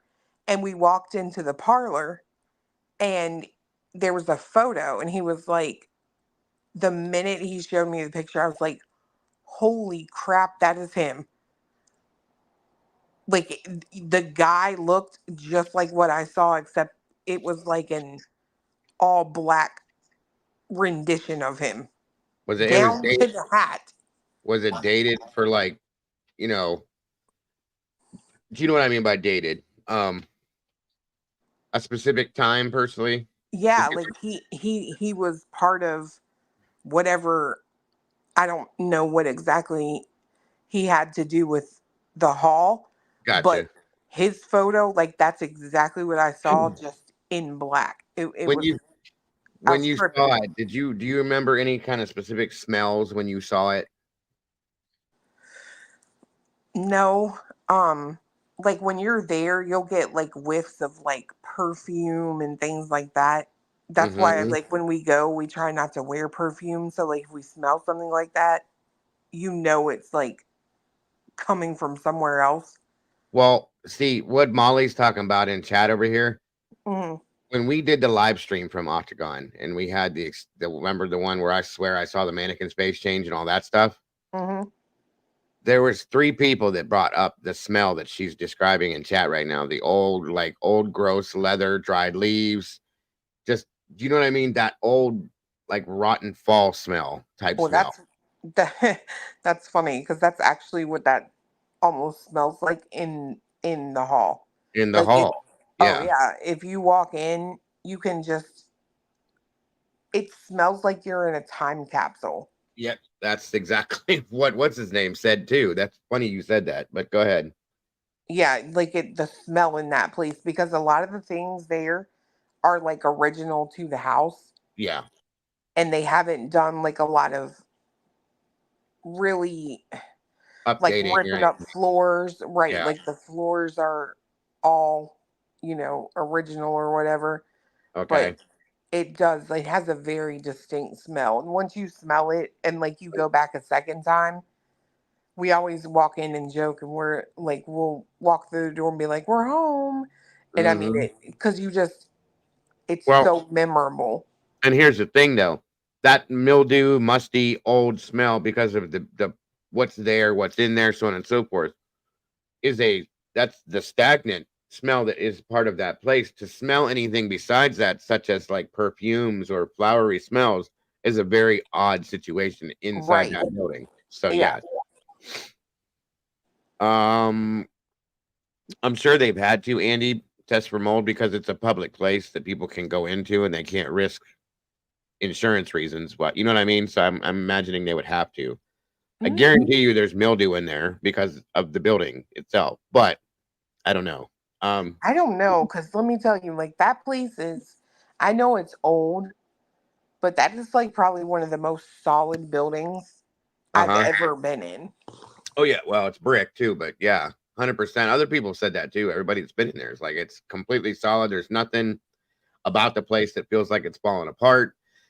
It doesn't seem to be like deteriorating at all, they've said. So well, when they talk about, I saw Andy's comment, like mold can cause hallucinations. I don't, there's nothing in me that thinks like if you're in that place for like 3 hours, it's gonna do that to you. It's got to be like exposure, right? Yeah, I mean, typically, yeah, like over a period of months and Right, stuff like like that. if you live there. Yeah, it'll cause respiratory, hallucinatory type stuff. Yes, it can, depending on how much you get it right. So, well, it's interesting to me you saw that because I could tell. I heard you when I first showed this picture. You kind of like held your breath. You know what I mean? Like, and said a little something. I was like, okay, hold on. So, No, like that is him. Like I'm telling you right now that is him. Like it is the craziest thing right now sitting here. Like this is actually a thing. But the dude was walking. He came around the couch that my friend was on and he was headed straight towards me. And then all of a sudden, poof. Like I almost moved the couch because I moved back. Like he was like charging. Wow. Okay. That's crazy. Interesting. All right, moving forward. Let's see what else they got to say about it. Always watching them. As stories of the Hat Man became increasingly popular, Timothy Brown created the Hat Man Project in 2009. Its purpose was to aggregate witness sightings and establish some sort of broader public understanding after his own experience, which is abbreviated here. What I saw gripped me immediately with fear and dread. I saw a tall human-like figure, and the figure looked like that of a man. The man had no distinguishable features whatsoever. I could see no eyes, no nose or mouth, only blackness. He looked like a shadow, only darker, much darker. He had a very wide-brimmed hat and a long trench coat that flowed as he moved. Oh my God. He leaned his head and body into my great-grandmother's room and looked in, turning his head toward her and then toward me. I had my eyes closed as much as I could, so I could still see him, and yet still look like I was sleeping. He stood there for what seemed like an eternity, just staring. He then moved very slowly and without sound back into the hallway, just out of view. As I kept watching, I then saw this blacker-than-black figure move toward my grandmother's room. Just like before, he leaned his body and head in her doorway, looking at her, again not making a sound. He then leaned back and moved out of view into the hallway.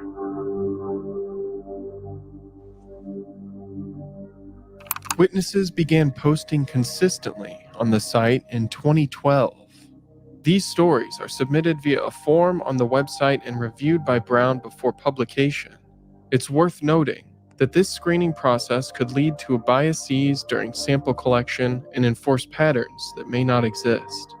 For example, if a few stories characterize the Hat Man as benevolent or talkative, would they be excluded because they don't match the current cultural preconceptions about this entity? Over the years, stories of the Hat Man began to metastasize beyond online paranormal communities. 4chan and Reddit began to buzz with testimonials. The majority of the Hat Man sightings happened before falling asleep or after waking up during the night. However, it wasn't long before a new method of meeting the Hat Man was discovered, one that would end up taking multiple lives.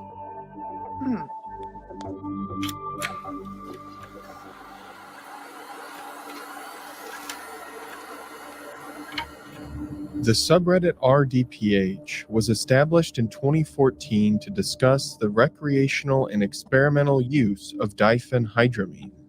This drug, commonly known by its brand name Benadryl, is an over-the-counter antihistamine and sedative that is commonly used to treat a variety of conditions, including allergies and insomnia. However, at much larger doses, it can function as an anticholinergic. Anticholinergic drugs block acetylcholine, which transmits messages in the nervous system and brain. It's involved in learning and memory, as well as muscle contraction and coordination. These larger doses can cause delirium, which is characterized by confusion, disorientation, and hallucination. Diphenhydramine is a deliriant, not a psychedelic. Although both cause hallucinations, deliriants cause greater disturbances in motor function, emotional and perceptual processing, and more. Deliriants are much more destructive to the human body and mind. Individuals who frequently abuse deliriants are known as delvers. Before discussing the connection between diphenhydramine and Hatman, it's important to understand the danger and lethality of diphenhydramine abuse. The following is a cautionary tale of a young man who tragically fell into the trap of DPH.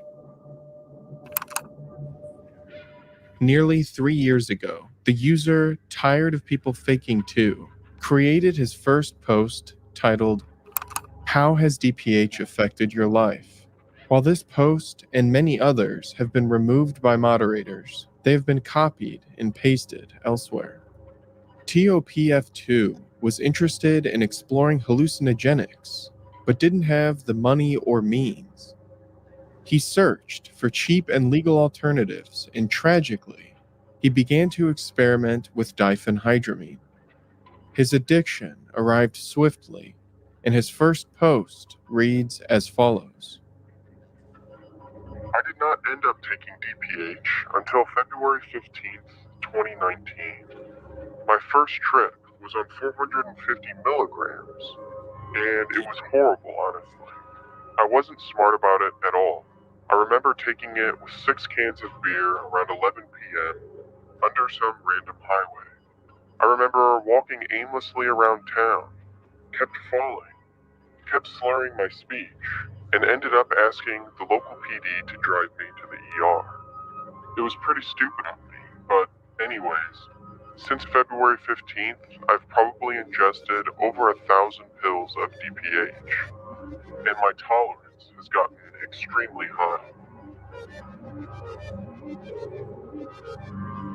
Later that month, TOPF2 made 3 separate posts that detailed his plans to take dosages between 2,000 and 4,000 milligrams, which is between 80 and 160 times the recommended dosage.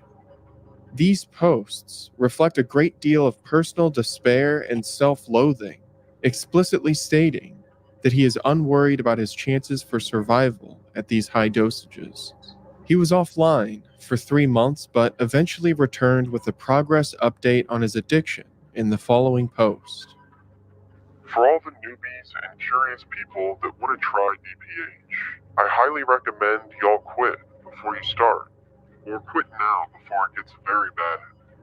I wish I could have broken my habit a long time ago, but the past is the past, so I can't change that. If y'all really want to do it though, I gotta tell you some things that happened to me while taking DPH.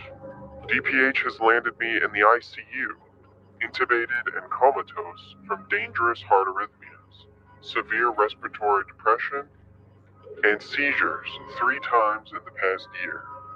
DPH has caused me to have permanent short-term memory loss at the age of 20. DPH is very addictive, which makes it hard to stay clean from it. DPH has ruined my ability to learn at school efficiently, like I used to be able to.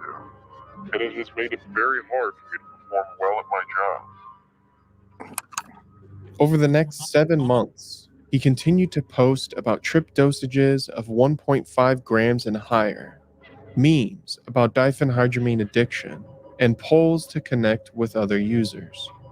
The mood of these posts fluctuates between indifference and self-contempt for his deteriorating mental and physical health. His trip logs demonstrate ever-increasing dosages, including details of overdoses and hospitalizations. In the following months, he remained active within the community, frequently responding to posts written by other users, including one mention of an interaction with the Hat Man. Less than a year after he started posting, Tired of People Faking Too made the following post, an image of 276 pills equivalent to 6.9 grams, and the question, why the hell not? Then he went silent. Tragically, the size of his final dose and lack of subsequent posts imply that he finally succumbed to his addiction, and he wasn't alone. The Benadryl Challenge emerged, a viral TikTok trend that promoted the consumption of exceedingly high doses of DPH, resulting in a surge of diphenhydramine poisoning cases. TikTok has since deactivated the corresponding hashtags and taken down videos promoting the challenge, and the FDA published a public warning about the potential dangers of Benadryl abuse. However, the damage was done. The RDPH subreddit nearly doubled in subscribers in just over a year. The sidebar includes a link to a user guide outlining the effects and experiences at different dosages. It includes an unofficial survey conducted by the original poster. Bizarrely, the survey concluded that nearly 50% of Delvers witnessed shadow people, and over 20% witnessed the Hat Man. The Hat Man has appeared throughout the last several decades, manifesting to witnesses in the throes of parasomnia or addiction. How can so many people report the same experience with the same apparition?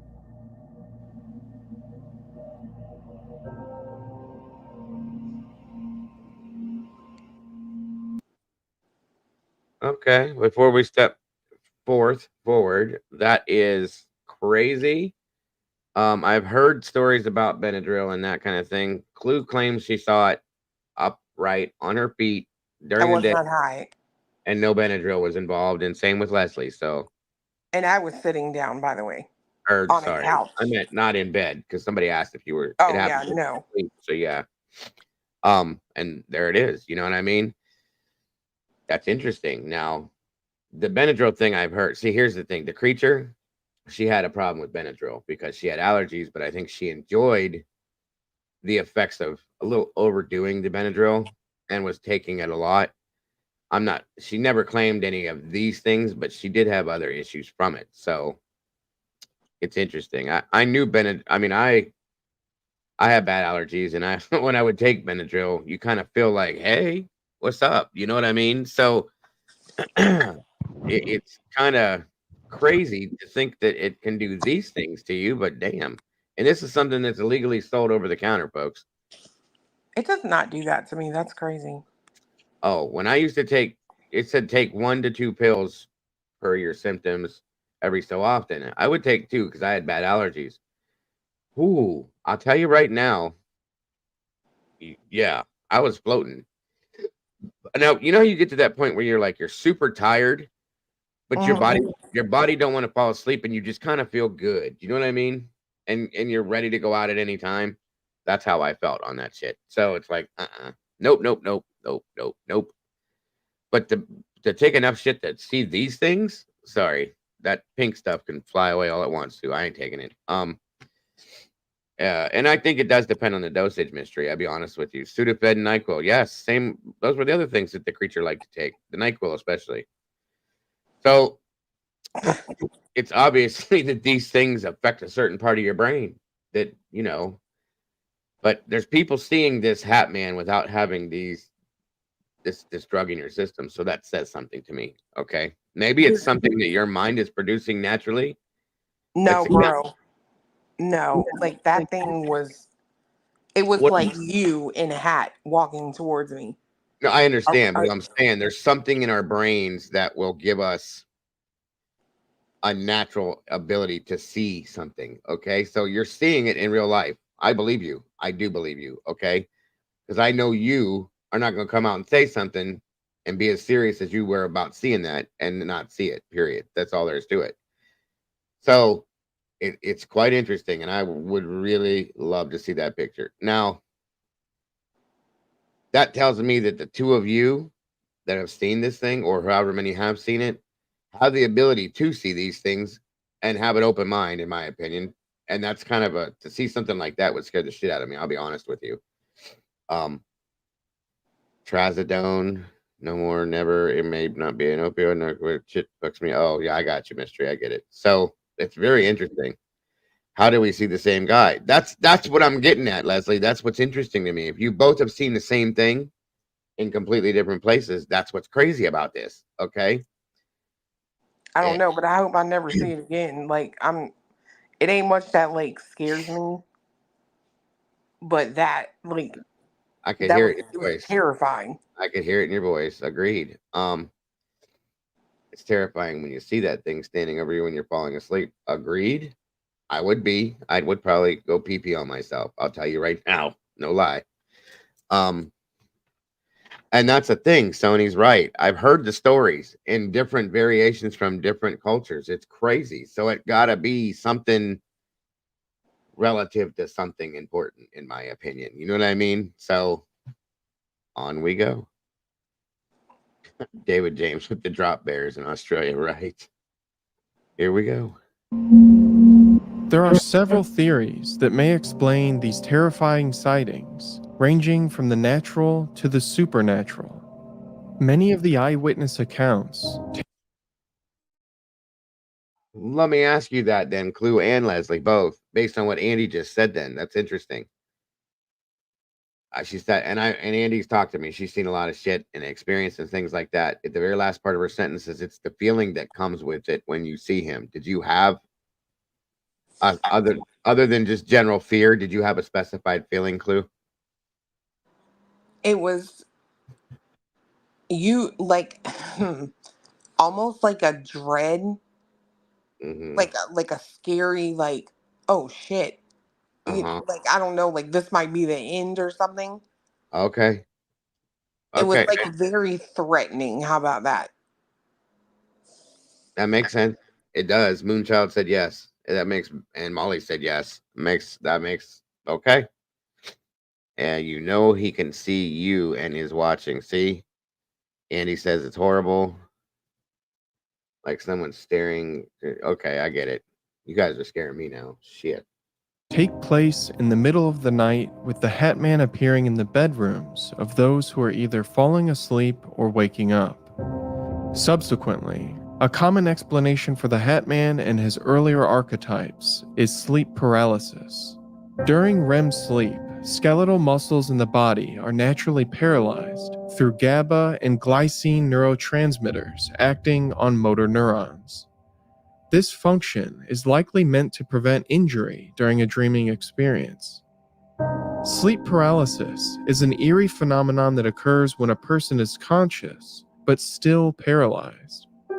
This experience is made even more frightening by intense feelings of fear and vivid hallucinations. The combination of the two often create nightmarish realities for those who are still trapped between sleeping and waking life. While this may account for some of the witness sightings discussed, it does not address sightings induced by diphenhydramine abuse. However, in the 2016 paper titled "What is the Link Between Hallucinations, Dreams, and Hypnagogic Hypnopompic Experiences?" Waters et al. Identified dysregulated acetylcholine as a key neurotransmitter involved in sleep paralysis and delirium. Bizarrely, sleep paralysis is characterized by high levels of acetylcholine, and delirium is characterized by low levels of acetylcholine. As a reminder, Diphenhydramine is an anticholinergic, which means it lowers acetylcholine in the brain. Is it possible that dysregulated acetylcholine, as the result of parasomnia or delirium, are the cause of Hatman sightings? A shared hallucination induced through chemical imbalances in the brain. It is important to consider the role that cultural preconceptions play in the shaping of these sightings. The internet has allowed for the easy spread of information. It has also made it easier for people to connect with others who have had similar experiences, leading to the formation of online communities. As witnesses consume the aggregated witness accounts on TikTok, Reddit, and 4chan, they are more likely to have that same experience. This can create a feedback loop where preconceptions and cultural narratives are reinforced and perpetuated. This is a process known as ostension, whereby a folklore legend is manifested or made real simply by telling its story. As experiences of the Hatman are shared, they are also more likely to be experienced. It's important to note that there may be intersections between cultural and biological explanations. For example, the Hmong people, who are indigenous to Southeast Asia, have astronomically high rates of sleep paralysis, sleep apnea, and chillingly, sudden unexplained nocturnal death syndrome, or SUNS. Culturally, the Hmong people believe in an entity known as Dab Sog. This entity is believed to crush the chest of its victims and steal their breath. Are these stories of the Dab Sog meant to explain biological predispositions to sleep disorders among the Hmong people? Or do the cultural beliefs in the Dab Sog lead to psychosomatic symptoms? Horrifyingly, what if the cause of these sightings is something far more sinister? Something beyond our understanding of reality? What if the Hatman is real? Many modern scholars and investigators of paranormal phenomenon have proposed the interdimensional hypothesis, which suggests that other dimensions overlap with our own, and inexplicably, entities or experiences can occur as a glimpse between the two dimensions. It is their belief that some entities are capable of crossing over from another dimension into our own. Similar to the Mothman, the Hatman may be an extra-dimensional being, existing outside the limits of our world. He would not be constrained by our physical laws, and his intentions would be unknowable. The interdimensional hypothesis and the Hatman himself raise questions about the very nature of reality, unsettling questions that have yet to be answered. Despite the growing number of reported sightings, the Hatman's true nature, cause, and motivation remain a mystery. The idea of a sinister being appearing in the shadows of empty rooms is a chilling one. As more people come forward with their own encounters, it becomes clear that this phenomenon demands further investigation. Until then, the Hatman will continue to linger in the shadows, his features hauntingly indiscernible, a dark and malevolent presence that keeps us awake at night, reminding us of the things we cannot explain.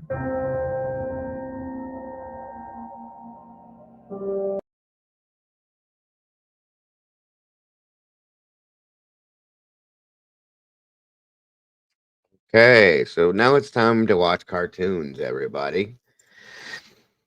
Clue had to go to bed. Cletus was passed out. He wasn't feeling good. He's got an abscess, guys. So that's why she dropped off. But I appreciate her joining us. I appreciate Truth joining us. He went to bed as well. Tomboy is the rough and tumble. She's still here with us. So thank you for doing that, Tomboy. Unless she's sleeping on the other side of that computer. I don't know. But you guys, I am going to give you a little instance that I've experienced a few times. Never thought about it until this. Are you still here, Tomboy? She probably did fall asleep. Or she left. No, she's here. I seen her just move. No, man. Okay. So, has anybody in here ever experienced? Yeah, I probably couldn't agree with you, David James. Absolutely. Good to see you in here, brother. By the way, thank you for joining us tonight. Has anybody ever experienced? Because I have. Weird. I'll be sound asleep, or I've gone into the sleep because I don't sleep very well. I have apnea for one, and for two, I just don't because my mind's always going. But I will get to the point where I'm asleep enough to where I dream vividly. I remember what I'm dreaming to an extent, okay? And then I wake up because I feel like I wake up because I have to go to the bathroom. There's been times I woke myself up in my dream because it's something that I have a fear of that I'm dreaming of. When I wake up, my heart is kind of AFib a little bit. It's gone out of rhythm. It's like beating like crazy. My heart rate's through the roof, so on and so forth, almost like I'm having an anxiety attack while I'm sleeping. I have to sit up until I calm myself down, bring my heart rate back down, so on and so forth, blah, blah, blah. It's crazy, but that's happened to me a few times. You sure that ain't GERD? What's that? My doctor told me that that is acid reflux. That's acid reflux. When Yeah, you have a dream that wakes you up enough to make your heart rate go up? I'm telling you, when I did my sleep study, that's what they told me it was acid reflux. Okay. Well, either way, then I'm having acid reflux. But I remember the dream. I remember waking up from the dream because the dream is something I'm having a fear of. I have a natural fear of, period. So it just made me wonder. It's crazy when you're I agree with you. I don't remember dreams. If I do dream, I have no idea because I don't remember dreams. I never have. Yeah. But I don't think you get into a complete REM sleep then. That's probably why. No, I don't, because of my ADHD. It just doesn't let me go into that deep sleep. And I think that's why when I have the same problem, I don't. But when I do, sometimes it happens if I'm like exhausted, which happens a lot because of what I do here. I think when I do, that's what happens. And then I have these dreams that are like I'm stuck in a small space and I have my claustrophobia, or somebody's trying to kidnap me, or that. I've had dreams like that, and I wake myself up, or I wake up and I feel it. It's weird. It's very strange. So, and I've heard of this sleep paralysis stuff you guys are talking about. That's horrific. I could not imagine that. Can I just say something on that hat, man? I saw that dude when I was 6. Good point, Walt. 6 in my grandparents' laundry room. Really? Yeah. Just hanging out. He was just standing there. Walking towards my sister. Wow. I screamed, my sister screamed, and we just left. And I never, ever went back in my grandparents' laundry room. And you both saw it, the same thing. Yeah. It was weird. That's when Leslie said she started seeing it at 6 years old. Quite wild, you guys. It's quite wild. Well, they had always told us that the farmhouse that my grandparents had, the farmhouse that my grandparents were given as a wedding present, they always told us that it was haunted. Well, that's awesome. It's a nice gift. Isn't it though? But I always thought that it was just my older siblings being jerks. Sure, I gotcha. And they probably were at some point. Right. Because aren't all older siblings assholes? And I'm the older sibling, so. So you are the asshole. The asshole, I guess. I don't know. Interesting. I'm the youngest, so they were always mean to me. I get it. I've heard that story too. I wasn't bad though. David says in dreams. Wait a minute, where'd it go? Back up here a little bit more. I remember dreams and they upset me because I can't piece them together. I've had that problem too. That's a huge thing that I can't stand. It really pisses me off. Molly does this a lot. Molly will draw her dreams. She's drawn quite a few dreams that she's had that lead to something else in some senses I've seen. I always wondered that too. A lot of the cases we cover and stuff like that. He says I've been standing in spots that I've already been there already. That's crazy. That's interesting. Like kind of like deja vu. It is crazy. That's wild. Wow. I just threw this on to kind of pull everybody's minds out of that little hole we were in for a minute. That's interesting. Yeah, if you can remember what you've dreamt, which I usually I can remember it right away in the very beginning. Within moments of being awake, it's completely gone though. It's so weird. Now I've had other dreams that are very vivid.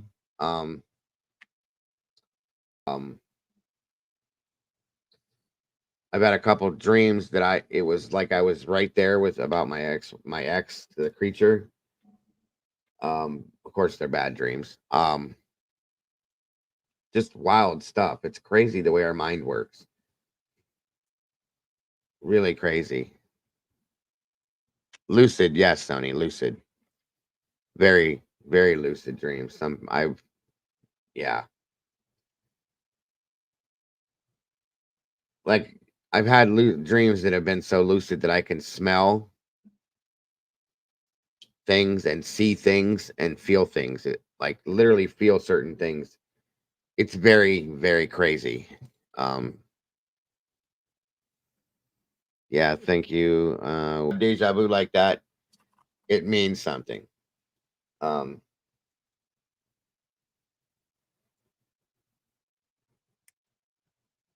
Gotcha. I didn't even see that one, but let me see here.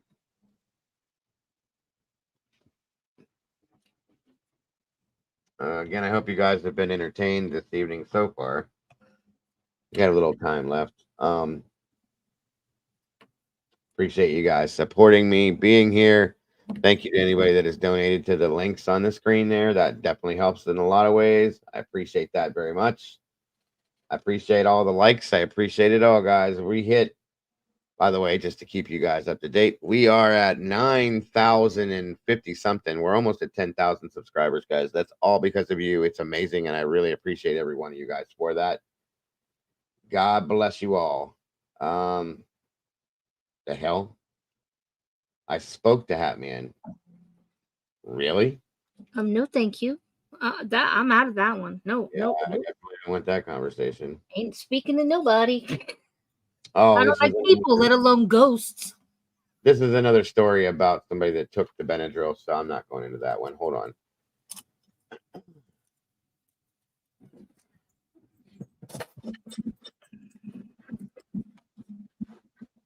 Let me find it here. See if I can find one.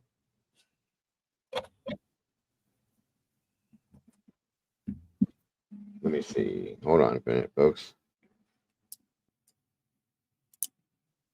So, Dago, remember when I was telling you earlier that it was just pouring down rain? Yeah. The little field behind us is almost 4 feet deep with water. Oh, wow. And of That's course, crazy. we have a dog that just loves water. She thinks, because we use a kids pool for their water dish, because none of them share. Mm-hmm. Well, she has a tendency to swim in the little kiddie pool. Oh, okay, yeah. So Sean decided he was going to take Jersey outside and let her see the water. Sean said she ripped off her collar to get to that water. Nice. To go swimming. I'm like, well, glad it was you. Yeah, right. Yes, David, I do remember for sure. And Molly, I'm not going anywhere right now. Don't worry. So this video, my understanding is this is stories that were based off of the Reddit post that they put out that are being told right here. So this is what I could find, Leslie. I hope this is okay. Again, thank you guys for hanging with us tonight. I appreciate you guys very much. I wish we had more peeps in here, but this works for me. It's more intimate, and I appreciate it and respect it very much. So thank you. All right. Here we go. Everybody's probably out getting ready to go camping or doing something. Do what? Getting ready to go camping or doing something. Well, it's also 12:54 in the morning, so you know. At least here it is. Yes, I agree. I just felt like there was somebody kind of around. Y me estaba observando, era un tipo como un señor, digamos, ¿no? All around the world, people are experiencing the same terrifying vision in their sleep. It was just a black silhouette, completely black. I couldn't make out any features. I never saw a face or eyes, but just this dark kind of outline of a man. 带着类似说里那样黑色鞭炮，但是看不见脸。 Tall man with some type of a brimmed hat. There was three of them for me, and the one in the middle was always the guy in the middle who had a hat on. It was obviously the boss. У них лидер мужчина в шляпе цилиндре. Они меня пугали, утаскивали душу на ночь. Tenía un pánico, pero no me podía mover. When your heart is beating, so fast you think you're gonna die. Why are people everywhere having the same nightmare? I'm Corinne Pertil. This is Quartz. Subscribe to our channel for more videos. The vision is virtually the same everywhere. I collected accounts from forums, chat rooms, books, and interviews, and noticed a few common themes. He is dark. He is featureless. He wears a hat. And when people see him, they feel paralyzed, unable to speak, a crushing sense of breathlessness, like something evil is pressing on their chests. And when Thank you they're so finally much, able to Leslie. I move, appreciate that very much. God bless. I haven't seen him in years, but I fear him. Yeah, I do for sure. I wanted to speak to someone who could make sense of all of this. I think it is a real challenge for the kind of scientific explanations to explain why some of these themes seem to crop up time and time again. Chris is a psychologist who studies paranormal experiences. He says people who see things like the Hat Man aren't crazy or... Oh shit, David, 50 memberships gifted. Hold on, guys. We'll come right back to this because I can't see anything. 1 second. Good Lord Almighty. Hold on. Where the hell is it?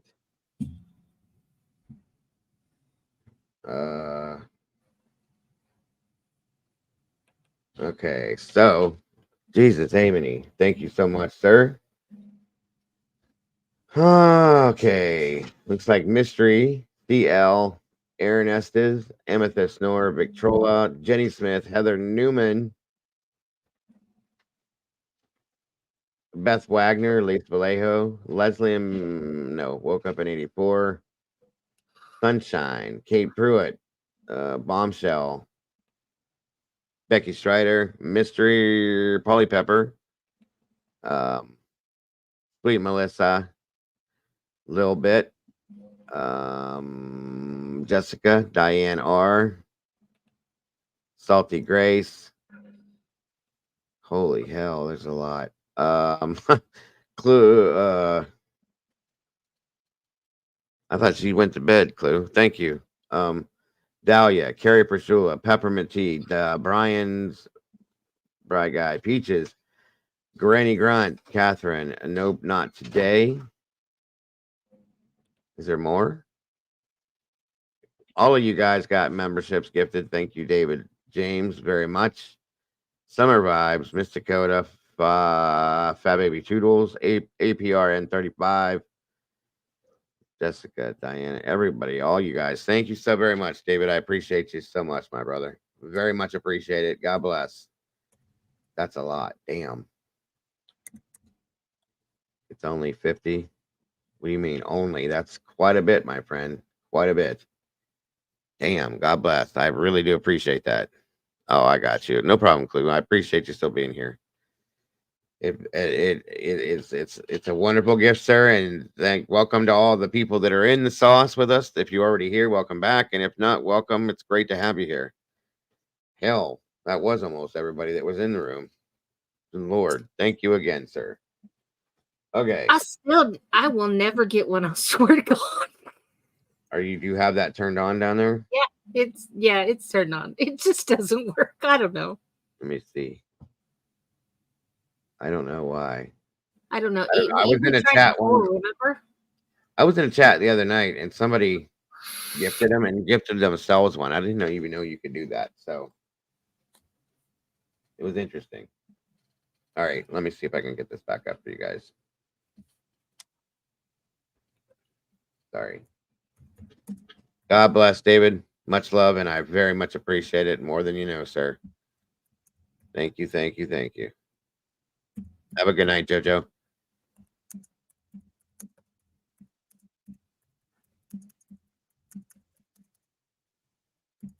Lying.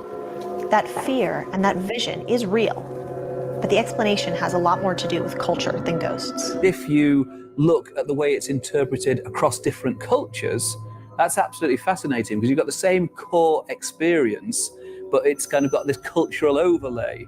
Bueno, aunque la gente me dice que esto es algo, dice que es natural, de un trastorno del sueño y todas esas cosas, pero otra cosa es que uno lo viva, lo sienta, porque para mí eso es algo espiritual, digamos, son ataques demoníacos, digamos. This nightmarish figure has inspired art and myths across cultures and history. In Assyria and Babylon, an evil spirit was said to leap upon unsuspecting victims as they slept. Thank you so much, Leslie. I In ancient appreciate that Greece, more than you a know. doctor wrote of a demon that God bless. visited his patients at night and pressed upon their chests. Similar specters appear in folk tales told from the Arctic to Japan to Newfoundland. And for most Have a of good night, history, Mystery. no one knew why. By the late 20th century, the science of sleep evolved to offer another explanation. It's called sleep paralysis. You're stuck in a state where you're awake, but the only thing you can do is move your eyes, breathe. Alon Avedon is the director of the Sleep Disorders Center at UCLA. He says we're always paralyzed while we dream. That's normal. But when the brain wakes up before the body does, that's sleep paralysis. You cannot scream, you cannot talk. In fact, a lot of people experience sleep paralysis, and it can come with terrifying visions. Sleep scientists have a specific term for this. One unique parasomnia is called terrifying hypnagogic hallucinations. What happens is the patient wakes up and they start seeing images of other people who are trying to hurt them. But even Avedon says he doesn't understand why all those hallucinations are so similar. It's fascinating in that you take individuals across different geographic entities, and yet the dreams seem to be similar. Why does it happen? Why are the dreams not pleasant? Chris, the psychologist, thinks he might have an idea. Sleep paralysis visions are shaped by cultural influences the dreamer may not even be consciously aware of.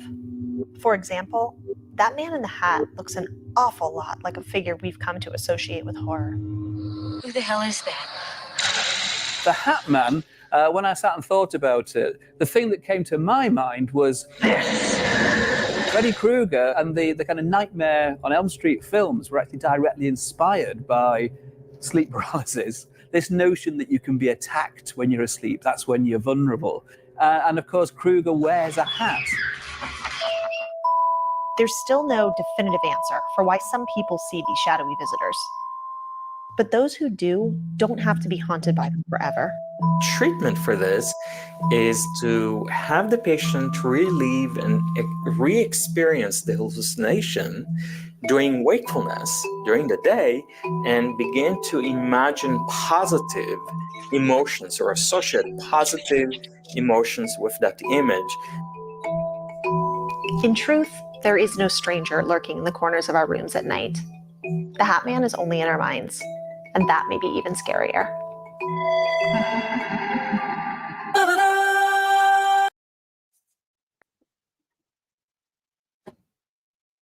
That's a good point, Andy. Hold on, guys. There's another thing I had over here that I could throw up here too. Hold on.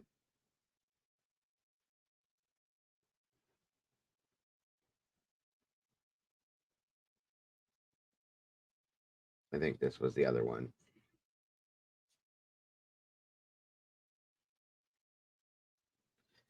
Let's see. I think this tells some stories too. I can't really find one that does that. So hold on a minute. I'm not going nowhere yet, guys. Them or sitting on their chest has existed across a spectrum of cultures, both current and ancient. In Assyria and Babylon, an evil spirit was said to leap on unsuspecting victims. In ancient Greece, there was a doctor that wrote about patients that reported dark beings that would sit upon their chests as they slept.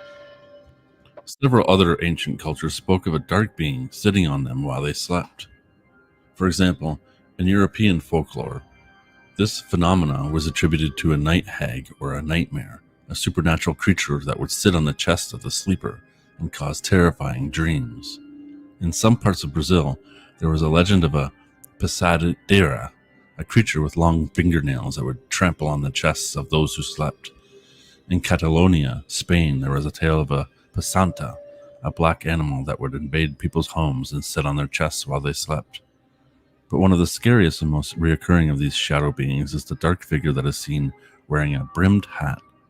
When you see him, ice water fills your veins.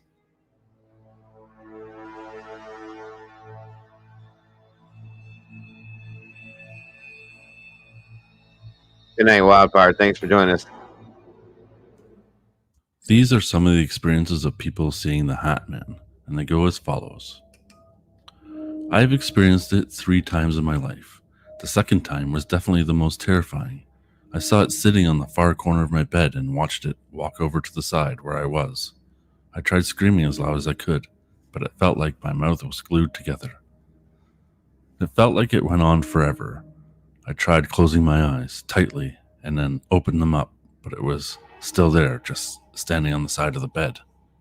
Eventually, when I closed my eyes again and looked, it was gone. Scariest night of my life. He's not even just completely black. It's like an absence of light. It is a screaming, gaping hole in what would be reality, but it's in the shape of a man. I saw him. He came to my room and I was completely paralyzed by fear. This kind of fear is primal. I'll show that next, Molly. There aren't words to describe the horror. I seen him about a year ago. I woke up, not paralyzed, sat up and scooted to the edge of my bed, looked around the corner, and he was standing there about 7 feet tall, darker than the darkest darkness I've ever experienced. If the guy was in a completely dark room, he would stand out. We definitely acknowledged each other, and then I backed up around the corner and recollected myself. I ended up feeling angry, and I went back around the corner to confront whatever it was, and it was gone. Now, the most common understanding or explanation of the Hat Man, or shadow figures, is, of course, sleep paralysis. The idea is that your body is still in sleep mode, brain in a dream state, but yet you're awake, unable to move your body, and since you're in a dream state, you are hallucinating something in the dark. The sensations and visions people have are, of course, very real to them. They aren't making it up and they aren't fabricating them. But the concept is that it's nothing more than a hallucination. And with that wave of the hand, all is written off as fake, as if hallucinations are real things that we should be concerned with. We find ourselves in our modern times with all our fancy explanations and scientific and reasoning skills, unable to explain or conceptualize that things that aren't made of a physical substance aren't real. We are unable to correctly identify something, an idea, image, meme, as something real, as something of merit, something that has real power associated with it. There are some associations with it that scratch the surface, that these things are either caused by cultural influences or that some things can influence you, but that's about it. The explanation is simply that some people are more susceptible to manipulation than others. Now, while that's true, it doesn't address what the actual power is, what this actual phenomena is, why it affects us, why it holds power over us, and why does it cross different cultures. Sleep paralysis visions are shaped by cultural influences the dreamer may not even be consciously aware of. For example, that man in the hat looks an awful lot like a figure we've come to associate with horror. Who the hell is that? The Hat Man When I sat and thought about it, the thing that came to my mind was Freddy Krueger and the kind of Nightmare on Elm Street films were actually directly inspired by sleep paralysis. This notion that you can be attacked when you're asleep, that's when you're vulnerable. This psychologist smugly comes up with the idea that the Hat Man is from horror movies like Nightmare on Elm Street. And since American film culture went all over the world, then, well, this is why other cultures started to see the Hat Man in their sleep paralysis. It would simply just people seeing things, and then their dream state comes up with all sorts of tricks on them. If you start stepping out of the Western rationalist paradigm, and even out of the Christian religious paradigm, you begin to see a different perspective. You certainly see a trick being played on people's minds, that's for sure. I'm not sure what the psychologist would say about the other shadowy figures that people see across cultures. Most likely, he may use Jung's archetype model for that. While these explanations are not false, they do fall short of what is actually going on. Telling someone with these experiences that it's all a trick isn't going to work.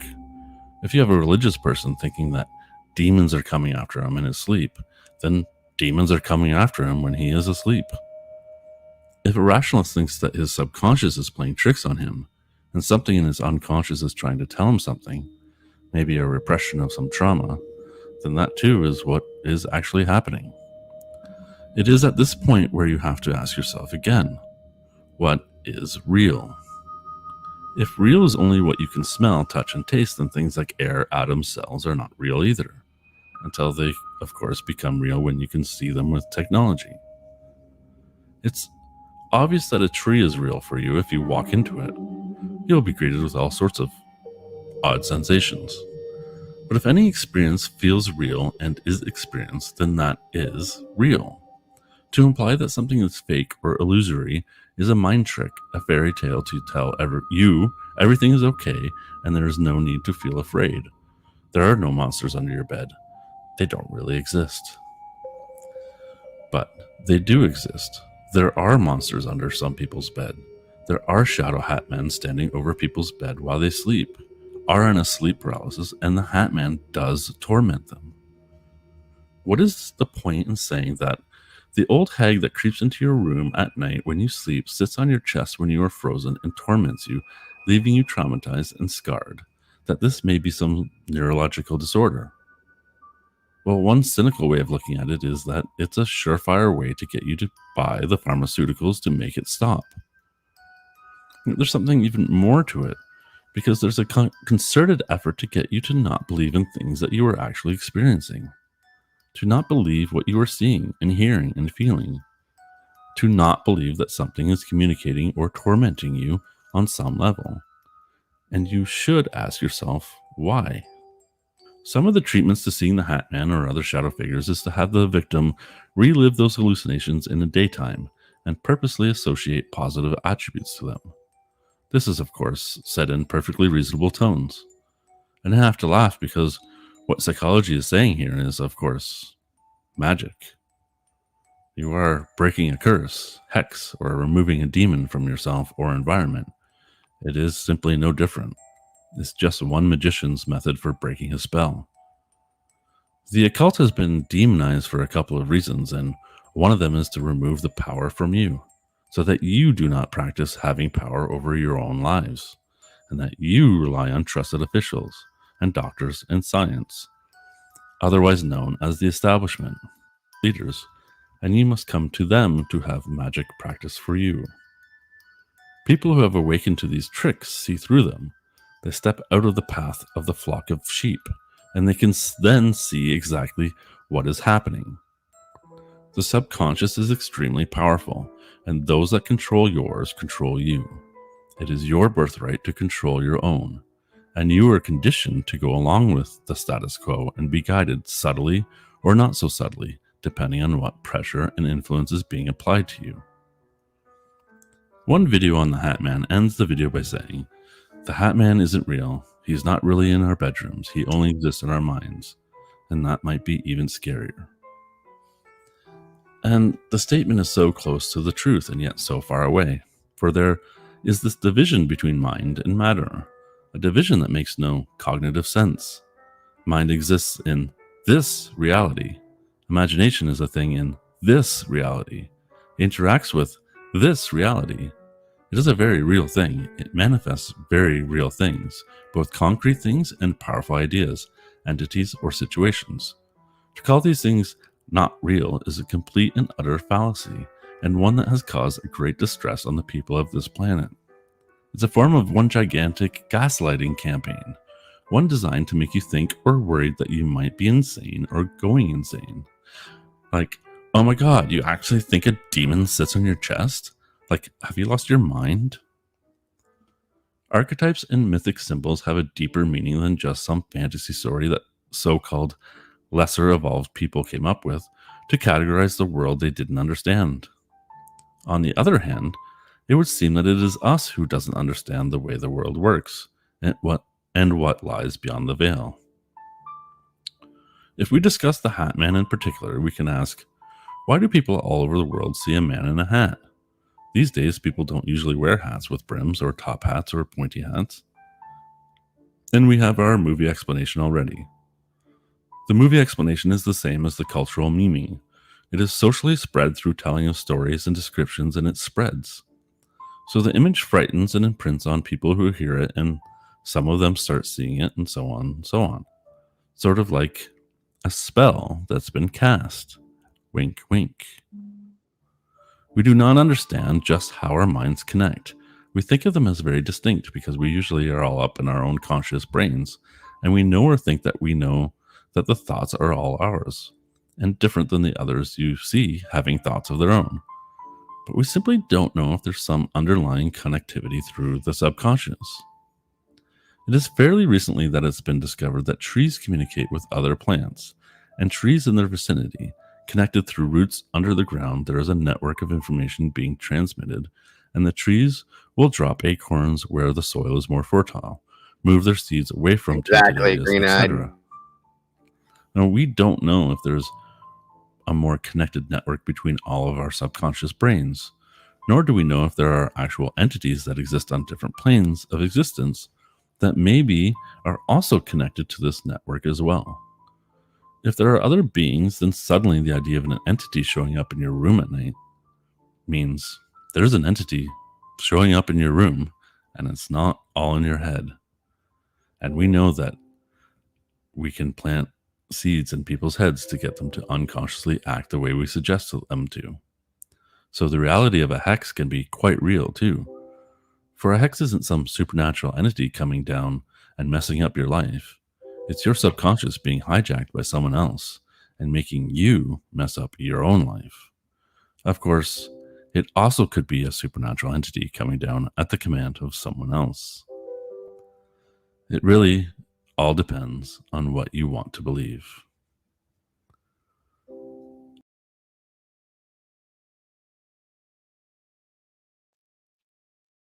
And there is that version of it as well. There's probably more. I have to dig a little bit, but I didn't get really a chance to. There's supposed to be, there's another version of this too, by the way. Let's see something here. I'll throw this at you real quick, and then we'll probably call it a night because it's been 5.5 hours. I'm sure you guys are, some of you guys are just night owls, and you could go all night. I know that. Probably no one is going to sleep now. You guys asked for this. I'm sorry. I'm sorry. It's been interesting tonight, though, for sure. Be it the figure of Slender Man,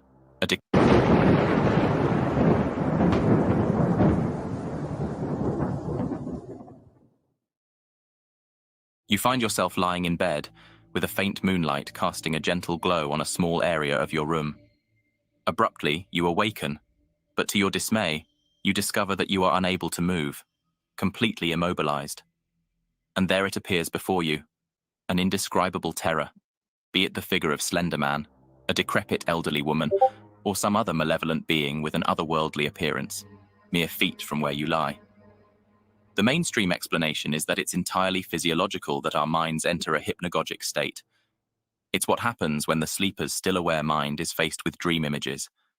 As some people wake up, they experience a hypnopompic state, which is the dreaming mind faced with stimuli from the real world. In both cases, the dreams can seem very real, taking on a vivid, hallucinatory feeling. However, one would have to argue, why do we all seem to see similar things during these episodes? Several months ago, I had my first encounter. I found myself suddenly awake, completely frozen, staring at something above me. I'm so grateful that my glasses were off, because this entity with its hands holding my shoulders down looked terrifying, with what looked like a briar thorn hat. My fight or flight instinct had me trying to yell, which was nothing but a pathetic yelp from my paralyzed vocals. Whatever this entity was, it gave off an impression it was enjoying the horror. If my experience was unique, we could write it off as simply a physiological hypnagogic state. But why does no one ever have experiences with a beautiful sexual partner, or perhaps something that brings joy? Instead, we see aliens, shadow people, or the night hag visiting us at night, violating our preconceived areas of safety.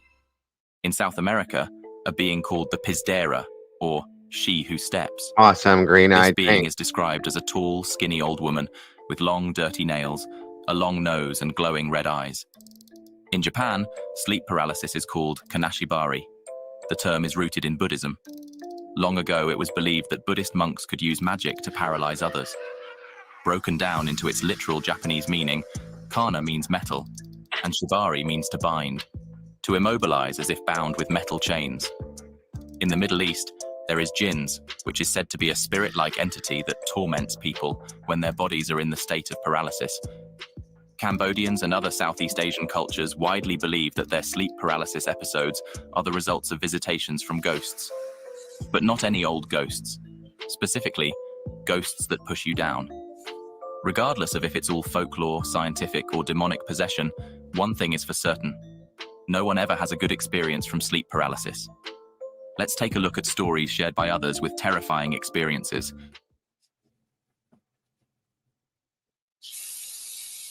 I started experiencing sleep paralysis during the exam period of my first year at university, a very stressful time for me. The first time it happened, I woke up with the feeling I was being suffocated.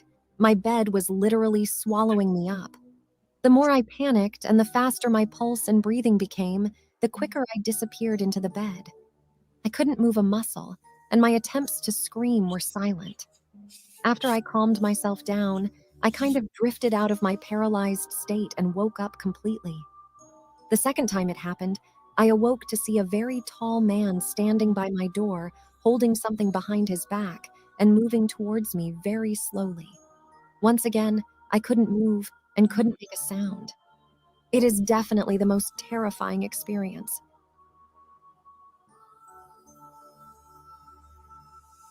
About a year ago, me and my wife and kids went to visit my cousin and his family for a couple of weeks.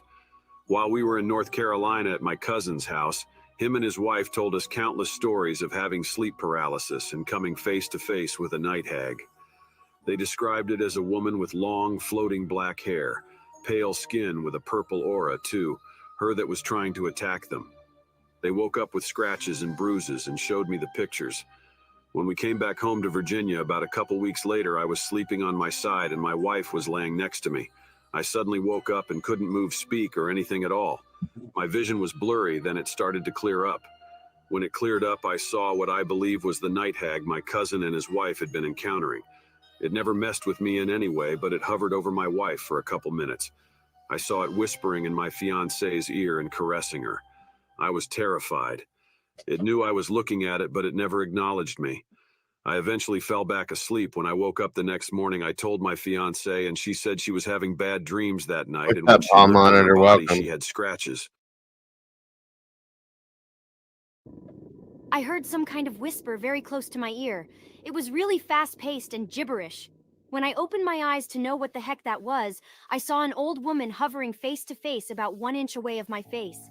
She had a pale old face, black lips, and 2 very, very deep black eyes. I'm not even sure if she had eyes. In fact, I think these were eye sockets. After what felt like an eternity of panic, I woke up. I didn't sleep again that night. It happened for the first time when I was 14. I couldn't move. Didn't understand what it was.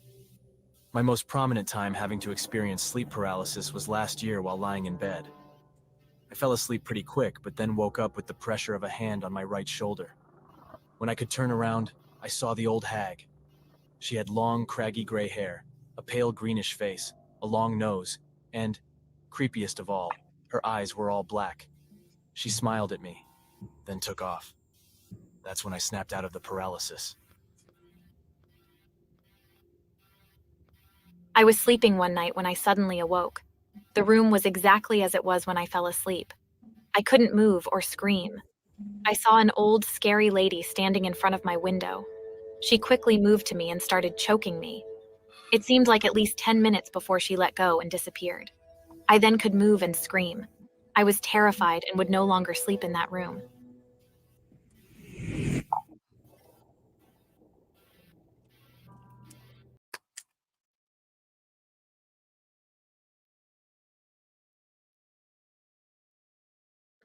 Well, there we go, folks. I guess this happens regularly. Molly, my little Molly over here, our producer, has had these own experiences with night paralysis per se. Okay. Molly has dreams, very vivid dreams, and she draws them because she has had dreams of some of the cases we've covered in the past. So she draws what she sees because it could be helpful. But during some of her dreams that she's had, this is one thing she's seen and she's drawn it. This is horrific. Like, no, no, no, no, no, not just no, but hell no. See that in your sleep is wow. So that's one. The other one is even more interesting to me. And it kind of reminds me of something else that we've seen already tonight. That's a little wicked, a little weird, I should say. Oh, wait a second here. Sorry. I'm sure you do, Molly. Anybody would hate it. I'm sorry that happens to you, hon. There's that now, which kind of reminds me of what we just heard about. You see it coming in the window, crawling forward, the long hair, the long fingers. Hell no. Sorry, kid. You ain't coming to my room, bro. Sorry, Molly. I'm sorry you go through this, hon. This is ridiculous. But our brains do crazy things, guys. We see these things. It makes you wonder why. You know what I mean? That's what my question is. It's why are we seeing these things when we see them? Very interesting. Now, what I'm going to suggest to you guys tonight is please go watch something either funny, cartoons, anything, but don't go down the same road we've been down tonight because I want you guys to sleep sometimes eventually, okay?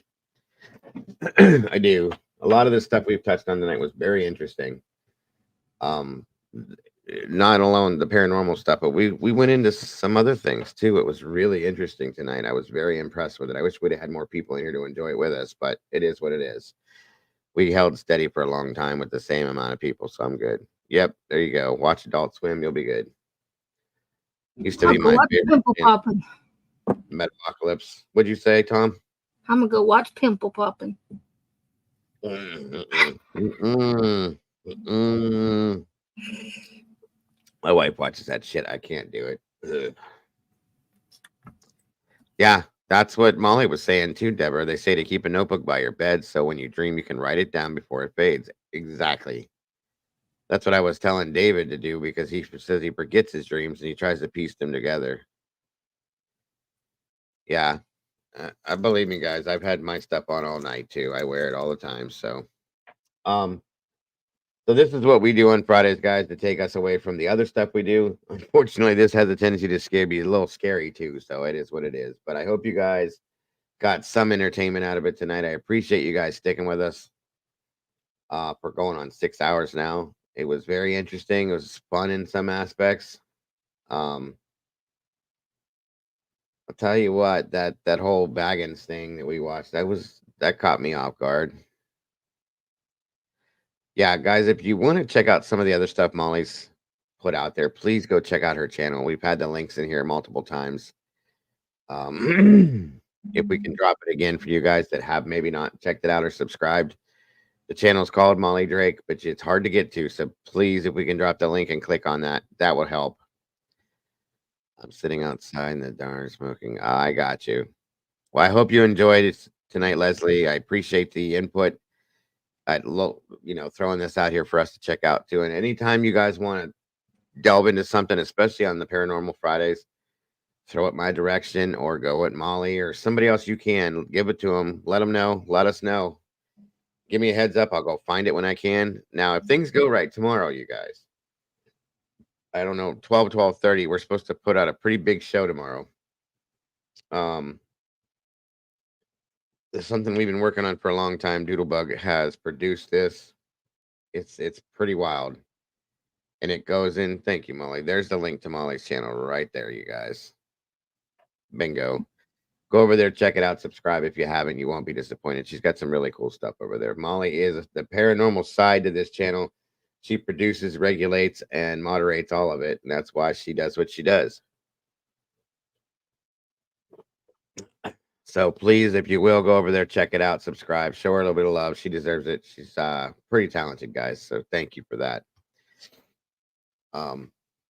Now, like I said, tomorrow we should be having if everything goes right, we're supposed to have a pretty big show. I'm going to have a special guest joining me, talking about some very deep police corruption. Actually, corruption in general in relation to government, church, and more deeper than that, guys. And it's weirdly related to, and there's connections and ties to a town we've been following called Fredericktown, where we've covered multiple cases in. Once again, another link that has been found to this. And we've been working on this specific case here for about 6 months now, you guys. Big time.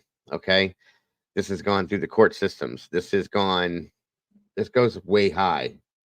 And when you see what we're going to be looking into, you guys, it's going to blow your mind. It's insanity, I'm telling you. So I got to thank Doodle again for producing that. She's done an amazing job connecting the pieces, connecting me to certain people.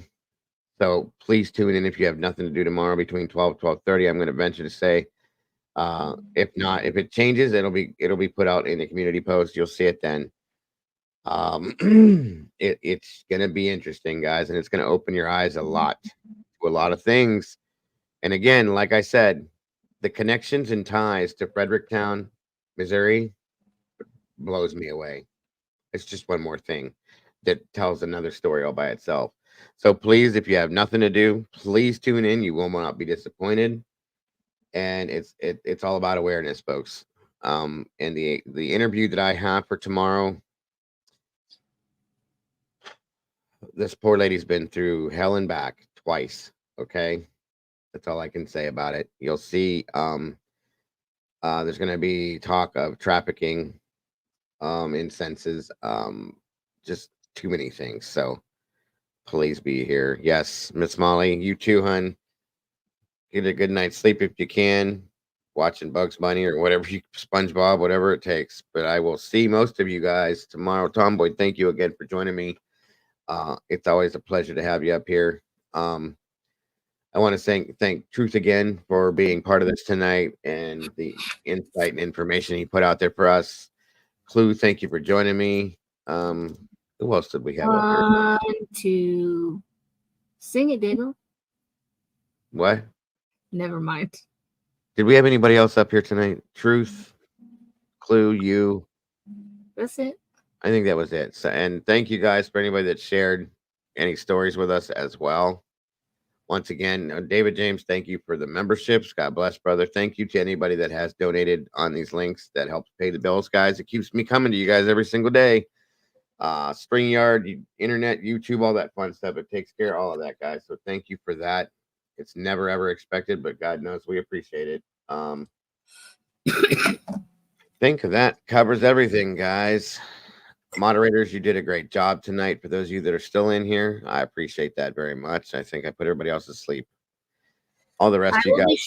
I will be sure and close my closet door. Yeah. Check under your bed before you go to sleep tonight, guys. That's all I can tell you. Much love to each and every one of you guys. Guys, don't forget to love yourselves, love each other. Don't change a thing about yourselves, guys. And you know why. Because you guys are the beautiful people. And I cannot wait to hook up with you guys again tomorrow. And I hope you have a great rest of your night, folks. Much love to you all. Have a great night. And God bless. Good night, everybody. Bye-bye now.